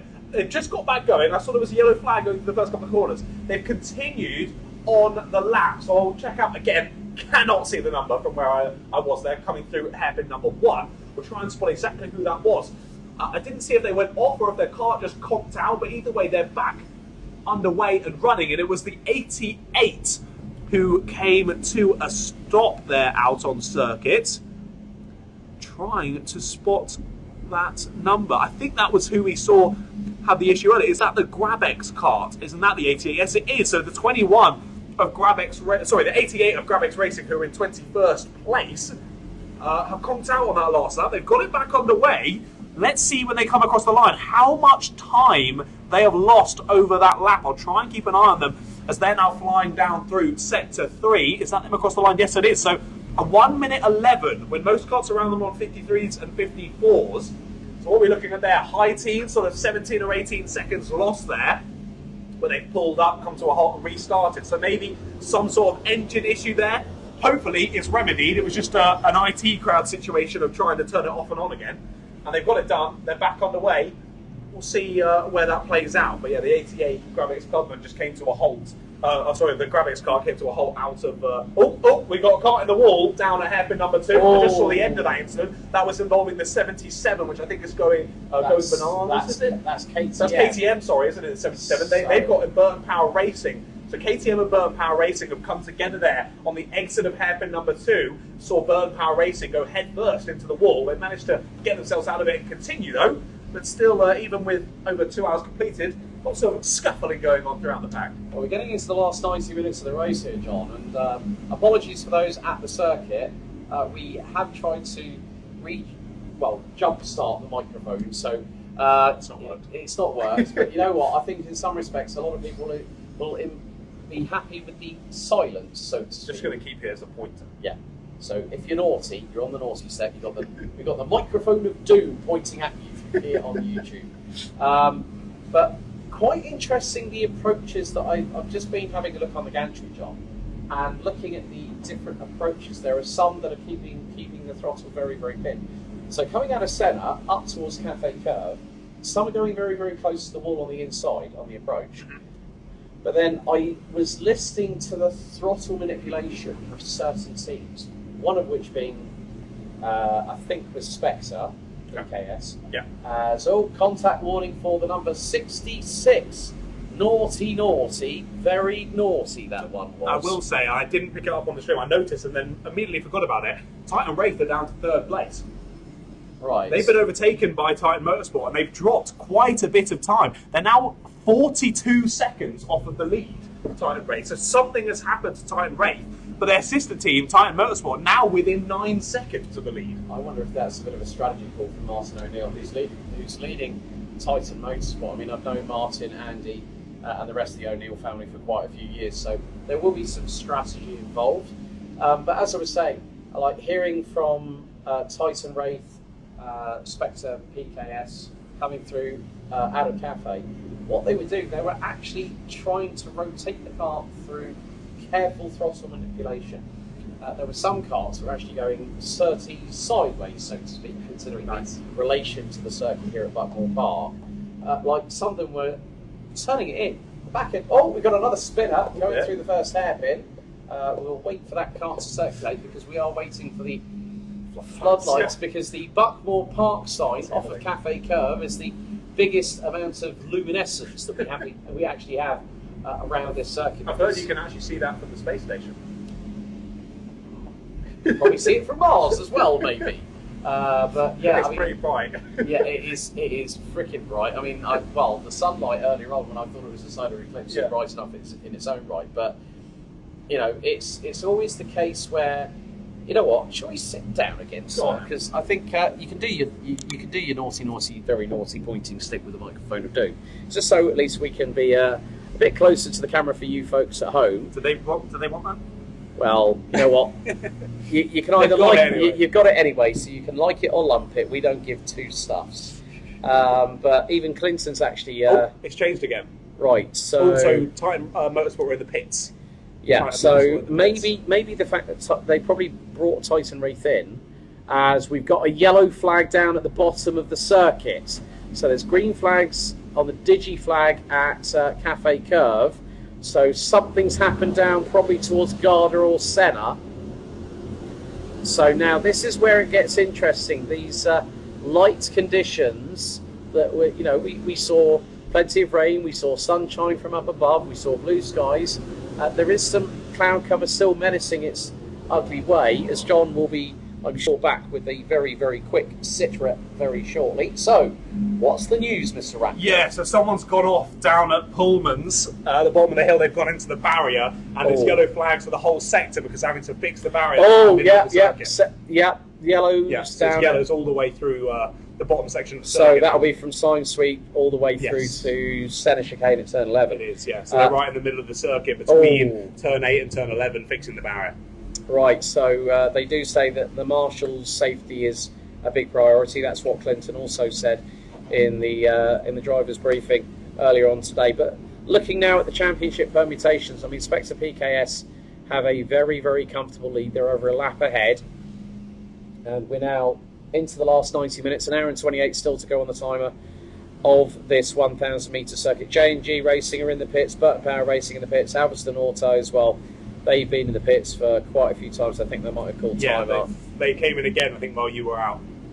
So, and as you say, they're still in. So, it's gone from bad to worse. Well, Slippery Bananas have not used the invincibility star, but have avoided banana skin by pitting on their 160th lap. So, the yellow flags have now been retracted. So the great efforts by the marshalling crew here at Buckmore Park. Thank you so much, guys and girls. Really do appreciate your assistance, and of course part of the team from Rye House being here too. This is really, really surreal. We've got the lights on here in the Sicily Suite, and I have seen no floodlights show up on the circuit. I think they're waiting until it gets a little bit deeper into the darkness. I mean, this cloud cover that's now circulating just around Sign Sweep is getting a bit precarious, I think. A little dark. Be interesting. I mean, I can see our reflection better than I can see the car town circuit. Yes, and the glint off the lenses on our specs as well, for good measure. But yeah, I mean, the gap between Spectre PKS and Titan Wraith now has dropped to 40.6 seconds. So we know that the last pit stops will be happening from about another half an hour from now here, John. But looking at the standing side of things, it's been really, really interesting to see how the race has evolved. You know, March Racing have been at the sharp end of the pro side of things all the way through pretty much the race, but there's still an opportunity. You know, you look at the top three teams, Frascati, Cobra Racing 1 and March Racing, all in the pro class. They're covered by 40 seconds. So I think there's still an opportunity waiting in the wings for, well, Cobra Racing. I think they're not too sure if they might have. Well, Cobra Racing have just come across the line, so they're on the same lap. March Racing look to be a lap behind, but we know for a fact through our own experiences of RHPK that can change at the drop of a hat. Yeah, I'm pretty impressed by Frascati Racing, to be fair, because they weren't really in for any sort of shout in that opening stint. They went really long on that first opening stint and held off on their fuel stop for as long as they possibly could, and it's jumped them right up into contention now in the lead of the pro cars for Frascati. They're in 6th overall, so yeah. And I'm done a great job. And I'm also checking out the YouTube stream on my phone. Streamception. Where's Bradley Cooper when you bloody need him? Right, moving swiftly on, but actually, for a very, very quick setup, but actually, maybe this could be the way that we do our broadcasts in future. I think it could be, if there's OBS set up on a computer, there's a camera, when we're back at Rye House, we'll have I mean, even though I think everyone might be thinking out of the circuit, where are the commentators? Don't worry, we're still doing our work. We're still providing a live stream on the YouTube channel, so never fret. It's not our fault. Hey, that's a very good point. That's a very good point. And it means we don't have to actually pass it between each other now. Yeah, it's quite nice. We can have a decent conversation and sometimes talk over each other, which does happen in commentary. But coming back to what I was saying about the championship permutations, Spectre PKS on course for a 7th win out of 9. I still cannot believe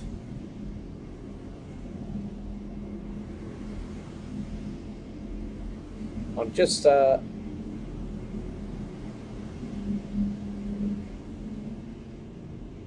messaging Luke in race control. So he knows that this isn't working.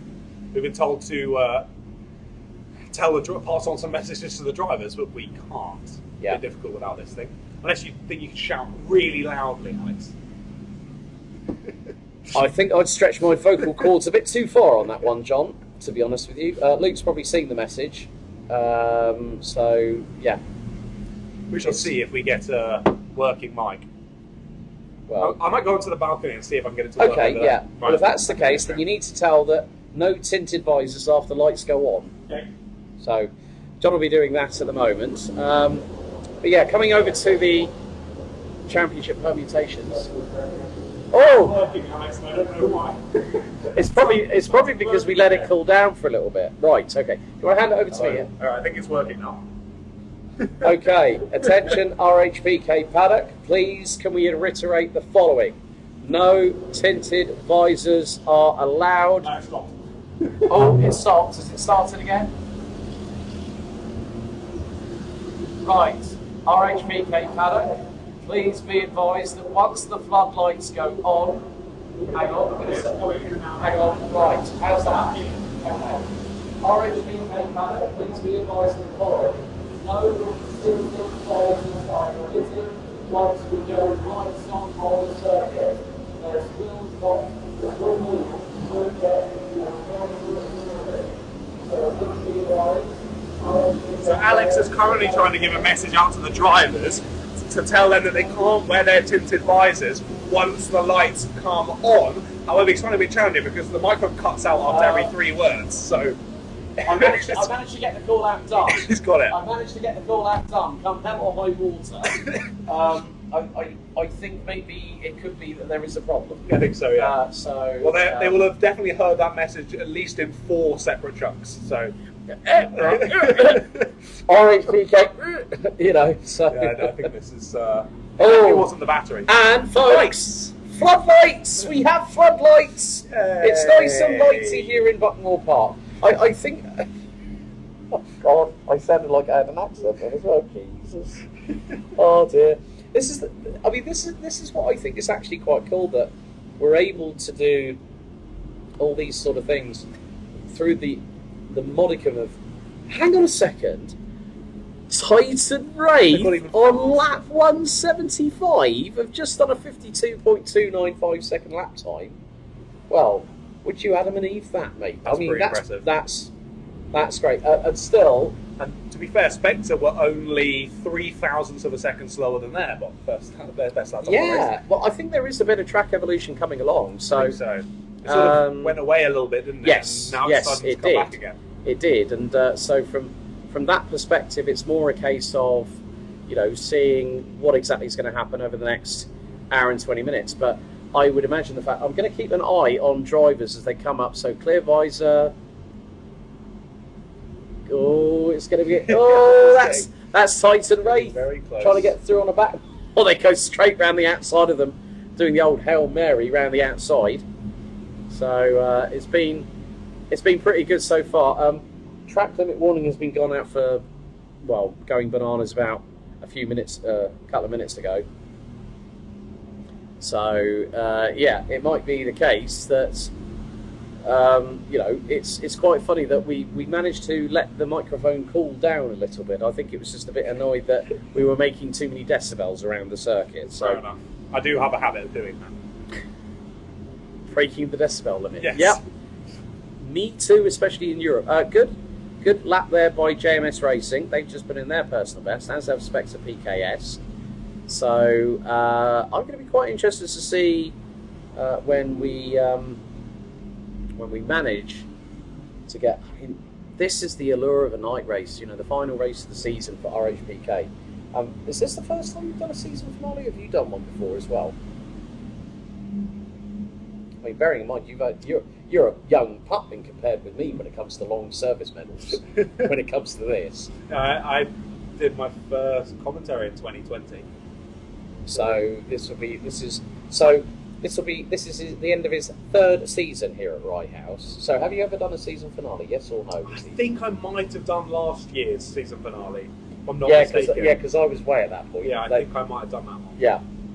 Chris McCarthy, we need to get you back in the box at some point when you're not too busy gallivanting down to Biggin Hill as always, mate. But yeah, I think it's more a case now that we're coming up to that final quarter of the race where, again, the strategies are going to be quite crucial. Again, look at that lap time from Tyson Race. They are flying, but they are so far behind. That's their problem now after that initial pit stop. Have they given us one more pit stop than Spectre? I think they have, haven't they? They might have done. I think they have. If that's the case, then they can bring the tank. Yeah. And, okay, yes, it's close to a 40-second gap between first and second. I've seen a 40-second gap decimated in 15 minutes of the final stint. Yeah. Where the leaders have gone like, yeah, we're cruising. And then the second comes along and just whoops them. That's when you hope you have a radio to tell them, hurry up. Yeah, exactly. And it's just one of those things where you never can tell what is going to happen right up until the checkered flag. But I'm trying to get round to championship permutation. So Spectre PKS on course to winning this, hands down. So let's discount supers. Then we look at pro, and then we look at clubman. So at the minute, this is a bit more challenging. This is a bit more challenging. But Alessia Prime at the moment are currently 6th in the class. They're 16th. But then you look at where their competition is. J&G in the 94, they're down in 28th. But more importantly, folks, Alessia Prime are 6th. J&G are 9th in the pro class. The door fitters have had, as you said, really good resurgence. They're now up into 3rd place. March Racing, who for the majority of it have been leading the pro class, they now find themselves down in 5th position. That's more than likely going to change through the next cycle, possibly the last cycle of pit stops that we're going to have here at Buckmore Park. Orange Tree Racing currently sitting in 14th as GKD have come in. This could possibly be the first of the last pit stops that we'll see. GKD Racing currently 4th in the championship standings. They're ahead of Monkey Motorsport. Helicopter services, as we said all the way through this broadcast, have not been indicated where we would normally expect them to be. So if they've had a transponder, maybe they've had a transponder issue, or maybe if helicopter services had a long repair, that basically has put them out of the championship running for another title, which is plain to see. So at the minute, the team that looks to be, I think, probably the best placed in terms of the pro class is the door fitters. Yeah. Who are currently 3rd. That will give them a nice chunk of points. And then you look at clubmen. PKS1 are currently sitting 3rd. Now that could be enough for them to secure the title because 207 Racing have not had the best run of luck. 25th they are at the moment. Yeah, 25th at the moment. And effectively that puts them... Excuse me. So that is going to put them 1, 2... I think they're 7th. Yeah, 7th in clubman. So that is going to throw their... But of course, the points are done off of overall position rather than class position as well. So even if you're overtaking someone on your class, you're still getting more points. So it is still affecting your championship battle. Yeah, Monkey in the pits, Zingray Racing in the pits. So The last few pit stops are starting to happen as we speak. No warnings yet, no black and whites for tinted visors. So hopefully our message got interpreted and told to the paddock outside. I think we would have been better sending a smoke signal, honestly, to get the message across. So who are you going to be, Hiawatha or Pocahontas? This is the beauty of it. You decide. Yeah, you have the voiceover guy from Big Brother. You decide. Day 2 in the Buckmore Park commentary booth on the Sicily Suites. I'll stop doing that now. This is the thing. I think one of the things that I love about the fact that we've got both of us in the box is that we're able to have this little bit of banter. And you know what? We're far removed from the paddock than what we would normally be for RHPK at Rye House. But here at Buckmore Park, we're over one side of the circuit. They're in the owner-driver section, which is right over yonder. So it's as far away as they could possibly be. And they're probably thinking, oh God, we don't have to worry about seeing them. We don't have to worry about hearing them now either. Whereas at Rye House, they'd have an earful. Yes. But that's how we like it. Yeah, well, it is what it is. These things do happen. And I think that now, we're seeing... Now, Zingray Racing have been in the pits for quite a bit of time, I've just noticed, John. They dropped down to 28. PKS Infinity they did a 1 minute .456 on their previous lap. So I think there's still a lot to be determined in this race. Titan Motorsport now in for their final pit stop on lap 181. They set their personal best only about 2 or 3 laps ago as well, so they were having a nice run. There in second overall, wasn't it, before they take it to the pits? Yeah, they've dropped. So Frascati Racing find themselves in 4th position. They're flying in the second half of this race. You know what? I think they've just found a really, really solid rhythm more than anything. Yeah. And for those uninitiated about what a pit stop, 1 minute 51. Now they may. I'm thinking they might have not taken any fuel there. Possibly not, or they might have taken less fuel on. Yeah. They won't necessarily need to take a full tank, but if you know that you've got half a tank left and you go, right, okay, let's brim the sucker. That's less time spent in the awning where the fuel bay location is. Yeah. Orange Tree Racing now pit, and they have pitted from 13th as things go. So the final barrage of pit stops are incoming, but it's dependent on who blinks. I mean, of course, Spectre PKS with a fantastic previous pit stop. They came out in front of Titan Wraith by the best part of nearly 18 seconds. So from that perspective, Spectre PKS have been able to do a number on everybody else and really help the strategy in their favour. So, yeah, I mean, it's going to be interesting to see what transpires. We're coming up to the last, just over 2 minutes away, or 2 3/4 minutes away from the final 70 minutes. I mean, they do say time flies when you're having fun, John, don't they? Time flies when you're at Buckmore Park. Hey, don't forget to tip your waitress. You'll be here all week. But I think, let's see if there's any activity in the YouTube. Well, we've dipped to 7, lucky number 7 for some.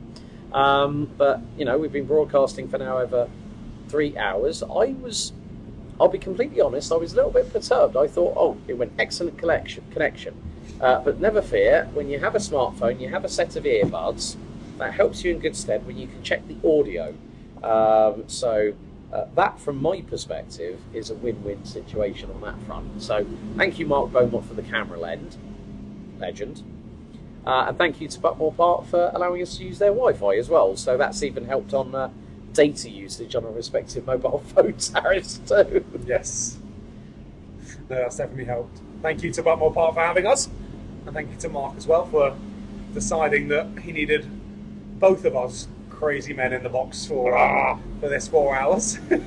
It's been great so far. It's been great as well having a number of names that you wouldn't normally see at RHPK getting involved and really getting amongst it. Of course, you can often see some of the teams are just renames of the same teams, but even up in the top 5, Titan Wraith, you don't often see them. You don't often see the Titan name or the Wraith name. JMS Racing, haven't seen that one before in 3rd. Frascati Racing, haven't seen them in 4th.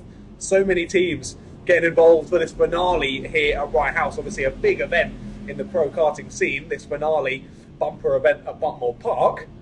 Lots of teams deciding, hey, I want to be involved with that, and I think they made a good decision because it's been a great race so far, but still now drivers trickling in for what we think should be their last pit stops. Obviously they're just about an hour for the tank to do at the end to get them to the checkered flag, and hopefully a lot of teams will be hoping they don't have the same situation we saw from a couple of drivers conking out on the circuit. They're going to try and get to that checkered flag. Grabex Racing, you have just been name checked on the 88, but it was unfortunate because it could have been a fuel issue, it could have been a technical problem. You know, if one of the engines wasn't firing and then the second one conks out. I mean, especially with the fact that, you know, considering, let's say, a traditional car will have an engine either on the left or the right hand side, be it Exerci or Rotax, for instance, and you have a radiator on the adjacent side.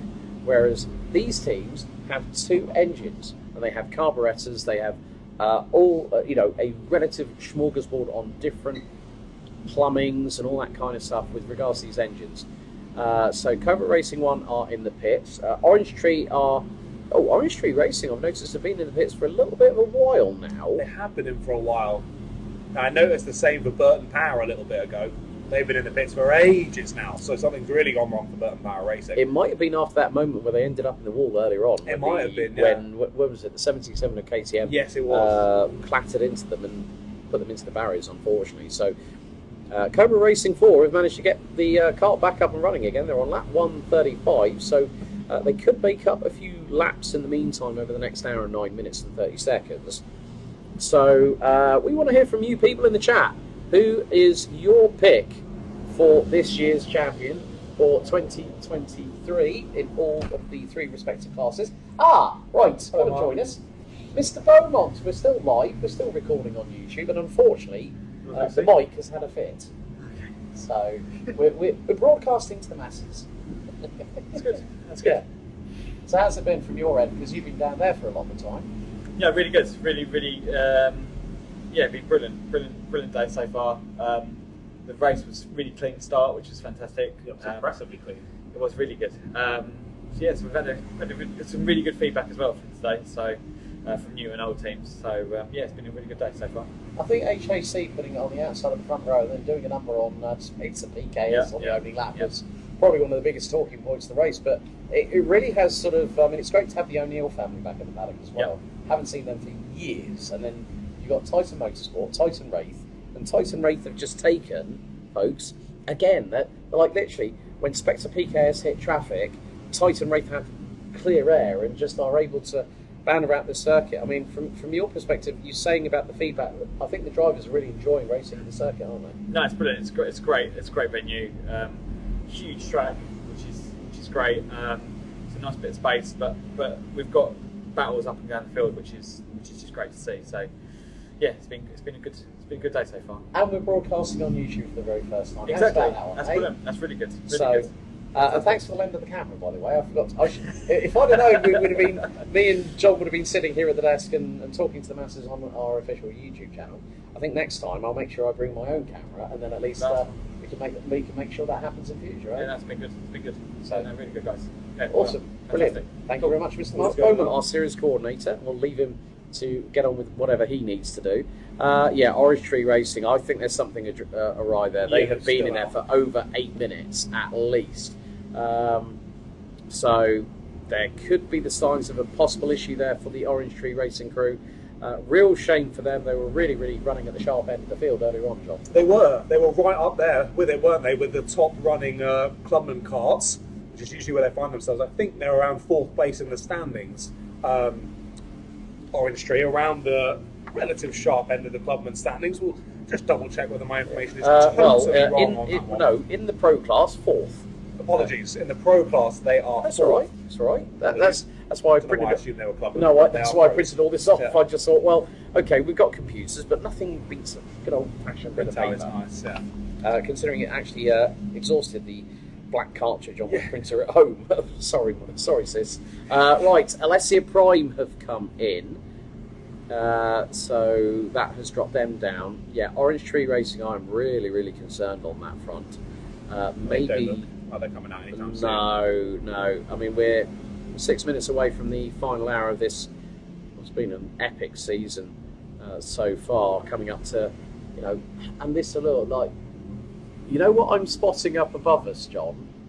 A shed ton of cloud cover, especially it is coming across the circuit from the top part, so from Conway's, from Henry's Bend, down towards the circuit. Now, I'm going to look at the weather app. Now, this is something us commentators do not always do. Right. According to my weather app on my phone, it says rain predicted to start in 5 minutes at the turn of the hour. How, heavens to Betsy, how's about that one? Yeah, and the other one has said expected light rain to start at your location in 15 minutes. Okay. Right, so interesting.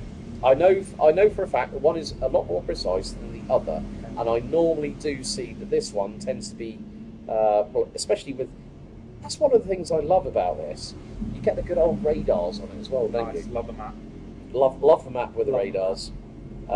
So it's actually coming across where we're located at the moment. So we're not too far outside of Walderslade and Maidstone in Kent, so actually just south of Rochester. So yeah, probably it's going to hit us in about 10 minutes or so. Okay. So we don't know whether it's going to be a heavy downpour or a light downpour. Well, it's now saying rain starting in 3 minutes. Interesting. Okay, well, we'll try and keep an eye out the window, but it's very dark now, so it's going to be slightly challenging. We have to watch the floodlights and see if we see any pitter-patters of rain flying through. I just eagle-eyed a puddle coming through out of turn 6 at the S's. Well, you've got the one puddle coming through out of turn 5. Yeah. Watch for the little spots, Right. and if they start to intensify, then we know that there are going to be big problems ahead. Definitely. As the old saying goes. But I think really, folks, Frascati Racing have now lost the Pro Class lead as they come in for their final pit stop. I will say there's definitely some differing strategies on the pit stop as well. I saw Alessia Prime, they were only in the pits for a minute and a half. So really quick from Alessia Prime, but then Cobra Racing 2, they were in for 2.5 minutes. So possibly one just doing it slightly faster than the other, and also one taking fuel, one not taking fuel, or one taking a lot more fuel than the other. Yeah. Definitely some differing strategies as we go into the end of this race. With drivers, feeling that maybe a longer stint is necessary for the end of the race, taking a lot of fuel, some thinking maybe we'll just send one out for a little bit, then dive in again for a splash and dash at the end of the race. Still a lot to play for here, and still drivers amongst the field in some very, very close battles. Yeah, very true. And that slippery slope down the order for Orange Tree Racing, I think that is it. They are done. Yeah. 29th and dropping. So, 63 minutes left to go in the season, folks. We want to hear from you. Who are your picks? Oh, didn't want to do that. That was a bit of a wrong swipe there. Well, I'm now going to see that on the YouTube screen in just a second. It has been a long day for everybody involved. I mean, how long was your trip down from Northamptonshire, including the stop-off? About 2 hours and 45 minutes. Yeah, I'm going to rub your nose in, unfortunately. 1 hour and 25. I'm going to rub your nose in it even more. I've got 40 minutes back to my parents' house. So, yeah, well, home for a roast, mate. Yes. You know what? I've lost count of the amount of Sunday roasts roast dinners I've actually had on a weekend, which over the last 7 years hasn't been all that many, considering the fact that this year has been my busiest year as a commentator since I started doing this full time, which was 3 years ago, October 1st. Nice. And you know what? One of the things that a lot of people go, so if this is your full-time job, what do you miss? Birthdays, christenings, weddings, get-togethers. You know, like saying, "Oh, we're going for a night out." Sorry, I'm here this weekend. You know, like this is not a 9 to 5 job anyway, folks. So it just goes to show that things are never easy. Right, Cobra Racing are back out. Ooh, new fastest lap. Titan Wraith, and they've just taken 8 tenths again out of Spectre PKS. That is coming down. I think possibly the Titan Wraith, if they have got a pit stop still to do, Spectre might have to have eyeballs out the back of their heads. Yeah. Because we saw that earlier on in the second phase of the race where Titan Wraith they were just taking chunks out of Spectre like it was going out of fashion. I think I remember over 6 laps, they decimated the lead by over 6 seconds and got it down from 11.3 to about 5.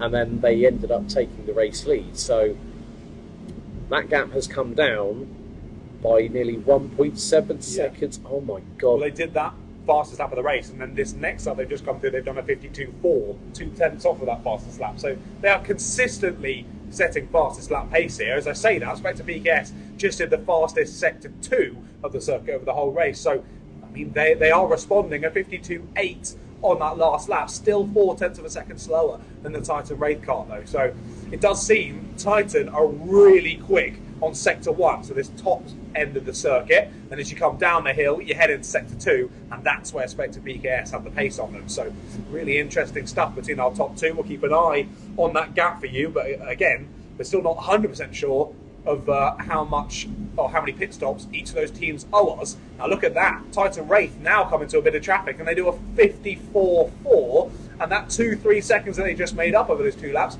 they immediately lose, and the gap goes back up over 30 seconds again. So it's still ebbing and flowing, this leading battle, but it's really going to come down to how many stops these guys still owe us, and so when those all get said and done, as you go into the last 20 or 30 minutes of the race, where they all sit in amongst each other. Right, folks, we're in the golden hour. Last hour of not just round 9, the 2023, but also the season. Spectre PKS lead overall on lap 202. The Door Fitters lead in Pro. And PKS 1 in the 227 are leading in Clubman. So if PKS 1 stay ahead of everybody else behind them, they might have just secured the Clubman crown.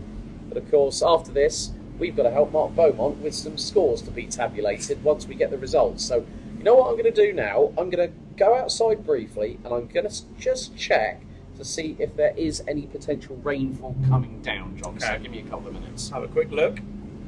As, yeah, these weather apps are very useful, but it's not much better just sticking your hand out the window. So, or sticking your head out. Sticking your head out. Alice is going to go leap over the balcony now.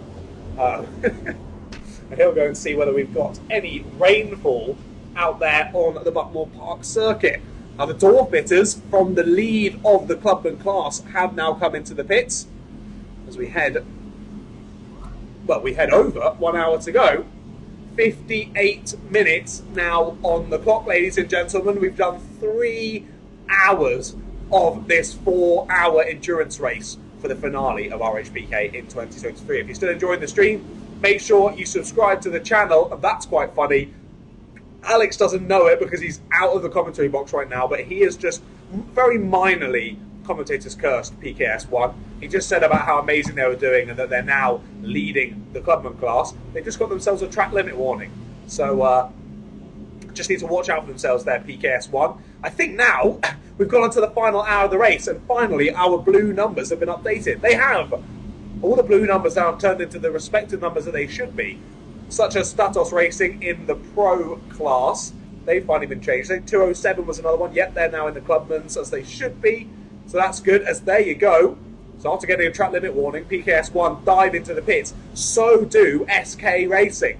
Those two are battling on circuit for the Clubman win.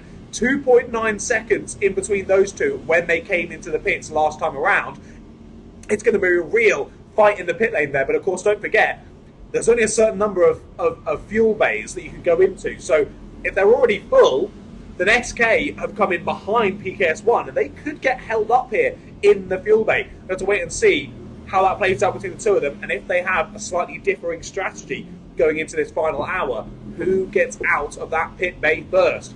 Hopefully no issues for both of them, and we'll see them back out on circuit in only a minute or two, and I'll be able to update you who has been able to get out first and who holds on to the lead in the Clubman class. That does depend on the fact of if Going Bananas have done their pit stop, though. They have jumped into the lead of the Clubman class now that those two are in the pit lane. So the number 11 of Going Bananas up to P15 overall. P1 in that Clubman class. Statos Racing, who I just mentioned, now have their actual colour that they should be in the Pro class. They're in 5th spot, 11th overall. They've just set a personal best down in the 52s, a 52.689 for the driver behind the wheel of the number 226. Very, very impressive stuff from Statos Racing. They do find themselves about 15 seconds behind March Racing, who are in 4th in that Pro class at the moment. So, I mean, they're doing all they have to do down in the 52s to try and chase down March Racing there, but they're going to have a lot to do, as March Racing then have a further 15 seconds ahead to the door fitters, who are the gatekeepers of those podium positions in the Pro class for today. Will decide who takes home a bit of a trophy. Now, I will say, mate, you did a very minor commentator's curse when you left the box. You said about PKS1 doing really well, and then they immediately got a track limits warning. Fate of circumstance, not commentator's curse. Get it right. I do not believe in the commentator's curse. I quite like it. Yeah, but I like having that power. But the thing is, I like to be a little bit different. You know me. But there is no rainfall at the moment. No folks. rainfall, okay. But those clouds are dark and menacing, and they are starting to come over the circuit at a very small rate. So I would imagine it could be at the top part of the circuit, maybe impending doom bearing down on the drivers. Interesting. But again, well, the weather's changed again. Saying rain. Well, yeah, it was due to be. Yeah, it's going to be close. I think realistically, from the weather perspective, you might see a slight downpour at the end of the race. Then. Well, one app is saying rain for the next hour. The other one's saying rain carrying on for about another 40 minutes, but we haven't got any rain yet. Not as of yet. No. So we saw earlier, it can just, in the click of a finger, just start. We saw some horrific downpours. Well, yeah, I mean, this race. What was it when we had the sun out and the rain decided? Yeah, here I am again. It was super sunny, and then it was also throwing it down at the same time. Super sunny to super saturated within 60 seconds. Oh, very nice. I will just mention the fact as well, PKS1 and SK Racing, as we mentioned, came into the pits together. Either PKS1 on a very different strategy, or they've had a much better pit stop, because PKS have come back out second in the class, 17th overall. SK Racing have come out 5th in the class, 21st overall, and they entered the box only about 2 seconds different between each other. So, yeah, SK, the pit stop hasn't been quite as well, but again, they still got just under an hour to close down that gap again to PKS1. J&D Racing find themselves into the pits again, I think maybe for the 18,000th time so far in this race. They're still somehow the sharp end of the teams. I don't know how J&D have done it, but they're in their final stop of the race. Yeah, it's going to be quite crucial how things sort of work out over the next few moments, because even myself and John... Oh, new fastest lap, 51.997. A sub 52!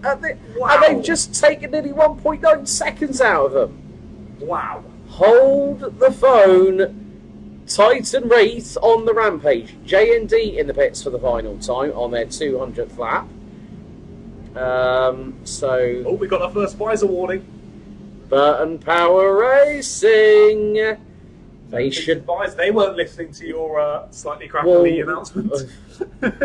Staccato interruptus on that one, if you want to call it a magical spell. Well, it was. But yeah, it's quite funny how they Burton Power should know better. Burton Power should know better. Whoever's behind the wheel, Andy Burton, shame on you if you've got a tinted visor. You should know better than that, my good man. But yeah, I mean it's going to be quite crucial, I think, for what happens over the course of the next, was it nearly 52 minutes? So yeah, I think it's going to be quite crucial how this all just pans out for everybody, because it's as I said, it's not over until the checker flag falls, and we know that in RHPK you just got to keep on pushing, full push forward, try and do the best you can. And if that doesn't always work, well, you can do what you can just to get to the end of the race anyway.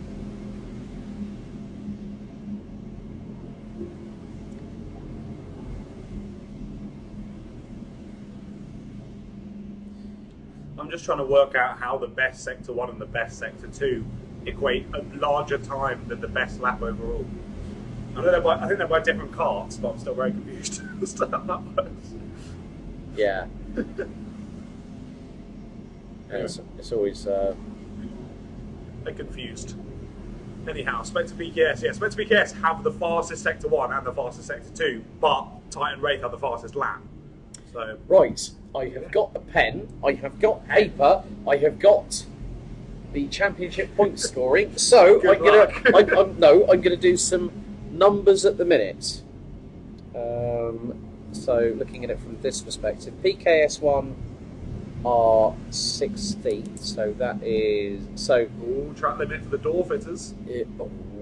Door fitters, they're up fighting for the podium on in the pro class. They need to be careful of that. I think that's the first one I've seen of them today, to be fair to them. So yeah, they're still holding on. That digi flag is so bright now. We're gone into darkness here. It's so bright, you cannot miss. If you couldn't see the digi flag, it's like you can see the white flash in the corner of your 2020 vision. Yeah. You know. Oh, right, okay. 207 Racing. The noises coming from this side of the table make it sound like we've got an interesting title fight on the cards here. Well, at the moment, PKS1, who are currently 16th, that's 30 points. Going Bananas are 14th, which is 32. So, 262.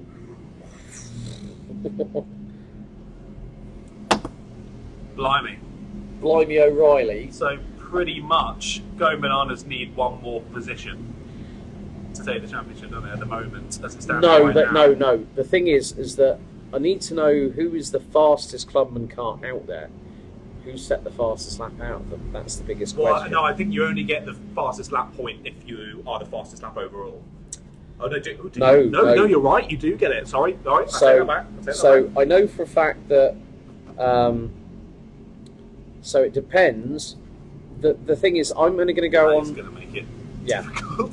difficult. The thing is that you look at that. Then we got 207 Racing, who are down in 24th, and that is considering the fact that 5th place nets you overall 41 points.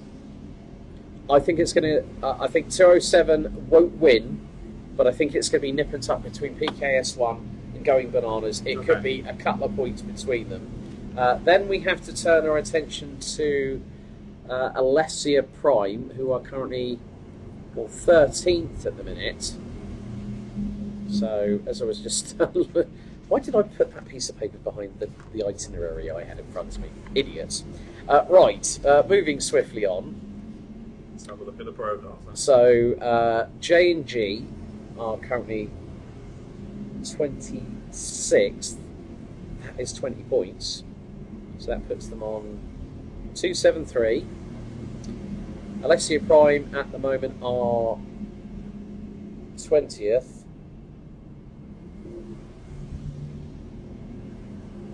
So I'm looking at 26 points. So let's have a look. Well, you've got to add in the door fitters on this one, and at the moment they're 9th. Whoa, that really does put the cat amongst the proverbial pigeons on that one. Because looking at it, it's 50 for a win, 46 for second, 44 for third, 42 for fourth, 41 for fifth, and then less 1 point downwards. So at the minute, 41 points is fifth. That's JMS Racing at the moment, because we're looking at this even with the fact that helicopter services are showing in 36th position. The door fitters are 9th, which effectively puts them on 283. Pretty sure I just did the maths right there. Yeah, 283. And that could that's going to go to countback, and door fitters could win it on countback on that one. We also need to factor in the pole, don't we? The thing is that we're working this on the fly.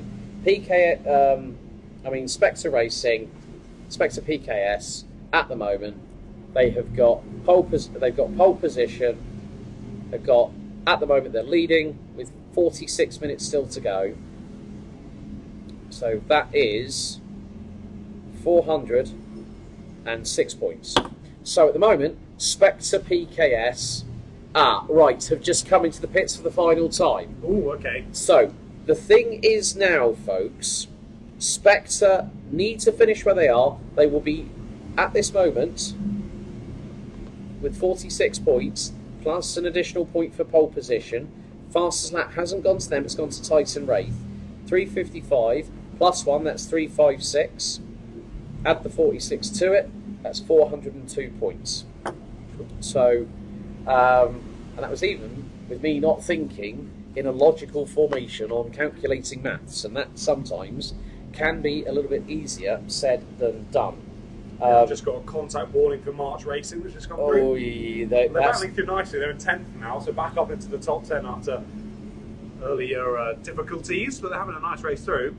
But it must have been on a back marker because they've got 9 seconds to the door fitters and 4 seconds back to Statos. So it must have been trying to get through on back markers there for March Racing. Yeah, Slippery Bananas in for their final pit stop, so are Too Many Pies. PKS Infinity have just been in the pits for nearly 3 minutes. So this is where it comes down to crunch time at the moment. Ginzani, thanks for the great commentary, chaps. Predictions are always hard at this stage, but Spectre deserve this win as a fitting retirement present for Derek as he heads off to the OAP home with his racing Senna in Formula 4 details. That's a great comment there.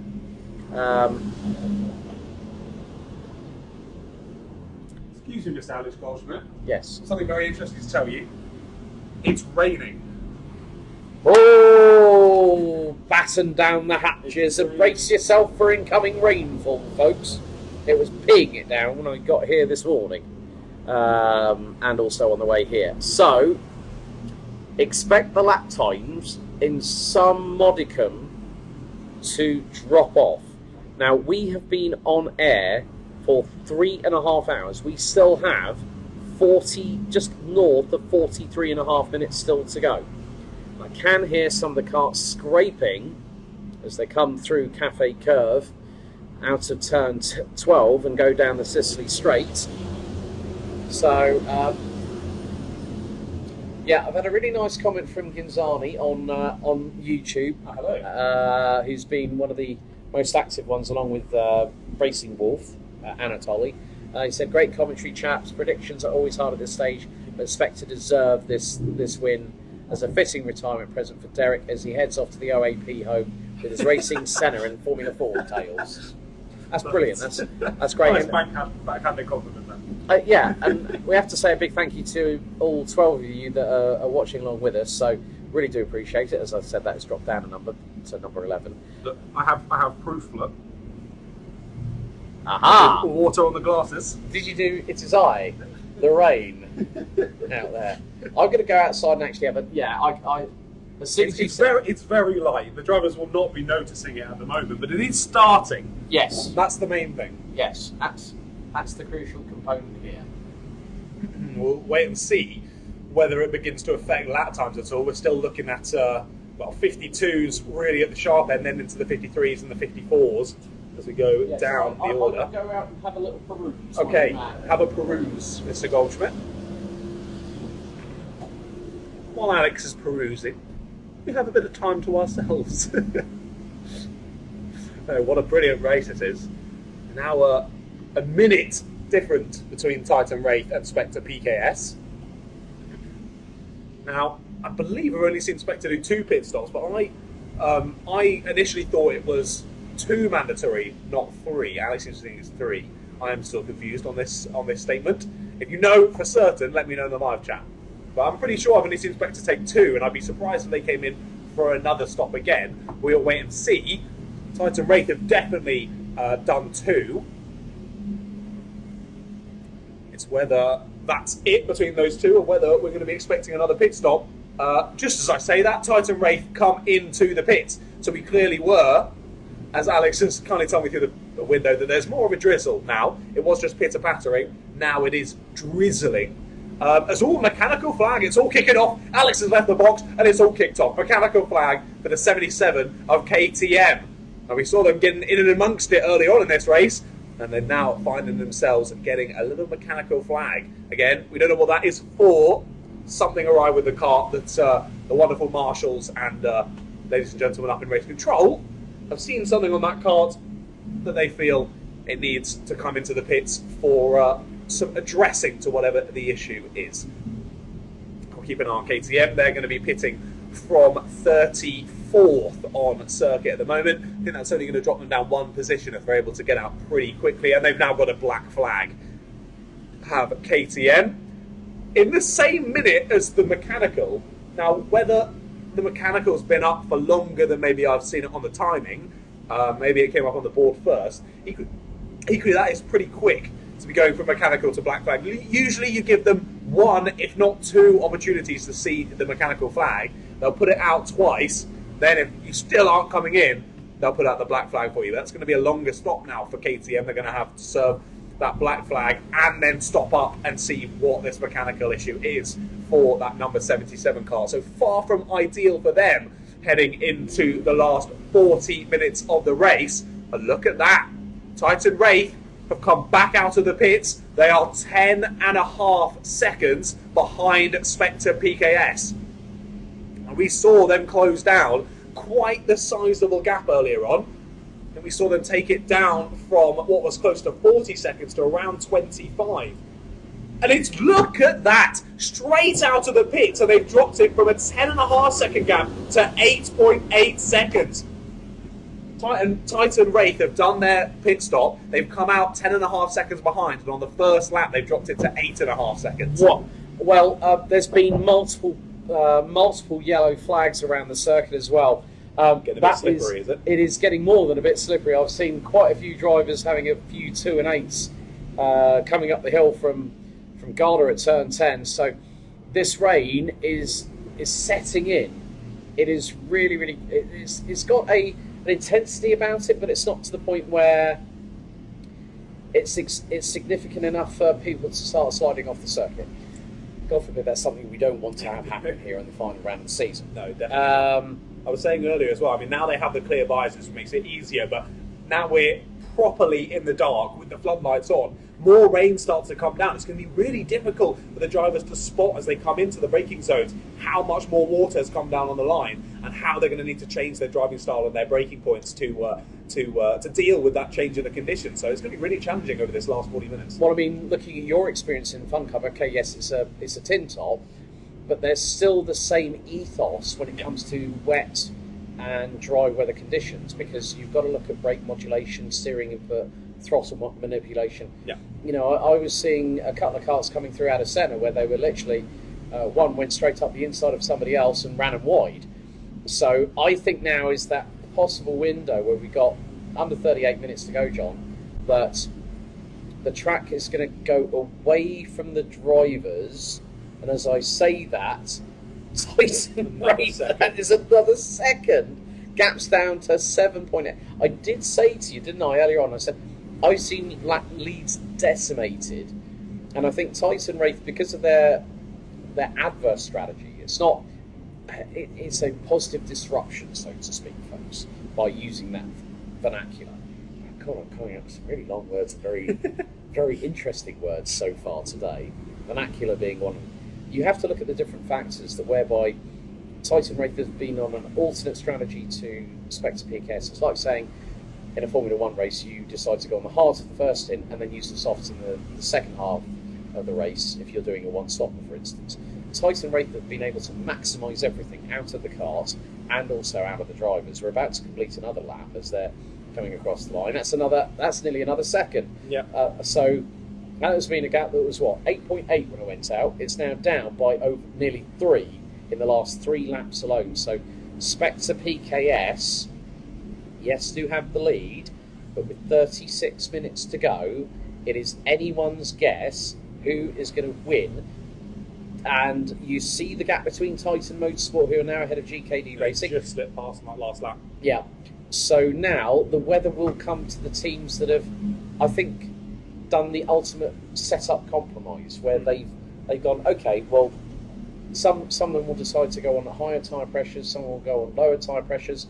Lower tyre pressures and wet weather conditions mean you have more of a contact patch from the tyre to the tarmac, which then gives you that little bit more of adhesion. There's a lot more surface area, and you feel that the car might be a little bit snappier sometimes if you're putting down the throttle a little bit too hard when you're coming through corners. But there's also that opportunity when you're in a straight line, the thing just motors on. Yeah, no, exactly. Yeah, finding that balance is key. I think, yeah, having a nice balance between the two setups today would be very nice, because we have definitely seen both conditions at multiple points during this race today. It's been very changeable, but again, kind of what you come to expect from Buckmore Park. I don't think any time I've been here, maybe once or twice in the proper heat of summer, has it stayed fully dry for the entire day. Often you see very changeable conditions, and that's certainly what it's been like today. Okay, right. Shout out in the chat too. One custom design. What's up, Wagwan? What's up? Wagwan. I'm not saying that. What's your predictions for the race? Titan or Spectre? Well, the pace dictated at the moment by Titan Wraith, who have just taken another nearly 10th and a half out of them. I think it's dependent on how quickly Spectre PKS can circumnavigate the traffic. But when you do have a little window of opportunity, when Titan Wraith now coming up against back marker traffic, so will Spectre PKS. So what we will see is ebbs and flows. I think, if I'm going to be completely honest, based on sheer pace so far, and even with 35 minutes still to go, John, I think I'm going to have to give the nod to Titan Wraith, because they have just been absolutely mustard all the way through the race. And Spectre PKS have been kept on their toes. Yeah, no, I've got to give it to Titan Wraith as well, I think, as my pick. Also for the fact of they're not battling for a championship here. Of course, they want to come in and take the win of the race, and that is the only thing on the to-do list today for Titan Wraith. With respect to PKS, they're looking at the bigger picture. Say we were in this exact situation in round one, you might see a bit of a scrap between Spectre and Titan Wraith, and really Spectre trying to hold off Titan and hold on to the lead. Whereas here they know a second place, that's going to give them the championship, so they might be a little bit more relaxed when Titan Wraith try and send it down the inside. I don't think it's going to be too long until we see that gap now, 4.2 seconds. Yeah, contact warning now for Cobra Racing 2 in the number 67. They're currently sitting third in Clubman, 18th overall on the road. So I was probably... I didn't have this foreboding feeling, so to speak. I would have thought that with a different circuit, when we got to that point where the drivers are tired, they're wet, they're getting a bit peeved, let's say, that you would see possible mistakes start to creep in. We are starting to see a couple of them, but it hasn't been to the point of where it's been overzealous. You know, the racing in a championship fight should always be clean, and especially in the final round of the season, because you want to win it on track. You don't want to lose it on a moment where race control can say, well, you did an ABC, advantage by contact, you get a penalty, and then all of a sudden you could have done all that hard work in the race, and then by one slight slip up, it gets thrown away from you quicker than you can say the word jump.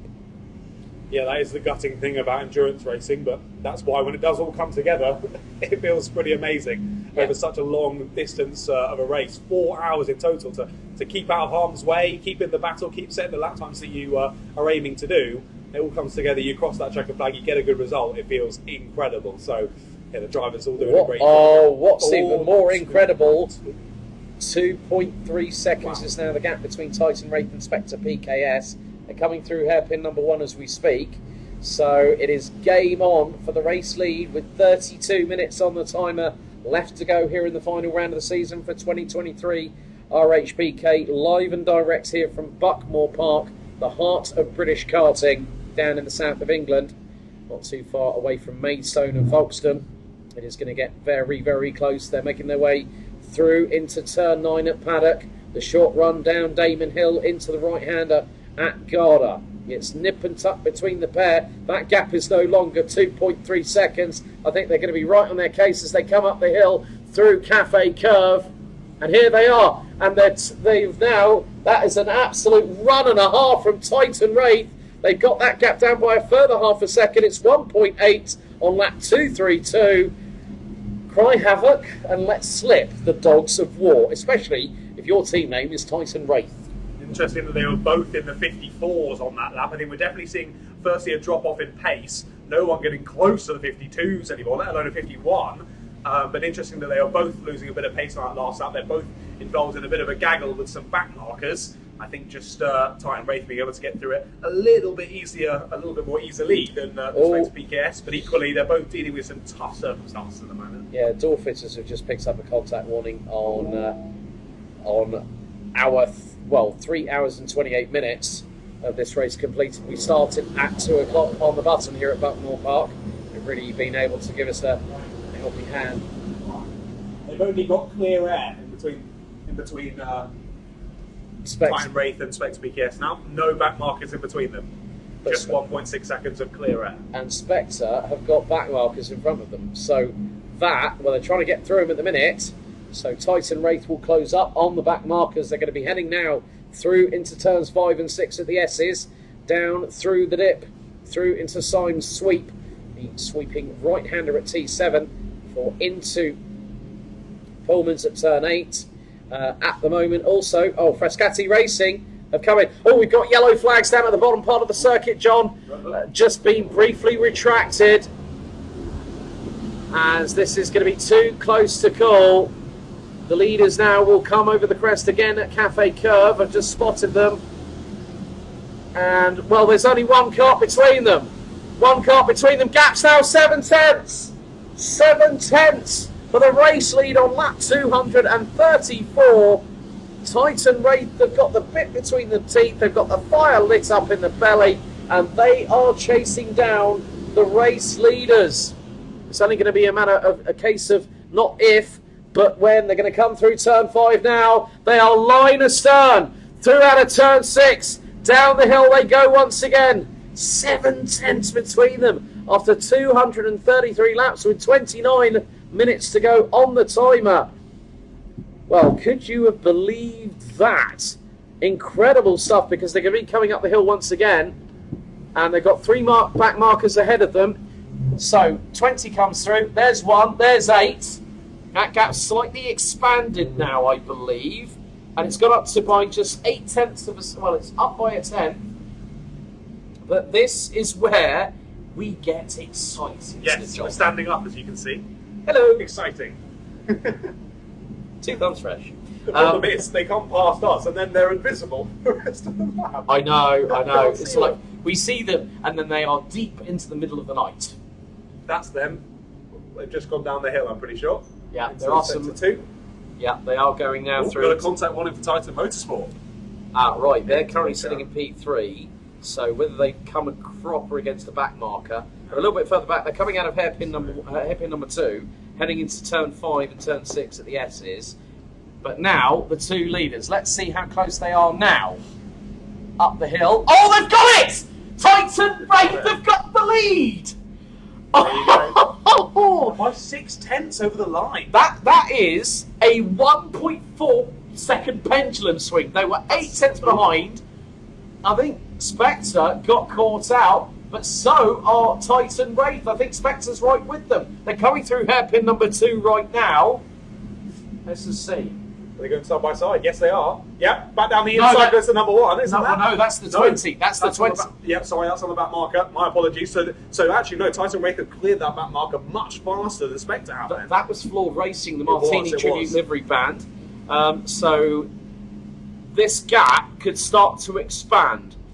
But then, as soon as Titan Wraith clear the next few back markers... And they've got a few to clear. They will have clear air.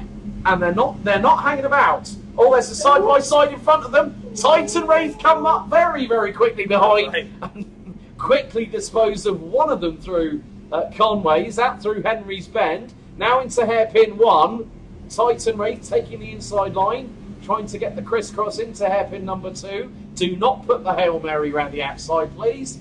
But they get they do. Oh, that was a neat one there. That was lovely. That was textbook. I like it when they go wide, and especially in these wet weather conditions, you always see those drivers that go high and wide, and then point, bang, on the throttle, launch it. Yeah. And that is just poetry in motion.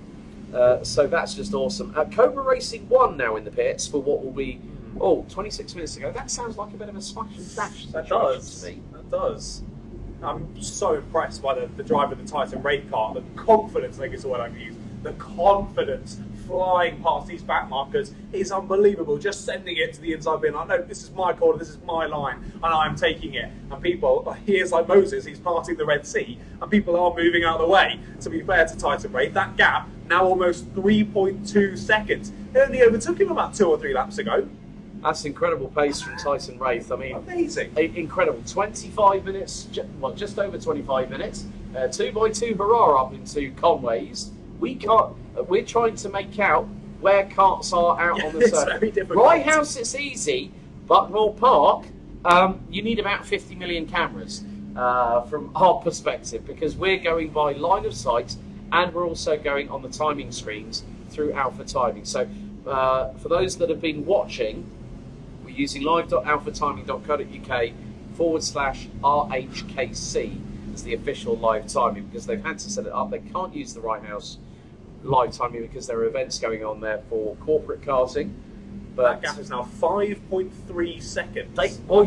They've done a 52.8. The closest time is a 53.7 on that last lap. They've just been a second faster than anyone else. Spectre PKS is hitting traffic like you wouldn't believe at the moment. 55.063, and that was a delta deficit for the number one to the best part of nearly 2.2 seconds. So this is crunch time for Spectre PKS. All they need to do, they can let Titan Wraith go. Yeah. The 7th win might still be in the offing. You just never know, because Titan Wraith, they cantered off into the distance at a rate of, well, the last lap was nearly 2.2 seconds. They've just done another 52 on that last lap. And yeah, that was another 8 tenths. Yeah. So that's nearly 3 seconds in the last 2 laps. So gap now up to 6.1. I think Cobra Racing 1, they have been in there for a little bit longer than a couple of minutes. I think they might have dramas unfolding. Not a splash and dash. That could be technically that could be a technical issue that they might have. And that kart that's dropped outside the top 20, I'm afraid, for Cobra Racing. Frascati Racing back in the race lead for Pro. Going Bananas leading the way in Clubman. So this is where I'm not going to be looking at maths again, don't worry. Put your pen down, Alex, put your pen down. 23 and a half minutes still to go. Again, it's just been like literally, we've now come off of our adrenaline high, folks, don't worry, we're fine.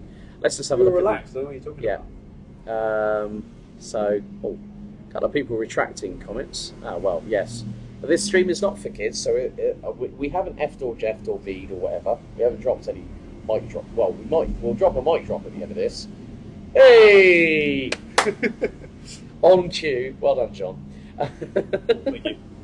It just has been really, really good. It's just Spectre PKS at the moment. As I said, they don't need to. No, they don't need to trouble themselves with Titan flying past. And Mark's walkie-talkie was just rumbling on in the background there. Thanks, Mark. Get some inside information there on the No, it just sounded like the teacher from Charlie Brown and Peanuts. Like, yeah, I couldn't make out any of it. But yeah, Frascati Racing now in. That's 22 and a half minutes left to go. So have they been marginal on fuel as well? Because they did actually pit a little bit earlier. Yeah, they did, didn't they? They had just over a minute pit stop, minute and 10, minute and 20 seconds, something like that. Yeah. So have they splashed and dashed and then realised they've not splashed and dashed enough? Well, they've gone, right, we've made a bit of a boo-boo here. Our fuel calculations were out of the window. There you go then. March Racing take the lead in the Pro class. As Frascati Racing are in the pits still. So March Racing don't need to come in the pits again. They can hold this pace. They're looking good. They have got just over a 9-second gap back to the door fitters now for that battle for the win in the Pro class. And now look at that, Frascati out of the top 3. They do come across the line at 1 minute 49, so another pretty quick pit stop, all things considered. They've now dropped to 4th in the Pro class.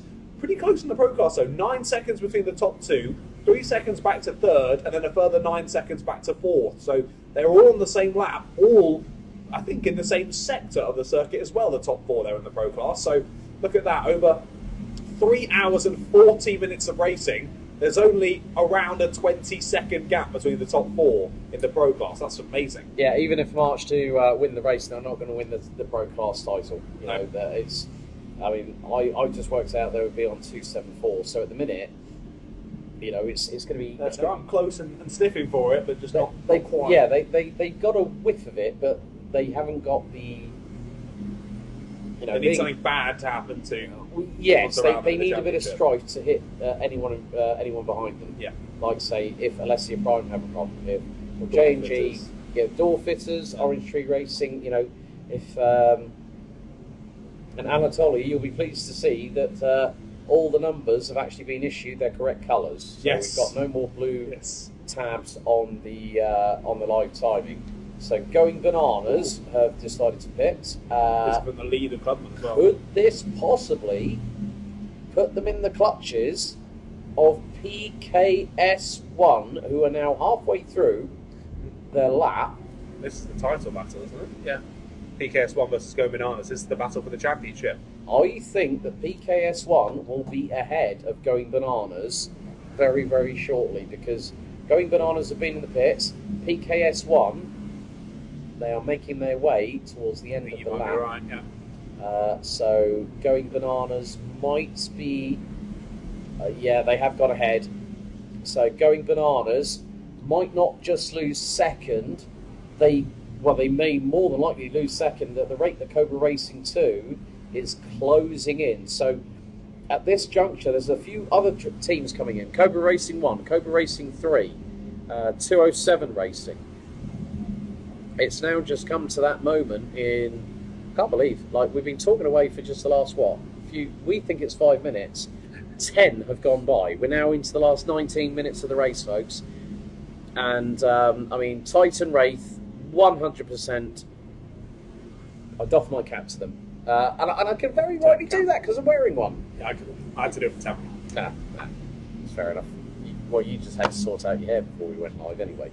That was for our selfie, actually. That was for our selfie, and also before yes, but there's also an ulterior motive. I know you too well, Mr. Ratcliff. But I think now it's a case of March Racing won't have done enough.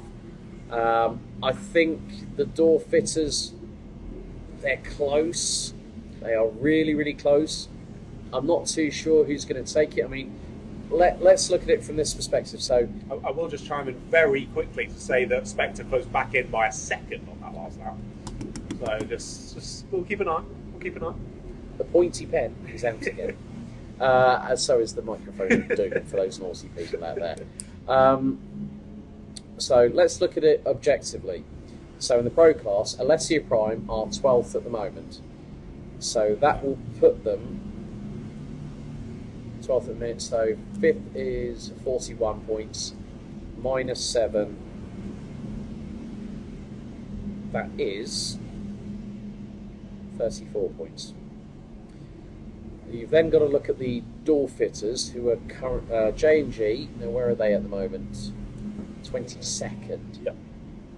So that is that's no brainer for them. That is going to be.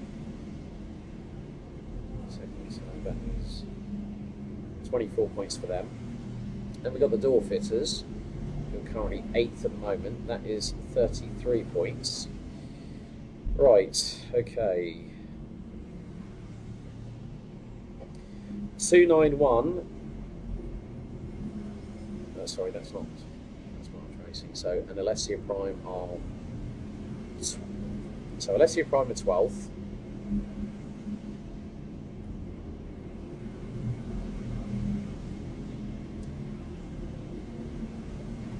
Yeah, so Alessia Prime are going to be on 290 at this moment. This is just working this out on the fly, folks. So please bear with a commentator who.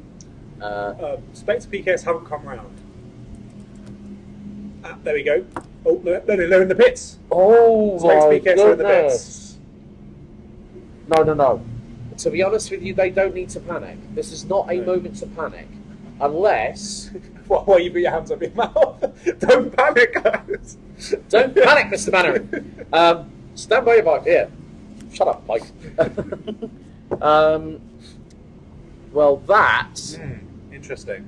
has effectively handed the race victory. Possibly a 1-2 to Titan. Oh, I think that'd be Martin O'Neill rubbing the face, the salt in the wounds. They're back out. No. 1 minute 48. So they probably had a little bit of a fuel stop to do Must there. have done, yeah. So, but that's not. I thought they still owed us a pit stop. They still had a lap in hand over Tyson Motorsport. Yeah, they so were still pretty comfortable. it wasn't going to be an issue. And they're 11.7 seconds ahead of Tyson Motorsport or Spectre PKS. So, Too Many Pies are in the pits. Cobra Racing 4 are now ahead of them. Right, change at... Oh, Fracassi Racing. Oh, did they... That is a splash and dash with 15.5 minutes to go. So, I thought they came in only like 30 minutes ago, Frascati. I don't know if I'm getting them mixed up with Stardust. Don't worry about that. It's been a long day for us both, mate, isn't it? It really has. Oh, I'm getting so confused. There's so many pit stops in this slot. I'm trying to keep up to date with them. I've said throughout this season, I wish Alpha Timing had a pit stop column. Like iRacing. It'd be so useful. Like iRacing. You could know how many pit stops each team perfect. Perfect. Be perfect. You can talk to whoever runs Alpha Timing. Will Tew, you're getting called out, mate. Called out, William. But yeah, I mean, I can't believe it. We are on the cusp of having broadcasted for nearly 4 hours, folks, and you haven't got much longer to put up with us here on the official YouTube channel. We're like thinking, yeah, those two can shut up. Yeah, I think they might be back in for Scotty Racing. That is not good for them. Right, they dropped out from what was a top 3, and well, Statos are back in the pits as well. So I definitely saw one of them only in about 20-30 minutes ago. So something's going wrong there, both for Statos and for Scotty. At the end of this one, as you say, only about 20 minutes, well, less than 15 minutes to go now. Very, very late pit stops for some of these teams. So whether they're planned or whether they are on helicopter services, mechanical flag as well. So it's all kicking off in the last 15 minutes. Standard for a final round of the season. 14 minutes to go, folks.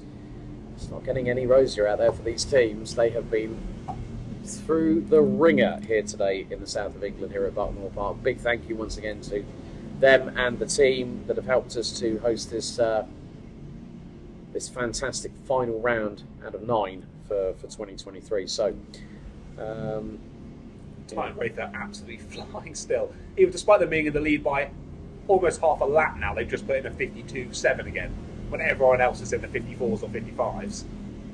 Incredibly impressive pace of the driver behind the wheel of the Titan Wraith. Yeah, Spectre PKS are just on the 54 dead.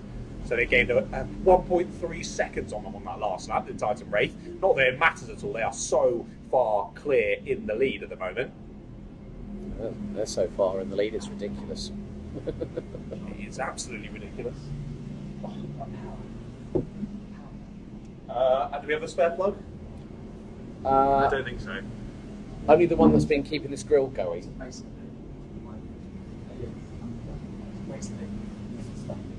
Okay, cool. So you can actually do this live if you need to. Okay, cool. Update it for you. Cool. I can put in the... But what? Okay, that's fine. It's going to die. It's going to die. But also, when they're done, could you move that? Can't put that in. Not enough time. Yeah, okay, yeah, we can try that. Yeah, that's no problem. Right, okay. So, how much battery is left on it? Lots, but it says it's going to die like immediately, so... Right, okay. We'll leave it until it's getting close and then we'll... No, it dies very quickly. Oh, it just dies? Yeah, Okay. it's got no battery. But yeah, it's starting to pop like that.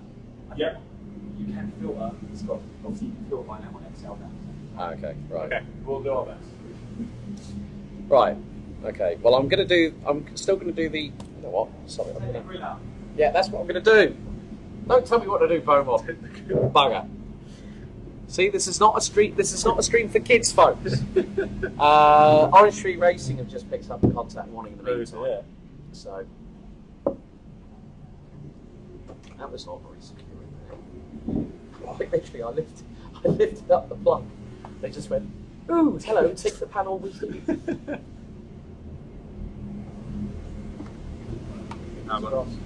So 3 laptop setup. Yes, extreme screens. Oh. And then we've got the... Right, okay, so... Ooh, that's old. They are not correct. That's the overall. Yeah. So, okay. So we have 11 minutes still to go. 3 hours and 50 minutes completed. Ooh. Oh, mama. It does fly by, to be fair. Yeah, Ooh, sorry, I've just noticed that the gap between Spencer PK and look at this. Look at this. seconds. 3 of the... March Racing have just pitted. Oh. They've undercalculated their fuel. Oh, no. Naughty, naughty, very dear. naughty. Oh, dearie me. Right, okay, so... Dear, oh dear. at the moment... So, 2-5... Let's have a look at this. I'm actually going to use a proper calculator for this. Whoa. So 257 plus 33, that is 290 points for Alessia. Now J and G at the minute are currently sitting 22nd, so that will give them 24 points. 277. Where are the door fitters at the moment? They're 7th. Okay, right, that's a big hole of points there. Oh, March have come out of the pits. They're still 3rd in the pro class. Minute and 58 stopped. So yeah, I think you're right. Bit of a splash and dash there for number 53. They rejoin, 9th overall, 3rd in that pro class. So 9th overall is 37 points for March Racing, who came into this with 235. So that's going to be 272. Orange Tree Racing, where are they at the minute? Oh, they're way down the order, aren't they? I think, yeah, 27. So that is going to put them, that's 19 points. And they came in with 245. That's 264. So effectively, just by the calculations that I've done, that if Alessia Prime finish where they are in 11th place, which is actually, that will put them on 11th place, that is 292 points, so they will win it by probably about 7. So we are just waiting for all of these results to come through. Of course, things are going to very, very much change. I mean, PKS are just 8 minutes and 50 seconds away from taking the Clubman title, and it will be next to nothing between them, because 14th place is 32 points, so that will be 264 for PKS1. Going Bananas 15th. Are Right behind them. 15th, which will be 31 points. That will put them on 260. So, and 207 Racing all the way down in 32nd. Not having a great race. No, that's going to probably mean that Alessia maybe jump them to 3rd in the championship standings. But at the minute, Spectre PKS, putting it on pole position for that race. Another contact warning for the final 10 minutes. Flawed Racing, number 20. Oh, the Martini Cheeky one in. Yeah, the Martini Racing tribute band. I mean, to be fair, if you're not used your full allocation of warnings, you might as well use them. Yeah. So, 100%. So, we're getting towards the tail end of this this broadcast here, live from Buckmore Park with myself, Alex, and John, having been with you all since the very, very beginning. Well, it was actually bright outside. Yes, when I woke up this morning, it was dark, and I'm in the dark at Buckmore Park. I think it was dark when when I left home, and then when I got on the M25 off Junction 28. Thankfully, the automatic light sensor on my car decided to go, it was nighttime, daytime. Right, PKS Infinity get a track limit warning with 7 minutes to go. Cheeky. Oh dear, you get the pointed pen of doom and also the microphone of doom as well. Naughty. On the naughty step you shall go. There's a lot of teams coming into the pits now. 207 Racing in the pits, Cobra Racing 3, Cobra Racing 1. Cobra Racing 3 were in the pits for 3 minutes and 20 seconds. 207 Racing... New issues creeping in at the dying moments. Yeah, a few teams, I think, might have been very, very marginal. Have helicopter actually parked here? I think they might have done. Because they got that mechanical flag, didn't they? A bit ago. Oh, track limit warning for flawed racing. They only got a contact warning a minute ago. So. Yeah, so they followed in the footsteps of PKS Infinity just a few minutes ago. So with 6 minutes and 20 still to go, Top 6 at the moment: Titan Wraith, Spectre PKS, Titan Motorsport, GKD, and JMS Racing. Great recovery all the way through the race. Have to give a shout out to Jay and the crew at J&D Racing. P12 minutes. So this has been very, very close indeed of the dying moments of the race. Hello. Hi guys. And we are live, so please do not swear. We are on YouTube. Oh, Mark, you got Mark calling you. Always. It's just an update on the things. Yeah, well, we haven't. We're trying to commentate on it, and then we're trying to work it out as well. So we've got to wait till the race finishes. So, so with 5.5 minutes still to go, J&D Racing have come in briefly. I've understood. No worries. Let's go. Perfect. Cheers. Thanks, Mark. Was that He great? was just telling me that you were about to arrive. Oh, Could have called dear. about a minute earlier. There you go. Yeah, Mark's never known for his punctuality, folks. He can't pick up his phone at the best of times. And you need this. There you are. Thank you. He's updating the spreadsheet of doom. Apparently something was wrong on the last round, so we might have the points wrong. And this is from going bananas as well, where the points is like 2 points different. Ah, right. Okay. So this could change. This could change slightly. This could change everything. This could change. Well, I mean, the thing is, Mark should be doing this, not us. We're just here to talk about the racing. Yeah, exactly. But yeah, I mean, I'm coming good out, with words, not numbers. yeah, that. The fastest lap, what is the ball position? I think pole will be the left one, and then the fastest lap will be the right one, I believe. Yeah, so we aren't that far away from concluding what's been an epic 2023 RHPK season. It's been a real pleasure, myself and John, having been part of the commentary cavalcade for this season, and still, it's, you know what? One of the things I'm now hearing coming out of turn 12. Yeah, scraping. a lot. A lot of about scraping. 30-40 minutes ago, I would say some drivers just getting a little bit wide and scraping along that curve on the exit. Yeah, it hasn't been. Just goes to show how quickly things can change around. But Titan Wraith are just running away with things at the moment. With just Ooh. under 4 minutes to go. Gap's gone from 5 seconds to 1.3 between Spectre PKS and Titan Motorsport. Yeah, I think that's probably not the biggest worry for Spectre, because Oh, no, Spectre won't mind, but the Titan Motorsport, they go for the 1-2, aren't they? They've got 4 minutes to go. yes, Close. Very close, that battle, whether they can grab that 1-2, which I'm sure they'd be very happy with. yeah, indeed. Yeah, Spectre are just in survival mode right now. No one take me out, please. No one take me no out. one hit me. Don't swipe me coming up the hill, please. Please don't do it. There you go, more scraping. Yeah. As they go half a second across the line between Spectre and Titan Motorsport. Just took 7.5 tenths out of them. I think we've just seen. I think they might have just got. I'm trying to spot whether it's those two or whether it's the two behind. It's impossible. They're coming through. They're coming through hairpin 2 now. They've just got past, if I'm not mistaken. Let's just have a look. Or is it the second? Or they're now going side by side. So there's definitely been a move somewhere. Yeah, it was. It was. Yes, it was. So, they have done it. So there has been a change for second. So Spectre PKS will drop to second position. That's 45 points. So still, that will put them bang on 400 on the nose at the end of the season. It will be their first point score that's counting towards their final point score. That isn't a first or a second. And it will be, well, apart from round 8, will have been a consistent top 3 all year. All year. That is year pretty long. impressive. And I think that, if anything deserves a championship win, it's that. That's unbelievable from Spectre. Yeah, well, especially when they say that consistency wins you a championship. But with 2 minutes and 20 still to go, Titan Wraith lead the way on lap 264 of this final round of the season. The Door Fitters leading in Pro on lap 258. PKS1 are still leading the way.